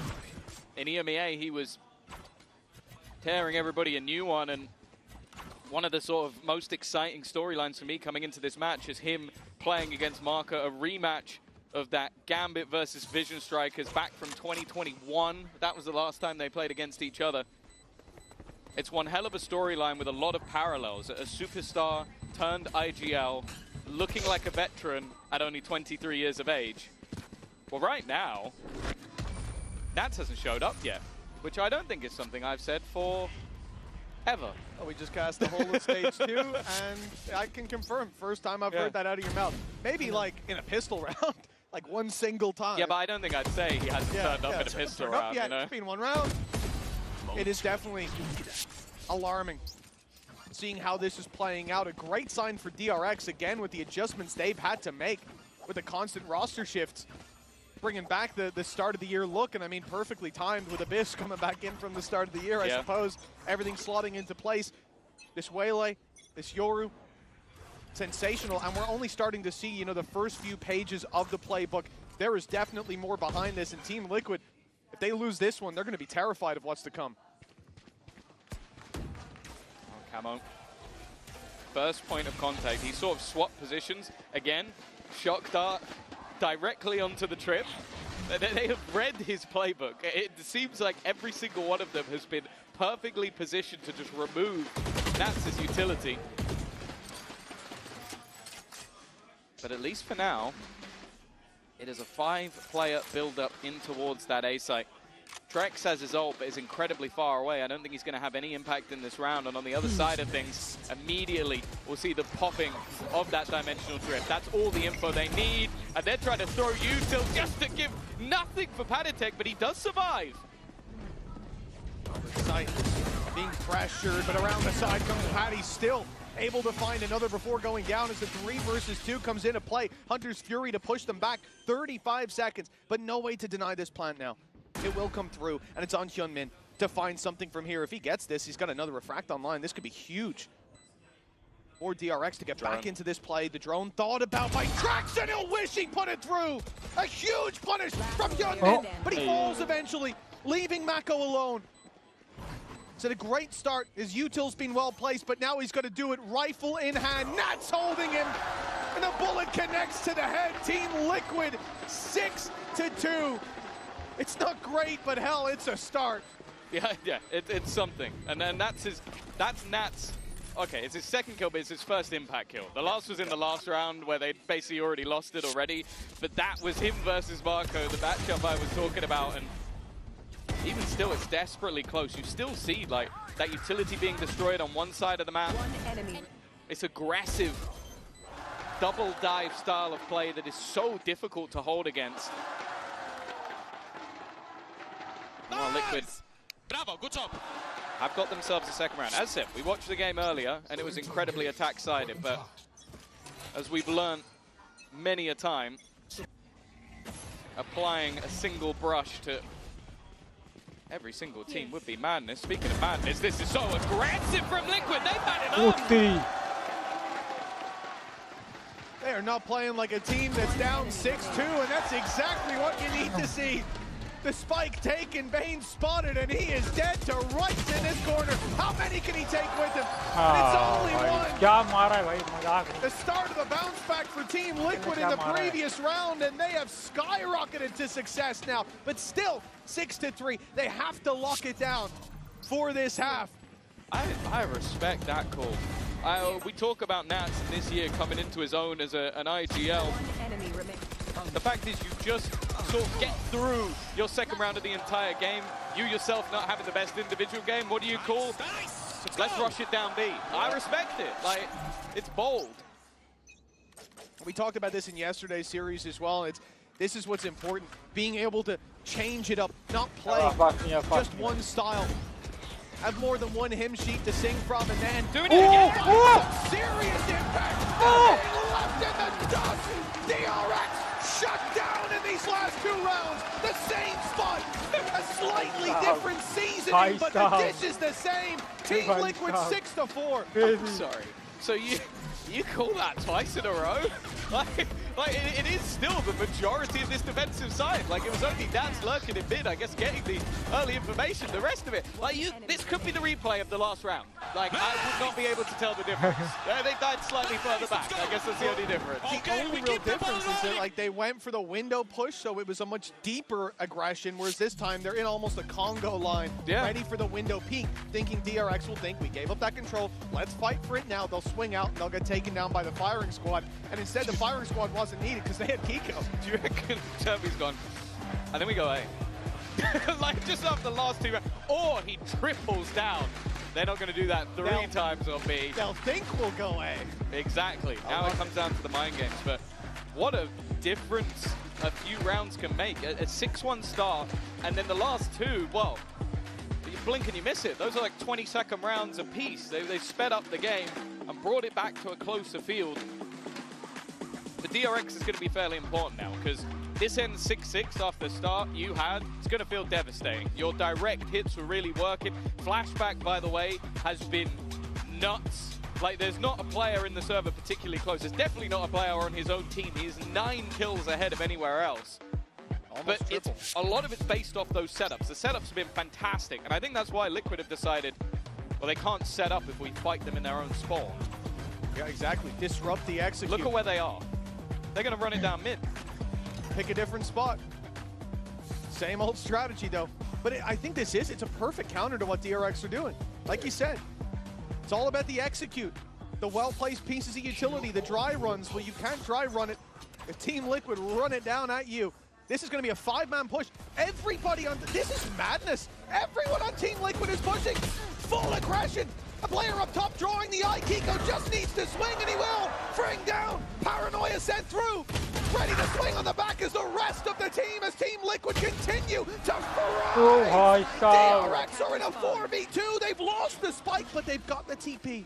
Mako can steal that spike away, and that's exactly what he'll do. Okay, they've lost a lot of players, but at least they should be able to find a plant. And luckily for him, the man alongside him has been the hero for this DRX squad so far. Looking for a fight, but look how patient Trex is on the other side. We've criticized him for over-peaking, and this time he won't be caught. Marco in a 1v4. We've seen it once, but not this time. It will be a 5th round for Liquid. A rush B, a rush B, and a rush mid. This might be one of the most unorthodox defensive sides I've ever seen. But it's working. I'll tell you what, Tom, when they put this map back in the pool, I said I wasn't a big fan of it. That's an understatement and a half. You have complained about it for the last few weeks. I'm trying to censor my opinions a little bit, but I'm starting to become a fan of it. Is this how you're supposed to play? I'm taking this to rank. Well, this is deathmatch. This is literally run it down. Now we see a more conventional approach, I think. You never know until barrier goes up. There's going to be an off-in play for Trex. You've got an Odin for Camo, so I'm not sure where I was going with the conventional approach. But a little bit of A-main aggression, not with the whole team, but a flash and a deep peek expected. Oh yeah, very deep peek. Early TP. I had a mini heart attack for a second. He has updraft. He has his updraft. Okay. Convergence path used into the B side. Back to that execute heavy style, but it is much more of a retake setup this time for Liquid. They have been caught out on these openers every single time, so they've avoided it completely this time. Yeah. Conceding the space, letting them burn utility, avoiding the fights until it's on favorable ground. Now the rest of the squad comes through to join the fight. Patatek, the first to draw blood. Yunmin going to fall at the hands of Camo's Blade Storm, and the B side's already overtaken. We don't have the Hunter's Fury online for Bane, but 1 away. If he can find a pick, this gives them a huge chance in the round to recover. But it's a 3 versus 5. They need to be firing on all cylinders already. The reveal lands onto Mako. He's got support though. It's Free swinging through the smoke, but Camo's there to greet him. And Bane, the last man standing under heavy pressure. The defuse already underway. He's got a swing, and there's 2 players to greet him. 6-6. After a dominant start for DRX, it's neck and neck at the half. Crazy recovery coming out from Liquid. 6-1 down, 6-6 on the half. It is all to play for. We'll be back after the break.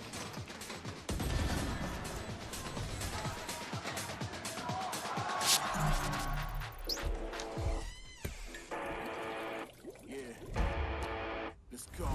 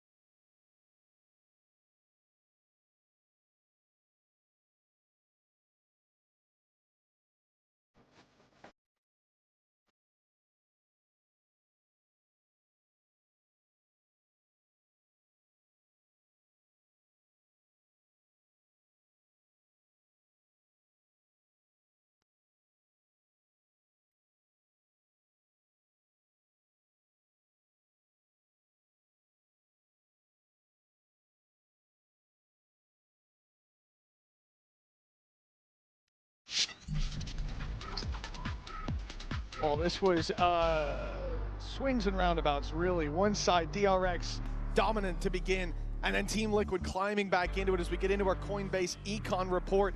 You can see our highlight here, Camo. He certainly stepped up towards the end of that first half.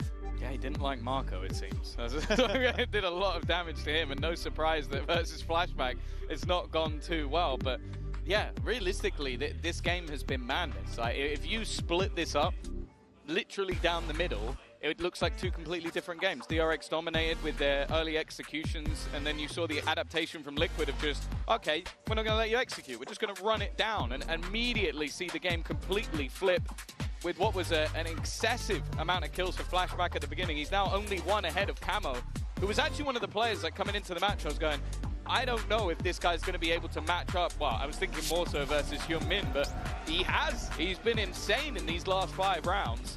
And well, at 6-6, we said it is anyone's map to take. But this is DRX's pick, so you kind of feel like they're the ones that need to take it now on the defense. Well, at the halftime, the crowd was certainly with Liquid, the energy up. The chant was going for the majority of it, but it's silence in the crowd as they wait now to see how this will play out. Camo diving deep, but unlike Hyunmin, he doesn't have the ability to fall back without refract. Space taken is committed to. But the B side will be overrun nonetheless. DRX, many players nearby. Flank coming through with the deep A main push already from Fring, but you've got the same thing from Nats as he moves around mid. Hyunmin's there to greet him. And now they can just pause a moment for the retake, but they see DRX are spotting this aggression from Team Liquid. They need space on this attacking side, and so it's straight into the spawn they go. Mako there to greet them, and the right click is kind to begin. Shock Dart is going to drop Bane, though, and make this a little bit more difficult, but still, the advantage with the defenders. Drax boxed in, and Kiko shut out. Yeah, this is where DRX historically have always done their best work, those retake setups. I like how patient they were. A lot of the time, you're going to see players get itchy feet, get a little bit over-aggressive, want to take a fight on their own. You see the sort of intelligence of Marco at that back position. He waits at the box, gets a first, falls back. It's like, okay, you want to fight me? You've got to swing me. I'm not going to give you that fight once again. And even Bane, okay, he goes down, but he doesn't want to give away anything. They're just waiting for that flank, patient and controlled. And after what was a pretty nasty streak from Liquid, that's the return DRX were looking for. Yeah, Mako even getting revenge onto Camo for that first half with his opening pick, but from that point, it was just pure discipline. DRX, you got to think about it. The last 5 rounds, 6 rounds or so, they have cooled down. Players feeling like their shots aren't landing because, well, they weren't. But that pistol and a follow-up, that's going to give them the ability to build that momentum right back up. Has Trex got a hero stinger? Yes, he does. He had a hero stinger. It's already gone. I guess an attempt to do some damage, and that attempt's not going great. It's fallen into the hands of Nats, and he's going to meet the same fate. Flashback, back to winning ways, 17 and 10. Come on, it is the conversion, but this is, at least nowadays, this is about as much of a bonus as you're ever going to see. It is mostly SMG snipers and only a singular rifle, maybe an extra one purchased up, but not much to play with whatsoever for the side of DRX in this round.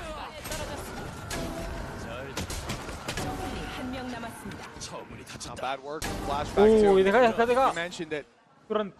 He was close to triple the kills. The next player on his team early in that first half. Well, that cooled down. I think Still a double. He ended in roughly that position. Those 3 certainly help him out. It's all about that return to momentum for DRX. Team Liquid now, they've got to find their footing. Rifles come out. This is their round. Advantage in almost every fight that they take. In fact, it should be every. Camo got tagged quite low early on. A stinger. He's got to be very careful. Flashback just popping flashes through as the team look to try and get in. Marco's managed to find one, but it's Kiko stepping up. They've still got to be careful. As said, this is about a pure bonus as you're ever going to see. These are low-value weapons, and the more cost that this causes, the more rebuys that are needed, and it's definitely starting to get a little bit shaky. Panic there to seal the deal, but only 2 standing, Mitch. It's not great. He just picked up a stinger. A little oopsie at the end. Yeah, but that's gone from now 2 rifles being saved to 1 rifle being saved and a stinger. So this is the thing, we've seen this gradual shift towards having these third rounds be actually very strong with teams, like at least 2 to 3 rifles. Did he coming drop in. a Phantom? Was he just looking for a better skin? Yeah. Heart attack, man. Oh no. Yeah. And you know the best part is, he still has a rifle. It's Camo that has to pay the price. It's Camo. Hey bro, I got a gun for you. I got a gun for you, bro. Yo, swap real quick. There you go. Stinger given over. But for Team Liquid, they win the round that they should have. But even up against those weaker weapons, it being so close is scary. Camo's gone diving. Stinger in hand. Paranoia sent through, but it finds nothing. And now flashback onto Trex. This is becoming difficult for DRX. They've got full control. Well, what if Team Liquid got to respond? No, yeah. They are walking into the trap. They are walking into the players. And it felt like, at least with Camo diving in, there wasn't a lot of follow-up behind it. Maybe hoping somebody would give them a gap elsewhere, but it hasn't happened. And now with Nats and Kiko, the last two standing. Some would call them cats. But right now, they're meeting the claws of DRX. Backside play from Mako. He's going to be the only one taking this fight. Kiko's a chance to isolate it, but it's Mako to take him down. Spike went off the map for a moment, but it's right back up there. Unfortunately, I don't think it makes much of a difference to Nats. It's about as retrievable either way. Sitting in that laneway, he's locked out completely.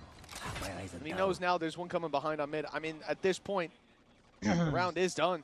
Saving the weapon is pretty much the only choice, especially as we've said before. Look at the ultimates on DRX. Left. A few close.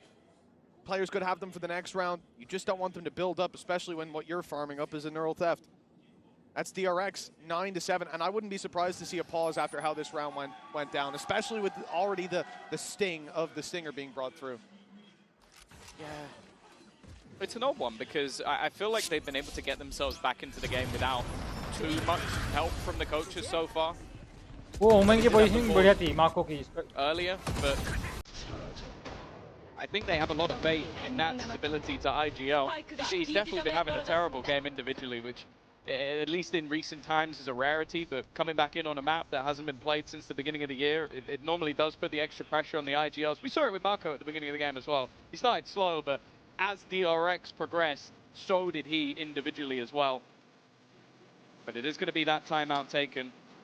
It's in a spot, though, where ultimately you're not expecting much for this round for Liquid, because the economy just isn't going to be there. I think this is all about nurturing the mental, honestly, Tom. Like, we look at two things. One, it's, I imagine, not going to have been looked on in a very nice light that you're swapping skins and ending up with a downgrade.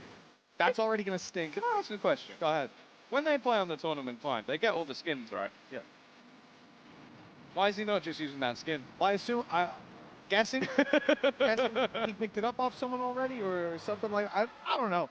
But the thing is, you've got that, but I think more importantly than of how the round played out, you see Camo dive in and there's utility to support him. But from that point when he goes down, and hell, he only has a Stinger, so probably he is going down, it then crumbles. Like, one by one they took those fights. It looked easy for DRX.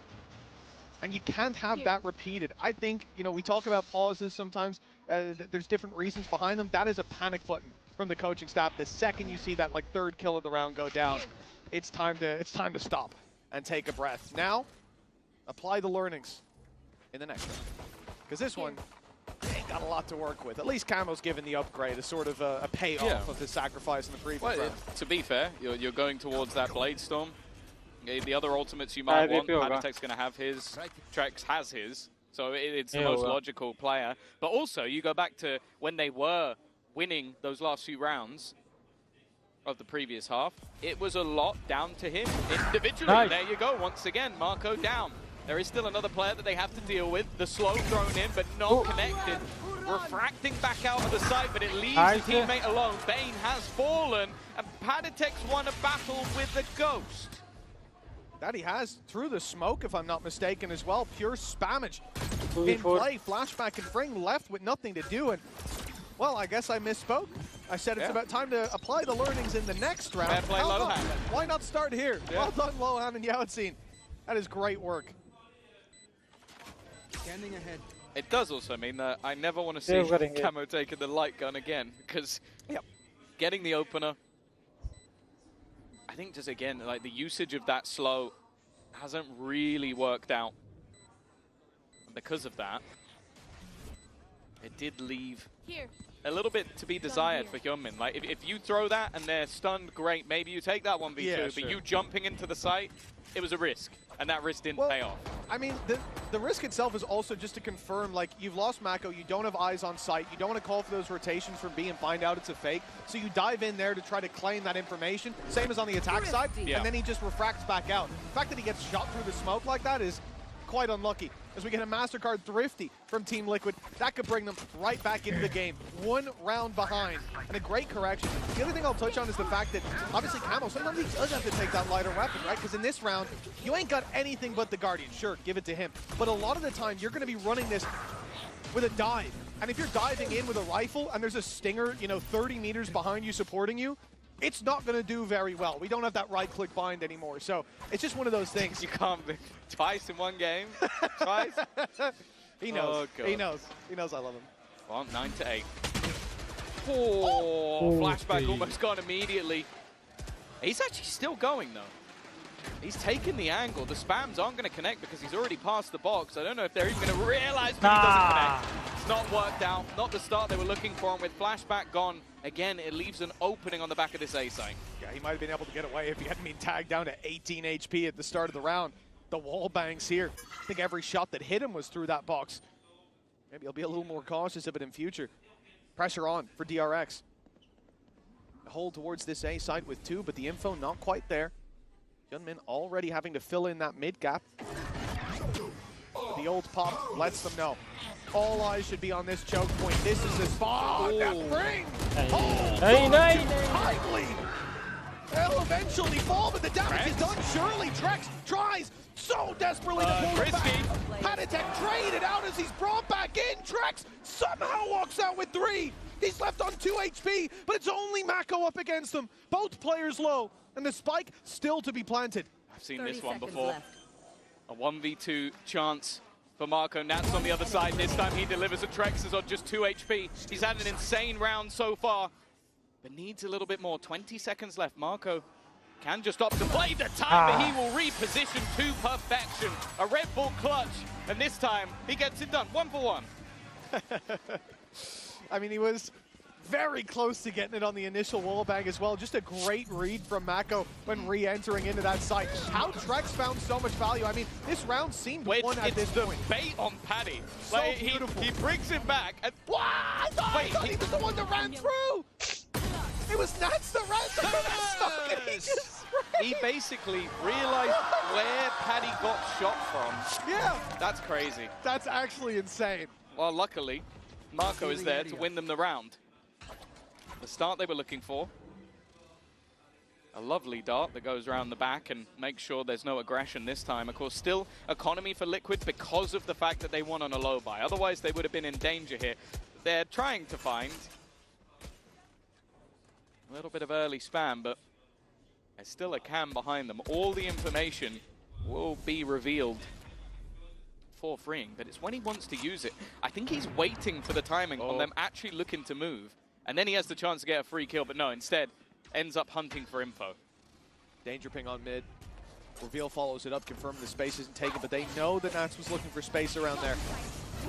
Clearly expecting this A-hit. Traps already on site. Camo bypassing him. He's up top. Bladestorm hasn't spotted the player on backside. Ring gets the jump on him. Bane with 1, but it's Kiko stepping up for the double, giving Team Liquid a chance to continue drawing breath. A 10-8.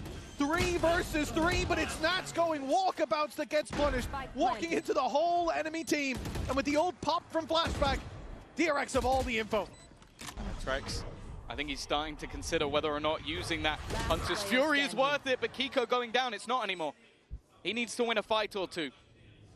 He had a chance to be the hero in a round prior, but lost the clutch to Marco. Now he sat versus 3, but the only thing really on his side is the time. Converges path, uses walk back into it, and now he's in trouble. Shock Dart could go in, but there's not really anything else he can do other than try and spam a bullet or 2. Solid ult usage from DRX. And they will find their way up भाई to ultimate 11. आके वो I फंसा also है. want to query, was that a stuck from the shadows for Kiko where he gets those 2 kills? I feel like it wasn't noticed. Yeah, it was. EDG's behind them. They're so busy dealing with camo. That's crazy. Yeah, unfortunately, the rest of his utility belt didn't do him too well. Caught in no man's land, isolated by that ult that went through from Flashback that got them all that space, got them all the information. A big contributor to the round, as he has been to this game for DRX. 11-8 now. A 3-round gap in the battle for the best on Abyss seems to be coming to a close. Team Liquid invest. Do you remember the last half? Was the attack side too? But it was also a very early start for DRX. And then a comeback for Liquid. So I'm not going to count any chickens just yet. Hunter's Fury put through. Camo is completely blinded at the back of the site, and when he does finally escape the Hunter's Fury, he is executed. Already 4 players in a fast rotation from DRX. They've been good at the retakes thus far, but this time they have no plans to retake. And they also have so much control on the other side of the map. Look at the push-up already from Marco. He's so deep on that A-site control that there's absolutely no way back. This is the problem, I think, though. Look at how many rounds Camo goes diving in, lands, and goes, okay, now what do we do? Yeah. There's no one here. What do we do? And that's when DRX execute back out and take him down. They don't have the ability to punish like that when you're Team Liquid because you're playing against Hyunmin on the right away. He's able to constantly get in, land, go, we've got the info, fall back, and then go, hey, what do we do now? And that benefit is leagues above what is being brought to the table by Team Liquid here. And you need to see other ideas. And we're not really. Even there, when Camo goes down, seconds later, there's still 4 players in main. They're not able to actually do anything about it, and even saving seems to be an impossible task as they get run over by DRX. Flat in a flawless round, and 12-8 the score on the board. Match point for DRX on map number 1. It's actually the fun thing about the composition for DRX is you're going to look at this composition and go, okay, they have 1 initiator. But if you look at the way they're playing it, it's almost like they have 5. Like, you've got every single player in some way or another able to get you information, be it based off ultimates, being based off abilities, or your cam, etc., etc. And they're doing very well to find that out early, like be it an aggressive flashback peek and TP, be it the same with Hyunmin, be it the same with Marco. Like, they are constantly challenging for this control. And Liquid are yet to really find an answer. Nats is 2-11, by the way. He has had a really rough time. Since that 1v2 attempt from Marco in the previous half, that was the last time he got a kill. I remember. We said it was the first impact kill, and, well, depending on how this goes, it may well be his last. His only. Of any, yeah, exactly. Of any kind. 4 rounds in a row needed for Liquid. And on this attack side, it has not been kind. This isn't like the first series of the day. It's a completely different flavor. Dive in. Camo does well to find 1, but an immediate punish comes through. DRX, they are holding strong across the map. It doesn't matter which battleground they have to fight. Full control for the defensive side, and with 40 seconds left, the final threads fraying from the loom on Abyss. Again, they look like they're running into a brick wall. 1 player will take the charge, and this time, that 1 player fighting alone has actually managed to even up the score. Kiko's done well, but there are still 2 players waiting on the other side. Kiko has TP'd into his own smoke, just trying to garner a little bit of extra space. Hyunmin is well aware of it, though. And the other 2 players still trapped in main. They want to try and swing this together, and they will, but Marco's still here. 12 seconds left. They know where the remaining players are, but sticking this spot is going to be difficult. Kiko had to body block it down. Nats is all that remains, and he remains no more. DRX are going to be there and back on the international stage with a first map victory. Well, Yao Itsin said, assistant coach of Team Liquid, he said he wanted to see DRX early on here in Champs. He wanted to prove who is the best Abyss team. Well, we have an answer now. DRX with a phenomenal result in map number 1. Up next is Bind, Liquid's pick after the break.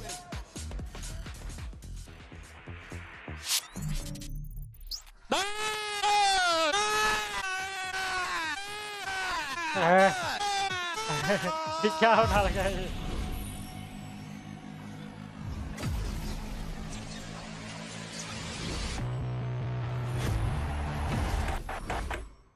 that I'm a mom, things are different. Verizon's different too. They let everyone in my family choose different plans. We get what we want and we save money. Love that for me.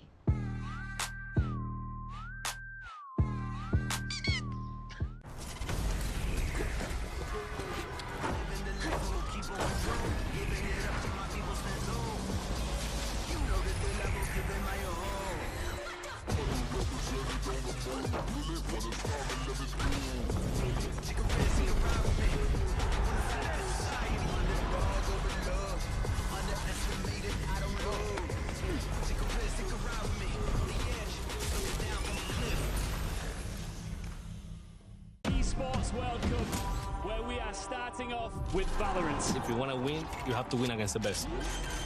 So looking for revenge.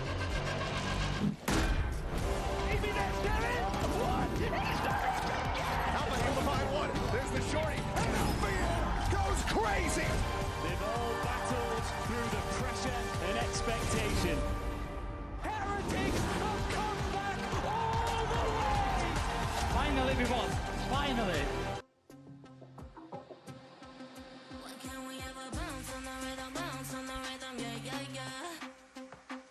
You gotta make a move to me, baby, yeah, yeah. You know me, I'm not wasting time. No secrets left to hide. You gotta show me love when you're ready, yeah, yeah, yeah. Why can't we ever bounce on the rhythm, yeah, yeah, yeah. You gotta make a move to me, baby, yeah, yeah, yeah.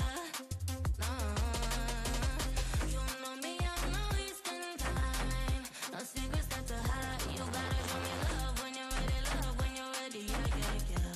Say yeah, yeah, yeah. Say, you know me, I got no time to waste. Type of energy that can't be replaced, no debate. We can take it back to my place. I can turn around, let me show you how it tastes, yeah. A baller, mind on the dollar. Swallowing the bottle while you're smoking on gelato. Now do you need some of that noodle? Just tell me that you're coming through.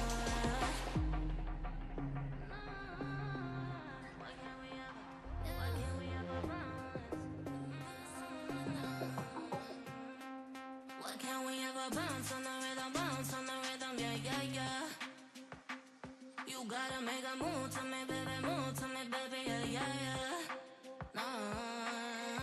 You know me, I'm not wasting time. No secrets left to hide. You gotta show me love when you're ready, yeah, yeah, yeah.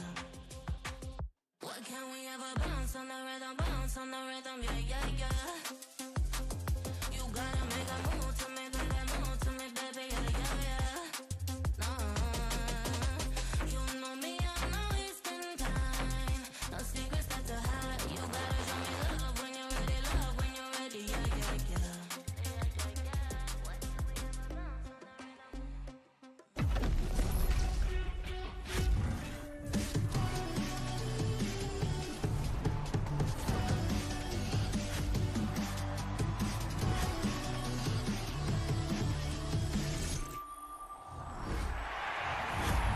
Hey guys, Mika and Bella here with Coach Termi of DRX.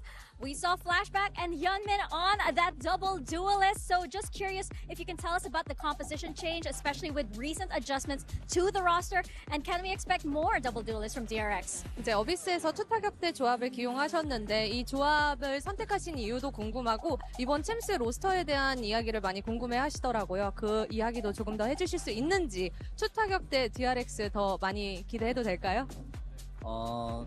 이번 챔스를 준비하면서 투타격대를 기원한다고 말씀을 드렸었고 현민 선수와 플래시백 선수가 굉장히 잘 쏘고 좀 파괴력 있는 모습을 보여주기 때문에 앞으로도 좀 많이 보여드릴 수 있을 것 같고 그리고 로스터 관련해서는 주전 선수는 베인 선수가 맞고 원래 에스트레아 선수와 같이 파리에 오기로 했었는데 건강상의 문제로 못 온 거라서 팬분들은 좀 오해를 안 해주셨으면 좋겠고. I mean, we have hinted that we were going to use the two double duelist comp before, and Hyunmin and Flashback are doing great on it. So, and they're very aggressive and fierce with it. So I think we made the right call. And originally, Bane is our main on roster, and Estrella as well. He was supposed to join us, but due to health reasons, he wasn't able to make it. And I hope that the fans don't, get the wrong understanding. Thank you so much for that answer. 감사합니다. And good luck. Shout out to Coach Tammy for the insight there. From one coach to another, we're joined by Coach Faded from Team Vitality. Welcome. Appreciate you guys having me here. Nice to have you here. Definitely quite an experience in this arena, so. What did you make of the games today? Have you had time to watch? I mean, I didn't get really to watch the first game, but or the first matchup. But even this Abyss in itself, I think it was a really good game. I think the game plans, you could kind of see what was going on, and DRX definitely had the upper hand in it. So, definitely exciting to watch. Are you getting a little bit of FOMO? I definitely am. I think it kind of goes back to when we played DRX in Bangkok, and it kind of had a little bit of a flashback there. Wow. He fits right in. Crazy word. Yeah. But no, I mean, on that note, like flashback was played insane this map. I honestly thought Hyungmin was going to be one of the biggest factors, but the way that flashback kind of took control of this map was really good. So. Yeah, it was indeed. We're going to talk about that in just a moment. But for now, let's take a look at the Verizon high-speed moment. And of course, end of this one, it goes to DRX with this round 6. Yeah. DRX ran a lot of these B main execs. This one using the Waylay ult to actually end up getting in there. But I know, Fidge, you want to talk a little bit about how they were beating out Team Liquid, who were going for these B retakes a lot. Yeah, I think in the beginning, you saw that Liquid was kind of trying to set up for this retake pattern. Before the timeout, it seemed like they were kind of disconnected. Once they kind of got on the same page, you could see that they were playing more aggressive in the A main and fast rotations, so that they were actually in place in time to play the retake value really well. But I think DRX did a really good job of trying to manipulate the map, and they usually ended up on the B side. And honestly, the DRX's attack was not as strong as I thought it was going to be, but it was still pretty effective. Yeah, they run into some roadblocks when Team Liquid stopped playing, more passive retake and just started running all of the aggro looks through B main, through mid, and whatnot. But I think the combination of those early rounds going very well for DRX, and then of course on the defense, getting so many rounds was just wild. We're not used to seeing that after the match one, are we? But we kind of set this up as whichever team wins on Abyss will definitively take the crown as the best Abyss team in this entire tournament. Faded, would you agree? Were these the two best teams you were expecting, or is there a third sneaky challenger? I think they are probably the top contenders for Abyss. I'm a little biased. I think like G2 is generally good on a lot of maps, especially when they have time to prepare. But in terms of coming into this, I think they are probably the strongest, the Abyss matchups. So I'm throwing MIBR in there. Okay, that's a bold choice, to be sure. I do think I want to highlight Flashback a little bit, because I think when DRX were so good on this map back in the past, that was with Flashback in a completely different role. He was playing the Cypher for the team. Now he comes in second duelist here on the Yoru and was absolutely dominating round after round. He was, and Liquid had problems dealing with him. But let's see if Lohan has the fix and hear what he had to say ahead of map 2. Giga here once again, and we've got Lohan of Team Liquid. Oh, I like his... Now, I'm very curious because we knew we were going to get this Abyss showdown. When it was you two teams, we knew we were going to get this showdown. And I'm really curious how you were able to prep on this map, especially against DRX. You guys are the top 2 teams in the world on this map, especially knowing that we haven't seen it in some time. How does that kind of prep continue over into Bind, which hopefully you guys will come back on? Yeah, for Abyss specifically, we don't have as much time to remember how to play the map. Unfortunately, they played the comp that we never practiced against. I think on defense, we managed to actually show some of the adjustments that were needed. And on attack, honestly, I think we just rushed a bit of the decisions. First game on stage, so I understand that was a bit shaky. I'm pretty sure, I'm quite confident that the next map we're going to be doing better, honestly, and I think we're prepared. All right, eagle to see it, and then good luck. Well, they don't have a choice. They have never lost on Abyss before. They suffer that loss. But Bind are Faded. I think you're very equipped to tell us. It's so iconic. Liquid's Bind is so iconic in EMEA. And why do you think that is? What can the global fans expect from their Bind? I think their protocols, especially on the defense, is very, very solid. I think most regions, the attack is usually the stronger side. But I think the way that they're controlling the defensive aspects, they have, flash reclears. They have a lot of different good protocols, TP usages, these kind of things that make the map a lot more difficult for the attackers to actually play around. You know, we definitely scrimmed them a lot, and we played against them, and we've seen it too as well. They're very, very solid and confident on that map. So. And they've always said that Trex calls on the defense on Bind. Yeah. Having worked with him, what's it like to have him on a defense side and be vocal? Trex is very, very good at reading what the opponents are going to do. And I think, you know, especially the way that Liquid's put trust in him, it's a very smart decision. And, you know, I think Trex is kind of that difference maker that can make the opponent team question themselves in the protocols and what they're going to do. So I definitely stand by that one. Chrissy, they're doubling down. They're doubling down. They're doing it again. That is crazy. Wow, okay. On the Waylay here as well. I mean, you'll see a lot of the Rays in that slot and comps that look exactly like this. I still lean towards Rays as being the stronger pick on the map, but you can't deny that Yunmin was very effective on the Waylay on Abyss. Yeah, what's this comp like on Bind, Faded? Do you like this? I do actually like it a lot. We were testing the Waylay out a lot in like the couple past splits. And I think there's a lot of effective use cases. I remember when Liquid was actually using it on Icebox, for example, they were trying to use Waylay as a space gainer so that you can kind of set up for deeper executes. And if that's DRX's game plan on the attack, I think they're going to be very effective in being able to take the sites and being able to kind of counter out that trap-style way that Liquid is looking to play. But I do think that it comes down to how effective that flashback can take space afterwards and be able to, you know, get those frags, entry frags, to kind of clear even more ways. Yeah, we saw those deep fights on Abyss, like the fights up into A Heaven, for example, and I think here on Bind as well, especially fighting to backside A, I think is going to be something I'm going to be looking at here in the first half for DRX. But if Team Liquid are going to go to a map 3, I have to focus on Nats. This is a map he's usually so proficient on. Game 1. This is his map. This is his map, and Game 1 was not by any stretch of the imagination. I need to see my go back on the stage here if we're going to a third. Yeah, my worry is they couldn't, you know, they couldn't foresee the Waylay Yoru. Maybe they can now on Bind. Unfortunately, Durka is not casting, but I believe we have Mitchman and Sassy. Almost there, Yinsu, almost. We'll get him on one day. For now, though, Tom, this is the same as the previous map. Two very different ideas in terms of what comps are being brought to bear. But what we saw in map number 1, it seemed like DRX had cracked the code to Abyss, certainly to playing against Team Liquid. And now, do you think it's going to be the same on this map?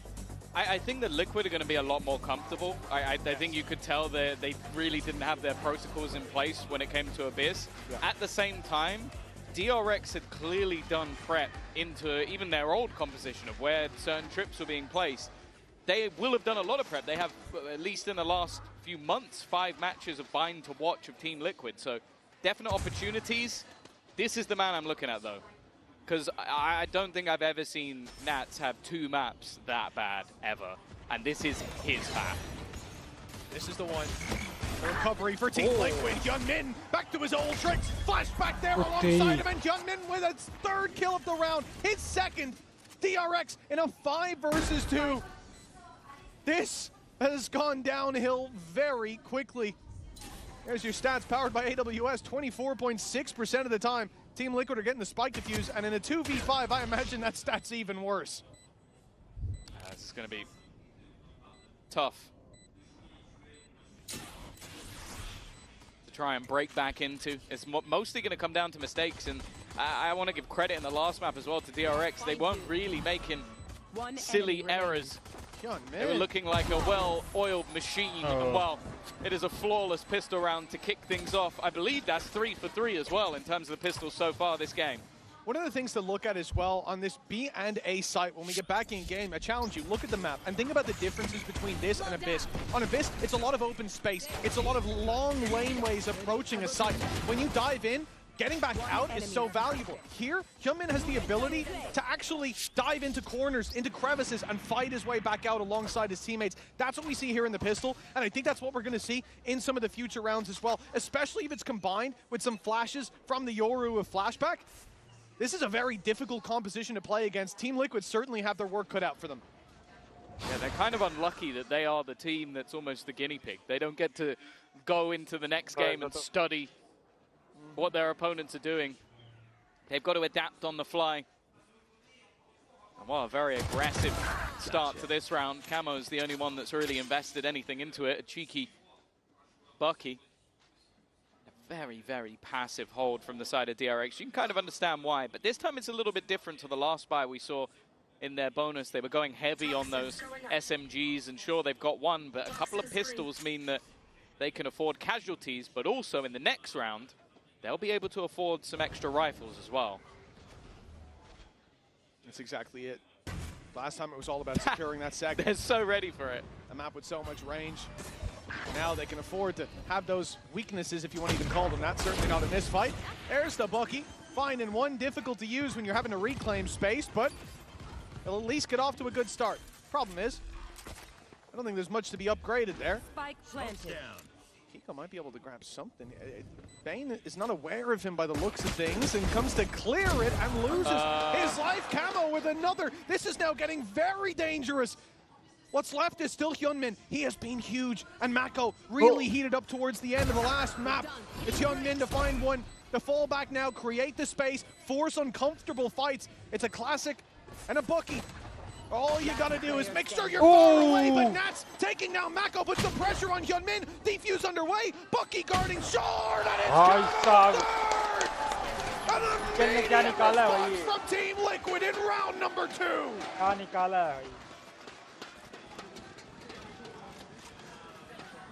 Don't know why you're looking at me like I can explain what I've just seen. A Bucky and what, 4 classics? They didn't even have a sheriff, did they? The thing is, okay, the Bucky is bad, but it's more so where the Bucky was. Like, it was playing in showers, and they planted in towards that A short position. Like, the fact that he's able to go into the smoke, kill a man, and then push all the way back in. Like, these are fights that you should never, ever, ever win with a Bucky or a classic. It makes no sense. And, well, I guess I'm eating my words from the prior round about overextensions, because I definitely felt like there were some silly mistakes. Early attempt at a response. Note that they didn't buy back in with those rifles. They've gone with some SMGs instead, keeping their economy good, hopefully for the next round. But just look at what's on the other side. It is full rifles for Liquid. Huge boost to economy. Oh yeah, I mean, losing the pistol, winning second is about as good as it can go, especially when you didn't even invest into the second. It wasn't a force fight. Up close, Hyunmin, flashback. You gotta win third. This is getting scary. Yeah, it's all about building that economy early for Liquid and how strong they look, but hell, if you lose this round, we're right back to square one. Oh, that's nice. Nice nade alongside a snake bite and a poison orb. It's a freebie on range. Trex is dominating, and it will end in favor of Liquid. Costly, sure. The 2-1 lead nonetheless. It's better than they got on map 1. I could already tell this game's gonna be hectic. We're already at the few rounds into bind, and it's looking exciting. This is the sort of power of that double dive into the side. It just creates so many awkward spots for players to try and fight within. But Trex, again, he definitely had his moments. But the fact is, his multi-frag was necessary in this round. And now, well, this is where DRX finally have rifles of their own. They're not afraid to let Liquid know. An immediate headshot from Flashback. Puts us into a 5v4. That was the orb claimed by Camo. He's got himself a showstopper for the next round. And this would be the exact round you wanted in. Good housekeeping early on from the attack side. The push in towards Hookah could be a little dangerous. Point of contact is going to be Trex, but he is baiting for Kiko in the corner. The problem is he goes down, so now they don't have to clear that right side, and Prowler comes in. That's Kiko shut down. DRX are walking their way into this site. Patatek, the only one standing in their way now, and a flash, sure to blind him. He dodges it just about and at least claims one more. But it looks like an impossible position for Nats, who's coming off the back of a pretty rough start in the previous. This is where DRX have been tough to beat. Falling back, holding together. And while making his way through that smoke was never going to happen. An immediate response from DRX, and after a costly round, it's going to put Liquid on the back burner here. What a crazy start to this game. Trex gets so unlucky. I think if he can actually fall back inside Hookah, there's a good chance. Combining with Patatek down on site, they've got the flashes for the re-clears after the initial fight, or the support on a re-swing. But him going down, it just makes it impossible. The extra Prowler, instead of going right, goes left, catches Kiko. And the pieces of the puzzle start to come together for DRX. Now, Showstopper we mentioned for Camo, but again, then look at the round we're in. It being online so early, They've got a Bucky, what do you mean? Oh, good point, actually. I didn't think of that. They don't have a rifle anymore. That's going to have to be retrieved. But on the other side as well, if anything goes wrong, DRX have got 2 big ultimates to get them right back into the game. I'd be surprised if they need them. They shouldn't. But it really does feel like, especially going back to the last map and this one, it feels like they've maybe just spent the entirety of that extra break they had just aim training. Like, everybody is looking so crisp on the DRX side. Flashback on that duelist has been impressive. Hyunmin still firing, and at least in this map so far, there hasn't really looked like a weakness. Already going to spot the player on site. Now, Kiko has been able to at least retrieve that singular rifle, but they are just waiting for him to make that move. Again, we see that other layer. We've seen Hyunmin dive in, take space. This time dives in, takes info, falls back, and it's his teammates to execute on the back of that information. Kiko's being very patient. Not swinging out, and it's a good thing, too. Wraps back around to meet up with Trex. Finds flashback. It's a good start, but still, that Bucky on Trex, he needs something else. And in fact, up close, he might have a chance of punishing Hyunmin. They've heard the Bucky fire. Hyunmin's down to 30. The Trex is all alone. This round already done. I guess the question was, could he get any more? And the answer is a resounding no. 3-2. DRX right back in the lead. Yeah, and they keep both of those ults, more importantly. It's only a singular player loss. It's just a straight spam through. Angles known, and then patience. Similarly to the last map on this defensive side, we've seen those attempts at aggression. But it seems like this squad led by Marco have been very comfortable in just sitting back, taking those individual fights. This is where we wait to see if there's a response. Now, something that Liquid love to do is this deep smoke, deep flash, pressure down. And that's what they look to do again. DRX are ready for it, but the showstopper causes issues. The flash is perfect from Trex. And a dominant round from Team Liquid. And we saw this on the previous map as well. Sometimes they just want to take the fight to you, defensive side, but they're playing the attack. I'll be honest, if you've ever watched Liquid play this map, you've seen that strat. They absolutely adore it. The second you see that smoke going down deep, you have to be wary. A lot of teams will even play behind that box all the way back deep towards the spawn just to have a safe spot, but they did not do that. You could see how blind the players were on the other side. Even escaping wasn't really an option. A set play that's successful, and in fact, they're going to take early space on that side of the map again. As you can see, DRX immediately is like, no, you know what, I don't want that heat, we're going elsewhere. And the importance as well of having the showstopper in that moment and the second flash on Trex, because the first flash, it catches 1 or 2, there's still 2 players ready to fight, but as soon as showstopper pops, everyone's looking to face. They realize we can't fall back, we have to fight, and that's when the Gecko flash wins them the round. Great utility coming out of Team Liquid, but DRX now, still with rifles, still with those big ultimates, 1 away from Pring having the Viper's Pit, and it's going to be Orbital Strike immediately, covering off that backside of Lamps as they go in to clear it. Plant can now be secured. Spans through the smoke, always going to be dangerous. Trex finding that extra information and clearing out all this space, but when they see so many of the players from Team Liquid flooding into the A site, ults being committed, the TP is taken, and DRX go all the way out to the B site. Easy plant. That's a great adjustment, thinking on their feet. Yeah, and look at the ults they have as well. Convergence Path can completely stun up the players. That's immediately going to be used, in fact. That's 3 players that are just stuck in the spawn. The nade has been used just to try and quell any aggression, but DRX have no interest. Oh, we got a 5v4. We don't need to take the risk. Seeker's used on the other side to garner that extra little bit of space, but now the Viper's Pit hits onto the spike. This is a losing battle, or so it seems. Liquid somehow striking back. Paditek with an immediate double, and a spray through onto Bane, leaves 1. Freeing, he should be able to deny the first, needs to at least try, and has done so, but Nats is there in response. Time-wise, there will be... Oh, it's close! Oh, just about But a fantastic retake from Liquid. As said, Convergence Path, Viper's Pit, and somehow they make their way back in. I thought that was perfect play from DRX, to be honest. Hyunmin putting the ult down, it's very reminiscent of the Vice ult, buying them time. They were under a second off. Yeah, 0.7. But that's spam from Nats. And then the invasion of the pit. That's what makes the difference. Team Liquid take the lead 4-3 now. And for DRX, it's a costly loss. As we get back into the game, you'll see the economy there. It's not looking pretty. They're going to have to take a light buy. And unless there's a miracle on their side, that's a 2-round lead for Liquid. What a back-and-forth game this has been. We'll see if momentum and fate will finally choose a side. I don't think so. From everything we've seen so far in this match. Game of tennis. It seems like we're going to spend the whole game on juice. And only a final advantage will be found at the end.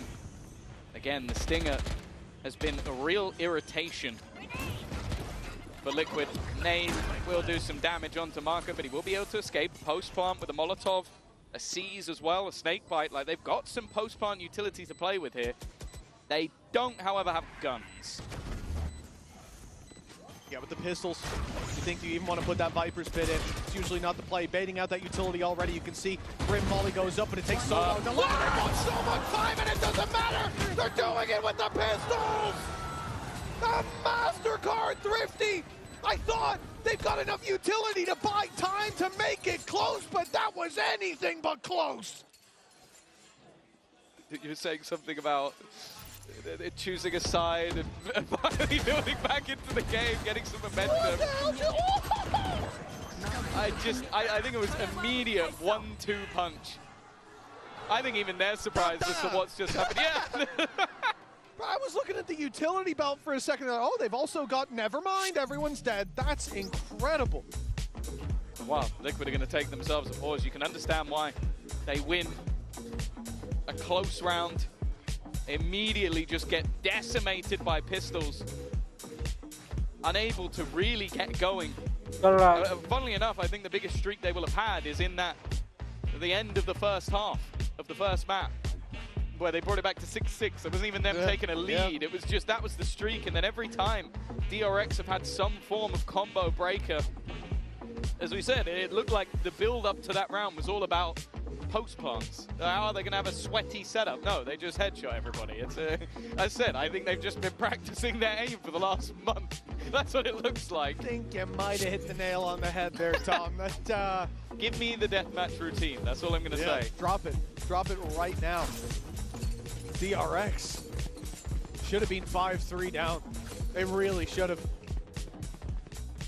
And running through a smoke against any weapon, it's always dangerous, but you don't expect them to just pop off like that. Yeah. Every shot landing, every Sheriff finding its mark, and an immediate Viper's Pit gonna come through here from Team Liquid. You can already see it being set up. Prowler forces Nats back, but no one's there to take the space. This does make me a little bit nervous. I'm looking at Nightfall. Hyunmin's ability to basically get over the pit. That's why they have a player in the backlines in camo. He's going to be watching to almost try and defend off his teammate from behind, but there's a lot that can be utilized. And Trex, again, he's played this somewhat off angle before, but they have been ready and waiting. And I like the fact this time he's falling back. We've seen him challenge this before, and it has not really worked out. Going back to the A site, you know, it's still an option, but you really got to be going through bathroom if that's the play. And DRX are leaving that door open by moving towards B long. They meet too much resistance, but 45 seconds left. Dash comes in, Refract online, first player spotted, stunned as well. Now they can try to close in that distance. That's exactly what they're doing. Trex under so much pressure. Patatek tried to help him out, but he ends up falling at the hands of Mako. And DRX, they're pushing into this site for Kiko's falling for the decoy. Everything going the way of the attacking side since they pulled those Sheriffs out in the last. And Team Liquid, yeah, the snake bites landed, a little bit of damage. Great, but it's time to save these weapons. No contest. It's 5 for DRX. Nothing that can really be done at this stage. And a solid use of, I believe it was the Saturate, right? That bounced off the back and just left Trex in an awkward position. You can understand Patatek's response. Okay, I want to swing. I want to try and help my teammate out, but it just didn't go to plan. And from then onwards, it just seemed like the second they have even the slightest of opening, this composition just allows DRX to just steamroll into the site. Just there when we were on POV of Nats, actually, I was watching the entire time that they've been saving. He has been rattling off words. I don't know what's being said, but big changes for Team Liquid. A lot of holes in the ship right now. A lot of wooden planks needed. Because the thing is, you say about DRX, they're hitting their shots, they won the round with the pistols, but here, Team Liquid aren't. Right, Trex is obviously, I can forgive his position, he's trapped in a tiny corner. The stun just about fading, but Paddy caught in this transitional period between taking the fight and falling back. It's an easy pick, and we can't see it be fed to DRX like this. 2 rounds in a row, and a chance for an 8-4 half. With how these rounds are going, with where the economy's at for Liquid, it should at least be a lead for DRX in the end, with ults online for the next. Mainly looking at Mako, he should have that orbital strike. No one's close on Team Liquid. Oh, I thought that's an info dive. He's full committed. Still go back. Sticking it for now. He is going to try and go back, and there isn't really anybody that can punish from this angle. It's a solid start, though. Nats now goes down. But bear in mind, there were some severe weaknesses, and now Camo's coming in from behind. He could just end this round, but it's whiffy! It's really whiffy. Luckily, he's got Kiko to back him up, and Trex has managed to find one with a ghost. It doesn't end up going wrong for Liquid, but it very nearly did. So yeah, DRX hitting all their shots. Sometimes for Liquid, that's not the case.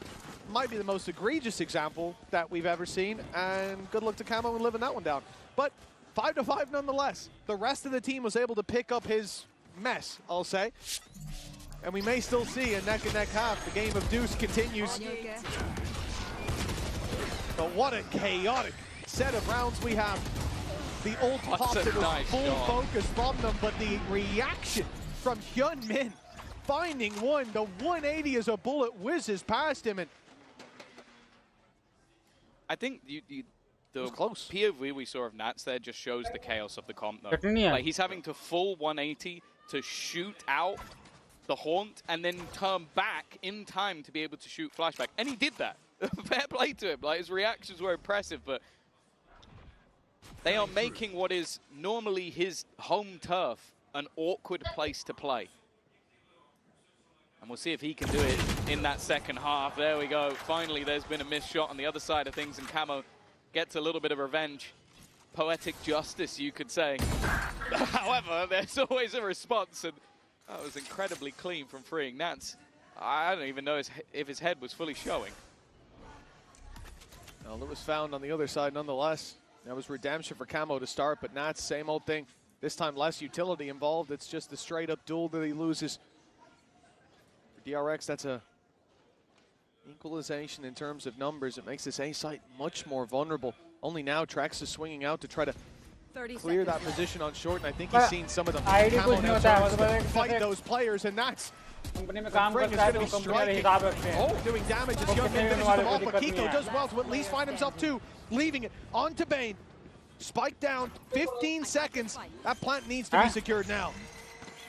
Flash over the top. Second comes out from Sky. This is forced Bane into an awkward position, or maybe not. Trex has gone for the fight, and this time Bane, again, he's just going to stick it out. Oh, eventually gets caught by the wingman that was from a player who died ages ago. He must have been running around for a few seconds. I think he was just about to run out, and he caught a lock-on. He found the player. How has that happened? Like, you hit the shot on the head. Do we have a wingman POV? Is that an option? Because I'm not sure. Like, Trex was dead for ages. Yeah, I'm not sure at all. 6-5 for Team Liquid, and MVP of this round may well be that wingman. There he goes, running it down. Oh, that's ridiculous. I feel bad for Bane. I feel bad for him. Like, he did so well in that clutch. You know the problem there? Crosshair placement. He's trying to headshot the wingman. But he's short. 6-5. Is that what happens when someone tries to headshot you? Anyway, into the round. An aggressive start, a low weapon or two, and an immediate usage of that orbital strike. A pacey hit, and well, it's gone right past, spotted the players. One of them already being stunned up, and the fight back. Bane's revenge, as he will find a double. Freeing in position. They need to clear him, and they have. Gives them a chance. Oh! Mako and Bane are so low. Nightfall goes through. Both players spotted up there. Info to play with, but Hyun Min, the man with the weight of the world on his shoulders now, his teammates have forced into a fight. The odds aren't looking to be in their favor, but time is ticking. Waiting for the Nightfall to fade. The flash out sees no one. Close left clear, worried about long. Nats finding Mako, but it's Hyun Min finding himself the first, and Bane to swing deep. 6-6, neck and neck at the halftime. A really impressive response once again, and an incredible half of Valorant. 6-6 as we stick it out. And honestly, the way that this game is going, it is looking like it's going to be potentially, Mitch, one of the all-time greats. One enemy remains. Certainly one hell of a start here on Bind. We've seen some long games, and if it keeps up, well, we might be adding this one indeed. You talked about the bounce back of Nats as well, and he has certainly looked good. But Tom, I've had enough of hearing from you. Okay. I want to go down to the main man who was up here earlier, Durka, who's standing by with me. Et ai-je vraiment besoin de présenter la légende de Vitality, Durke, qui m'a rejoint? Hi Durke, welcome to Paris. It's a pleasure to welcome you here on Vitality's home soil. Thank you for being there, first of all. I think the fans appreciated you coming here, even though you're not playing. How does it feel, you know, having people cheering for you everywhere you go? Feels amazing. We have a lot of fans here, and even though we didn't play here, I think we got still a lot of support. A lot of fans come in asking for pictures, signature and stuff, so it's like really nice. Merci les gars. Merci les gars, and I think everyone is happy to hear this. Donc qu'est-ce que ça fait finalement d'avoir des fans qui viennent te voir, qui viennent te soutenir ici, même quand tu ne joues pas, et ben forcément leur soutien me va droit au cœur. Ça fait très plaisir, on espéra aussi faire mieux. Merci les gars, comme il le dit si bien. Second question about this match, I was wondering, are we rooting, you know, EMEA, or is there any player in GRX that you want to see winning? I mean, always kind of for EMEA, I want them to succeed anyway, so I think my first initial prediction was like 2-1, but now it kind of gets tough, you know? So you would say Liquid still? Yeah. Okay, rooting for Team Liquid. Du coup, qui est-ce que tu soutiens entre Team Liquid et DRX? On est toujours du côté de l'EMEA, donc on soutient l'EMEA. Thank you very much. Merci, Derke. And let's see if Team Liquid can take the win. Let's get back to the game. Well, it's good to see one of my favorite co-casters down there in the crowd. We had fun earlier, and his predictions came through. He was talking a big game about Hyun Min, and that man has certainly delivered here today. I mean, just a stellar performance from him, but there's been plenty of heroes down on the server as we get into the Coinbase Econ report at halftime. Yeah, for sure. It is looking maybe the most even you're ever going to see it. It's crazy as well that you think about how Hyun Min has been playing, and Nats is yet to damage him. He's just been flying over the top and is unable to really catch the man. It's like trying to catch smoke. He just disappears every time you get close. Even still, though, level at the half. And this is the map, this is the half where we talk about this man as the best in the world. Like, I don't think there's many arguments to be had in that respect. His positioning, especially towards that A side of the map, has always been problematic. But as said, the preparation we've seen from DRX going into this game, the difficulty they've caused with this comp, I am very intrigued to see if they can finally beat Nats. Well, he certainly had a good bounce back, as we saw there in the stats from the previous map, where he was being shut down at every turn.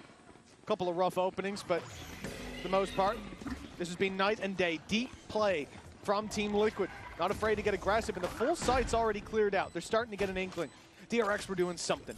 There's no reason to leave A this open, so they expect the flank to be coming through. In fact, Nats expects the flank to be coming through. In goes the snake bite. He will be caught. Push up, but he goes watching his back. Team Liquid, a double opening, a 5 versus 3. They know that Mako's here as well. Ooh, but Nats has been tagged extremely low. It's an easy cleanup. But time is ticking. Yeah, there's so much left to do. Not much left to do it with. The players in lamps are going to 2v4. cause serious issues, and at this point, it's all about orbs. The clock is far too low already, and Marco, well, he's going to at least clean up a few, do a little bit of extra damage, but that is all she wrote. It will be Liquid taking their first pistol round of the series. We'll see if that is a turning point for them in this map. From what I've seen so far, probably not. I have absolutely no faith. we've already seen second rounds go the way of the team who lost the pistol. We started it out that way, and for DRX, with the shots they've been hitting, I don't think anything in this match is guaranteed. It is a game of uncertainty. We came in with questions, one of them being who's the best Abyss team, and maybe now we've got an answer, but who's the best team? That's still up for debate. Still up for discussion, still up for competition as Team Liquid 1 round up. This should be housekeeping. It should be easy. A chore, an uncomfortable one sometimes, but not a difficult one. Well, they are currently walking into a 4-man stack, and well, now that 4-man stack's coming to them. The defense trying to put the pressure on, but Kiko, he is not crumbling. Clean as you like. He's been one of the best in EMEA all season. The crowd calling for an ace. I will say he is about as far away from freeing as humanly possible. He would have to have the greatest teammates on the planet. And I will say, they can only afford one death here. So I kind of hope that they're not throwing their weapons away for him to get an ace. Well, actually, Camo might not have a choice. He's out here on long. He's 7 HP. A single shot from freeing will take him down, and that's exactly what happens. Damage on to Kiko as well. Lined up with Patatek. The chance for the ace is there, but we've seen it before. Patatek stealing the ace. It's poor form, Tom. I don't think he could see the guy, but you know, I guess. Never have shot. Yeah, unfortunate. Oh wow. This is the sort of stuff you want to see from Kiko. Sure, it's up against pistols, but when he's on, he is a force to be reckoned with. And he is on most of the time. Yo, Gio, you're the bag. Wow. Turned into Waluigi for a second.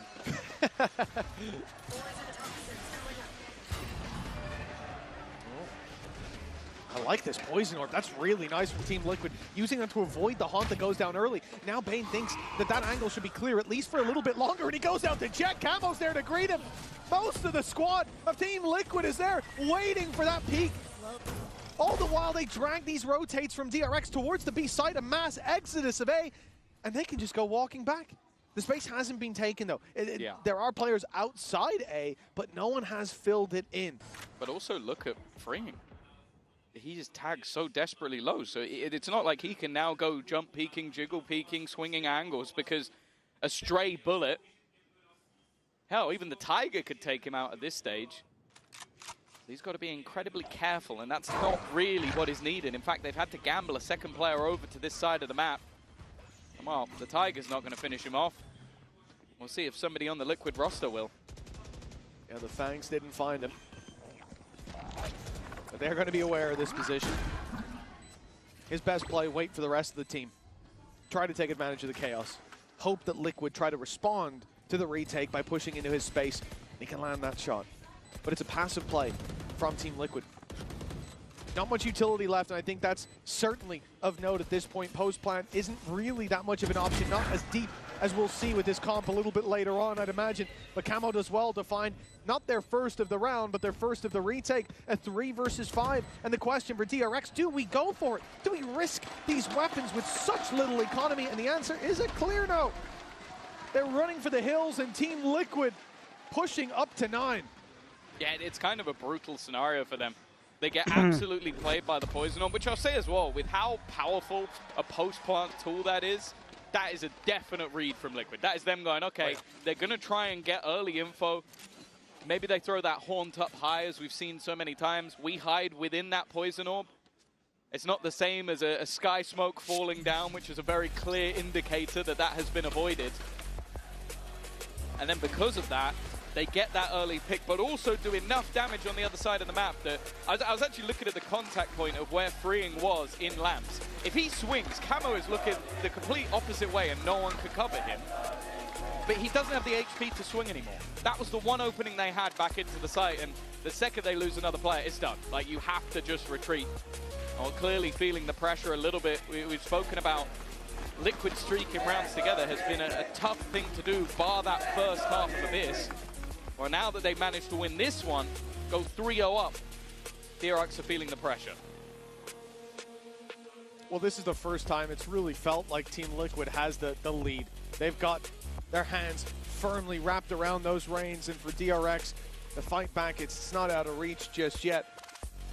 But with 3 rifles saved, they've still got a decent chance at what will be a mixed buy or a light buy. They have a decision to make. How much do they invest into this? The ones with rifles, add a little bit more, leaving themselves with less for the next, and does that mean a force-up? Maybe they try the Bucky. Hell, it worked on the other side. It's definitely not pretty. That's the other problem, is you save all these guns and you feel the need to reinvest into your utility. It can kind of create this offset of never really having a particularly decent buy if you don't manage to make this work. So it's definitely put them in an odd position. The other thing as well is it's not like, oh yeah, we've got this ult that can pad the gap. This ult, there's nothing. The closest is going to be Marco having that orbital strike if he can get either 3 kills or claim 2 orbs. And for the defense, claiming those orbs is definitely not easy. What their plan is, push. Taking that little bit of extra control towards the A site. The Liquid have other ideas. Well, they had the chance to play through the TP from DRX if the pressure was put on there. But instead, they decided to go pushing down. Again, filling back into that space. Steps hurt. They've made the right read. There's no utility coming through from Team Liquid. It's a disaster! Marco! Down A. He has shut down that rotate. They were expecting a fight around the corner, but he steps through, takes the battle to them, and leaves Kiko in a 1 versus 5. What a game plan from DRX. Well played. The utility spent on B, the gradual fallbacks, the Viper wall up. It made it look like Liquid hadn't a chance if they went there. So they have to go the other way, and that's all part of the plan for DRX. But you can see as well that I feel like Liquid's expectation was that was going to be a crunch. I think they put the poison orb on the TP, like basically just so that if anybody tried to get through, Nats could cover them. They were expecting aggression, just not in the right place. And once he goes down, well, the rest of the team immediately pivot, and they are just not prepared for the aggression of Marco, putting the team on his back once again, a vintage display of individual brilliance. And more some frustration, because as I said, that was still the economy of DRX on the brink. Now they managed to win with what was a couple of pistols still there. With some upgrades as well. Bane coming in late. Sheriff kill. He'll make it out. Flashback sticks around for 1. And he gets his reward. Camo playing ahead. Maybe expecting that the TP had already been taken. Either way, it's a mistake. Nats with an op. Lurking up in the wall. You do not see this every day. I'll tell you that. Yeah, he does love an outlaw. But I guess his expectation is that, okay, they've got this double duelist. There's going to be players looking for the fight. He was correct. He just wasn't in the right place. Now just sat back. Going to try and claim some additional space. He managed to walk his way. This is the classic. He's walked all the way up. That operator's still watching, though. And that's taken out Kiko. He's managed to see a man on the other side, but DRX are not looking to fight this. Not looking to give that additional little battle over to Nats. In fact, he's going to go walking through, taking so much damage as he does, but his goal is not to fight these players, it's to get into the backlines. But look how prepared DRX are for this. They now have players watching from either side. Orbital strike going to completely deny the plan. Trek's taken down as well. He'll go down with the ship, with his wingman, and the op on flashback catches Nats. All that posturing, and it leaves them with nothing. And for Patatek, yeah, he is way out of position. Trying to play a super late lurk, but when the whole team crumbles like that, all you can do is save. Yeah, he needs to as well. Like, you start looking at the finances of Liquid holding onto this gun could make a pretty significant difference. But that's a solid round from DRX. I think bringing the flashback operator in, like him just having that element of maneuverability, able to put himself into positions to find those openers, escape and find the opener again. But then also just the A-site hold was so patient. They didn't give anything to Nats. Like, he's busy trying to hunt down players, find his team some value. And for the whole round, he's basically just a non-factor, even though he had so much space. 1 round between them. I felt like Liquid were at least going to push up to that double-digit mark, and from there, the world's their oyster. Just a few rounds ago when DRX had those 3 rifles and 2 pistols to play with 3 players. खेल नहीं रहे deep क्या आज? in terms of their economy to make आजकल that happen, and look at the reward मैं they found. खेल रहा हूँ लेकिन अभी ये वॉच पार्टी के बाद One खेल round between them. Orbital strike online, and you know what? नहीं It's गया. gonna be used, sent in onto Bane, but it's only a trade, and they've lost Camo, the man who would have taken that orb and been one away from the showstopper instead. He's still one away, but it's gonna have to be saved for the next round. And credits where they're at. That's not ideal. It's a successful ult combo. At least they don't go a man down, but it's a heavy investment. We now sit there looking at a patient DRX. You've got the operator locking down the other side, and Hyunmin again is going to go looking for information, but he's managed to take quite a bit of control. They've stuck themselves in towards Hookah, but have left themselves stuck in the mud. Even still, they hold the line! An absolute shutdown of the Liquid push. They might get caught by the flashes, but it means absolutely nothing. I actually don't know who broke the Gecko flash that came through. I think it might have been Fring, but that was so important. 30 seconds. Those players were dead to rights if that connected. वो तो match up बताएगा close भाई in, अगर outside ये of match Hookah, and at that point the round falls, it crumbles. खत्म. अगर ये DRX TL जीत Liquid गई push up to 10, but अभी एक और instead मैच होगा a huge एक और punish. दूसरे मैप में. And again, it's going to be one player on that attack side left to save this weapon. But it's worrying. 10 seconds left. This is where you want perhaps a pause to come through. 9-9 हो गया. 9-6 DRX did it, and they managed to course correct immediately. Now they're neck and neck again for Team Liquid. A team that comes in as, I think in most people's minds, certainly, look, EMEA #1, Pacific #4. They are the favorites. They are the ones with the pressure on their shoulders. And for DRX, heating up like this so early on, already having a map to the good, and now on the map where Liquid think, well, we're comfortable. We can take the fight to them. It's not the case. Well, not convincingly. Giving the context of how DRX even qualified it, it was the match of Talon facing off against RRQ. Talon with 2-0 in the lead. They close out one of the last 3 maps, and DRX aren't even here. Well, we're talking about Talon playing in this game, or actually, Talon would have gone in as a number 2 seed and put someone else down, so it would have been a completely different story. DRX make a last-minute roster change as well, bringing Bane back in. And what a change that seems to have been. Flashback able to go over to the duelist, and Bane, that's the second round in a row we've seen him just spam through, and this time, well, there's no orbital strike to try and balance that one out. Yeah, exactly. In fact, he's the one with the ultimate, and that confirms no one's here anymore. The A site's the right place to be. Hyunmin starts to rotate around. He's now going to be here to help out with this push if it does come down here, and the big problem, the op in that corner. Trex is stuck. He has to face him. He has to cross him. And you don't cross Flashback without paying the price. But Bane, in a 5v3, walks down B long. That's left the B site wide open. Yeah, the thing is, Nats doesn't know that. He doesn't know how much of a commitment there was, so they still have to be patient, but eventually will get themselves in onto the site. Flashback, having that dimensional drift available, will be able to get themselves into post, but the plant not given over to Camo means he doesn't have that ultimate online yet. They're trying to put the pressure on. He needs a kill, and he'll find it. There we go. Now that's the showstopper. Immediately puts into play, but he's trying to find a target, and he'll get it. Hyunmin down, giving them the advantage once again, and Camo's taking over. Just the one standing, but that one is Flashback. He has been a man to deal with, and a rifle picked up with the remaining 2. So passive, so patient. He's expecting that they're towards long, but both players are going to be swinging from the same position, and only the first is needed.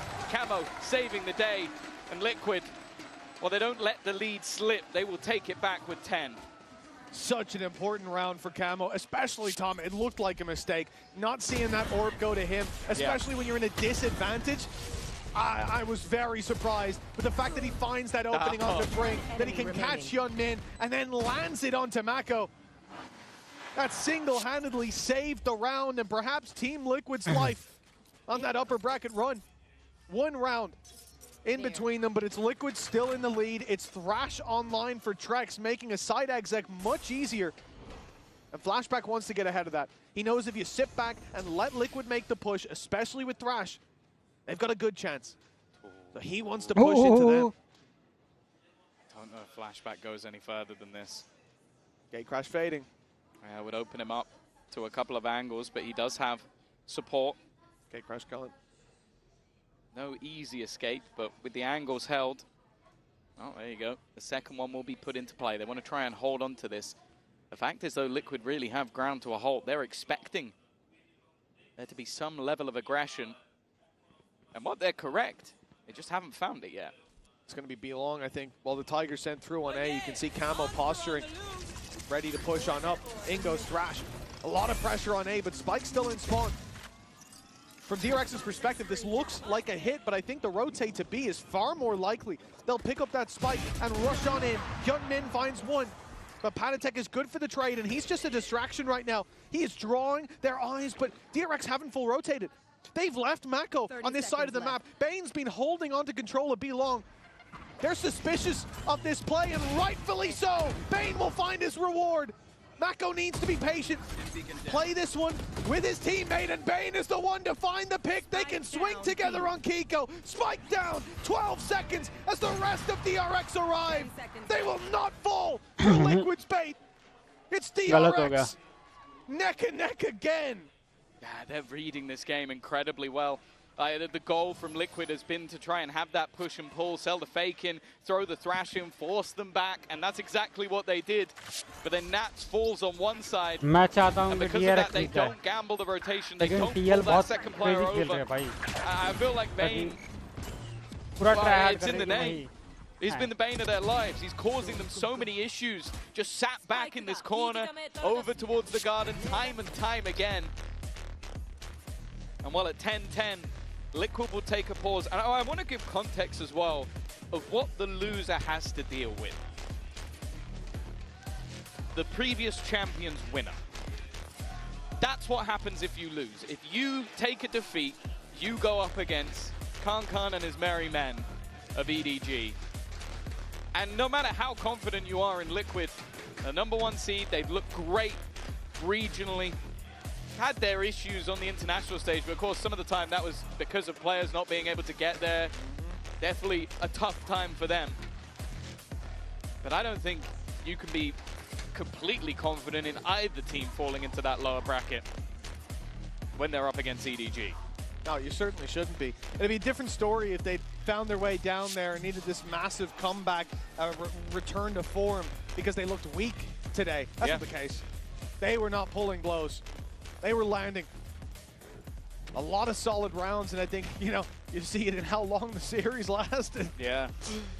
Or even just one of the maps over on Abyss. For Team Liquid, it's 10 on the board, but it's not likely to be 11. The economy is very weak. 2 rifles, a Bucky, a Stinger, and a pistol. For DRX, they have everything to work with. This should be the lead to the defensive side, but stranger things have certainly happened, even just here today. Oh, it's early space taken. Nice shot from Bane again. As said, they have struggled to deal with him on this site. Combination of utility trying to create pressure, and pressure is being created. Flashback missing a shot. Flash immediately around the corner. He's so blind and will fall because of it. Spike down once again. With these weak purchases, Liquid get a chance. Liquid have got the op as well. They've done the work. The groundwork with the spike down. Might not be an advantage just yet, but it's a lot closer to it than they were just moments ago. The defuse already starts. Blind catches everybody. Liquid spamming though, and the players up top. The defuse from Mako. He stands in the open. They spray too low, and that will give DRX 11. That was a shaky start, but DRX have control. Yeah, it's once again. Bane gets the opener.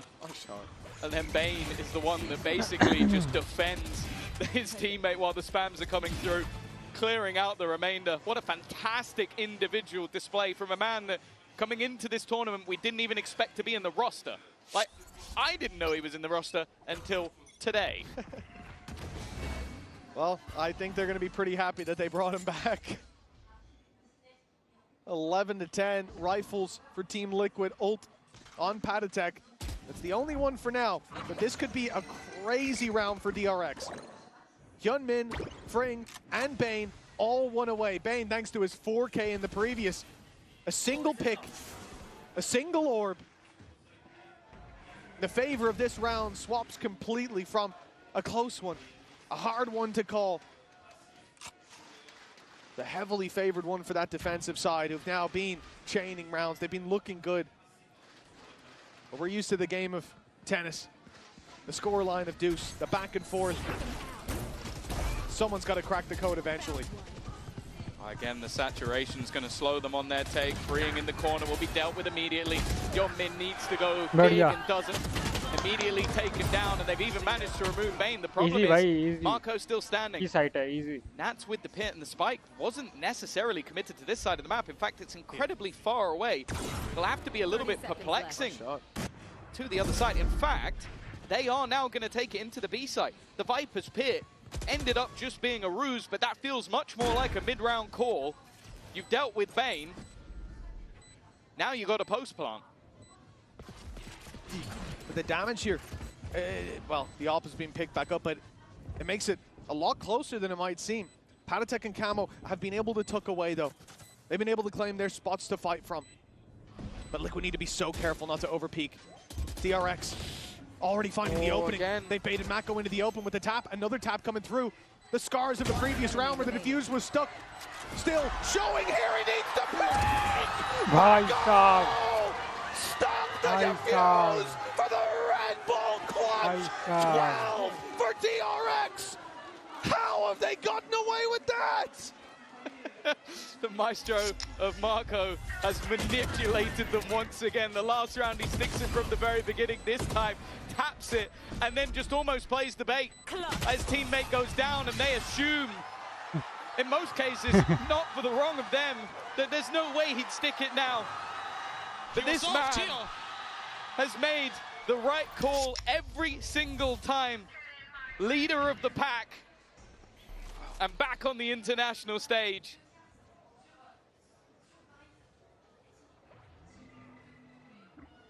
The goal it took to stick that now leaves Liquid 2 behind. 1 away from Showstopper, sure, that could help. The flashback's got a victim in mind. It's the Showstopper himself, stuck in the corner, and Op watching his crossback. He's stunned too. The flash goes in, they know there's 2 players here. Blood in the water. The DRX are hunting it down. Yeonmin catches Camo. That was one of the main things the Team Liquid could rely on. The Showstopper, if found, could change the course of this round, at least give them a leg up, and instead, they are falling. Down B. 1 by 1, till it's a 5v3, a 5v2. DRX on the cusp of taking this series. A series everybody would have favored to Team Liquid at 2-0, the likely result. And look at them now. 30 seconds They're called the masters of the group stage for a reason. The 5th, 6th spot has always had their name on it, and that means they need to make it out of the groups, but they're looking to do it in style. Kiko is all that stands in their way, and of course it's flashback to deal the final blow.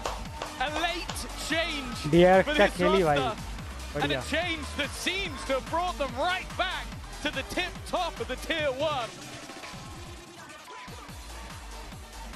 EMEA's #1 has fallen at the hands of DRX. A team that may not even have been here. Their arrival out of their control, but they are making the most of their appearance at VALORANT Champions in Paris. And it's the top team of EMEA who pays the price.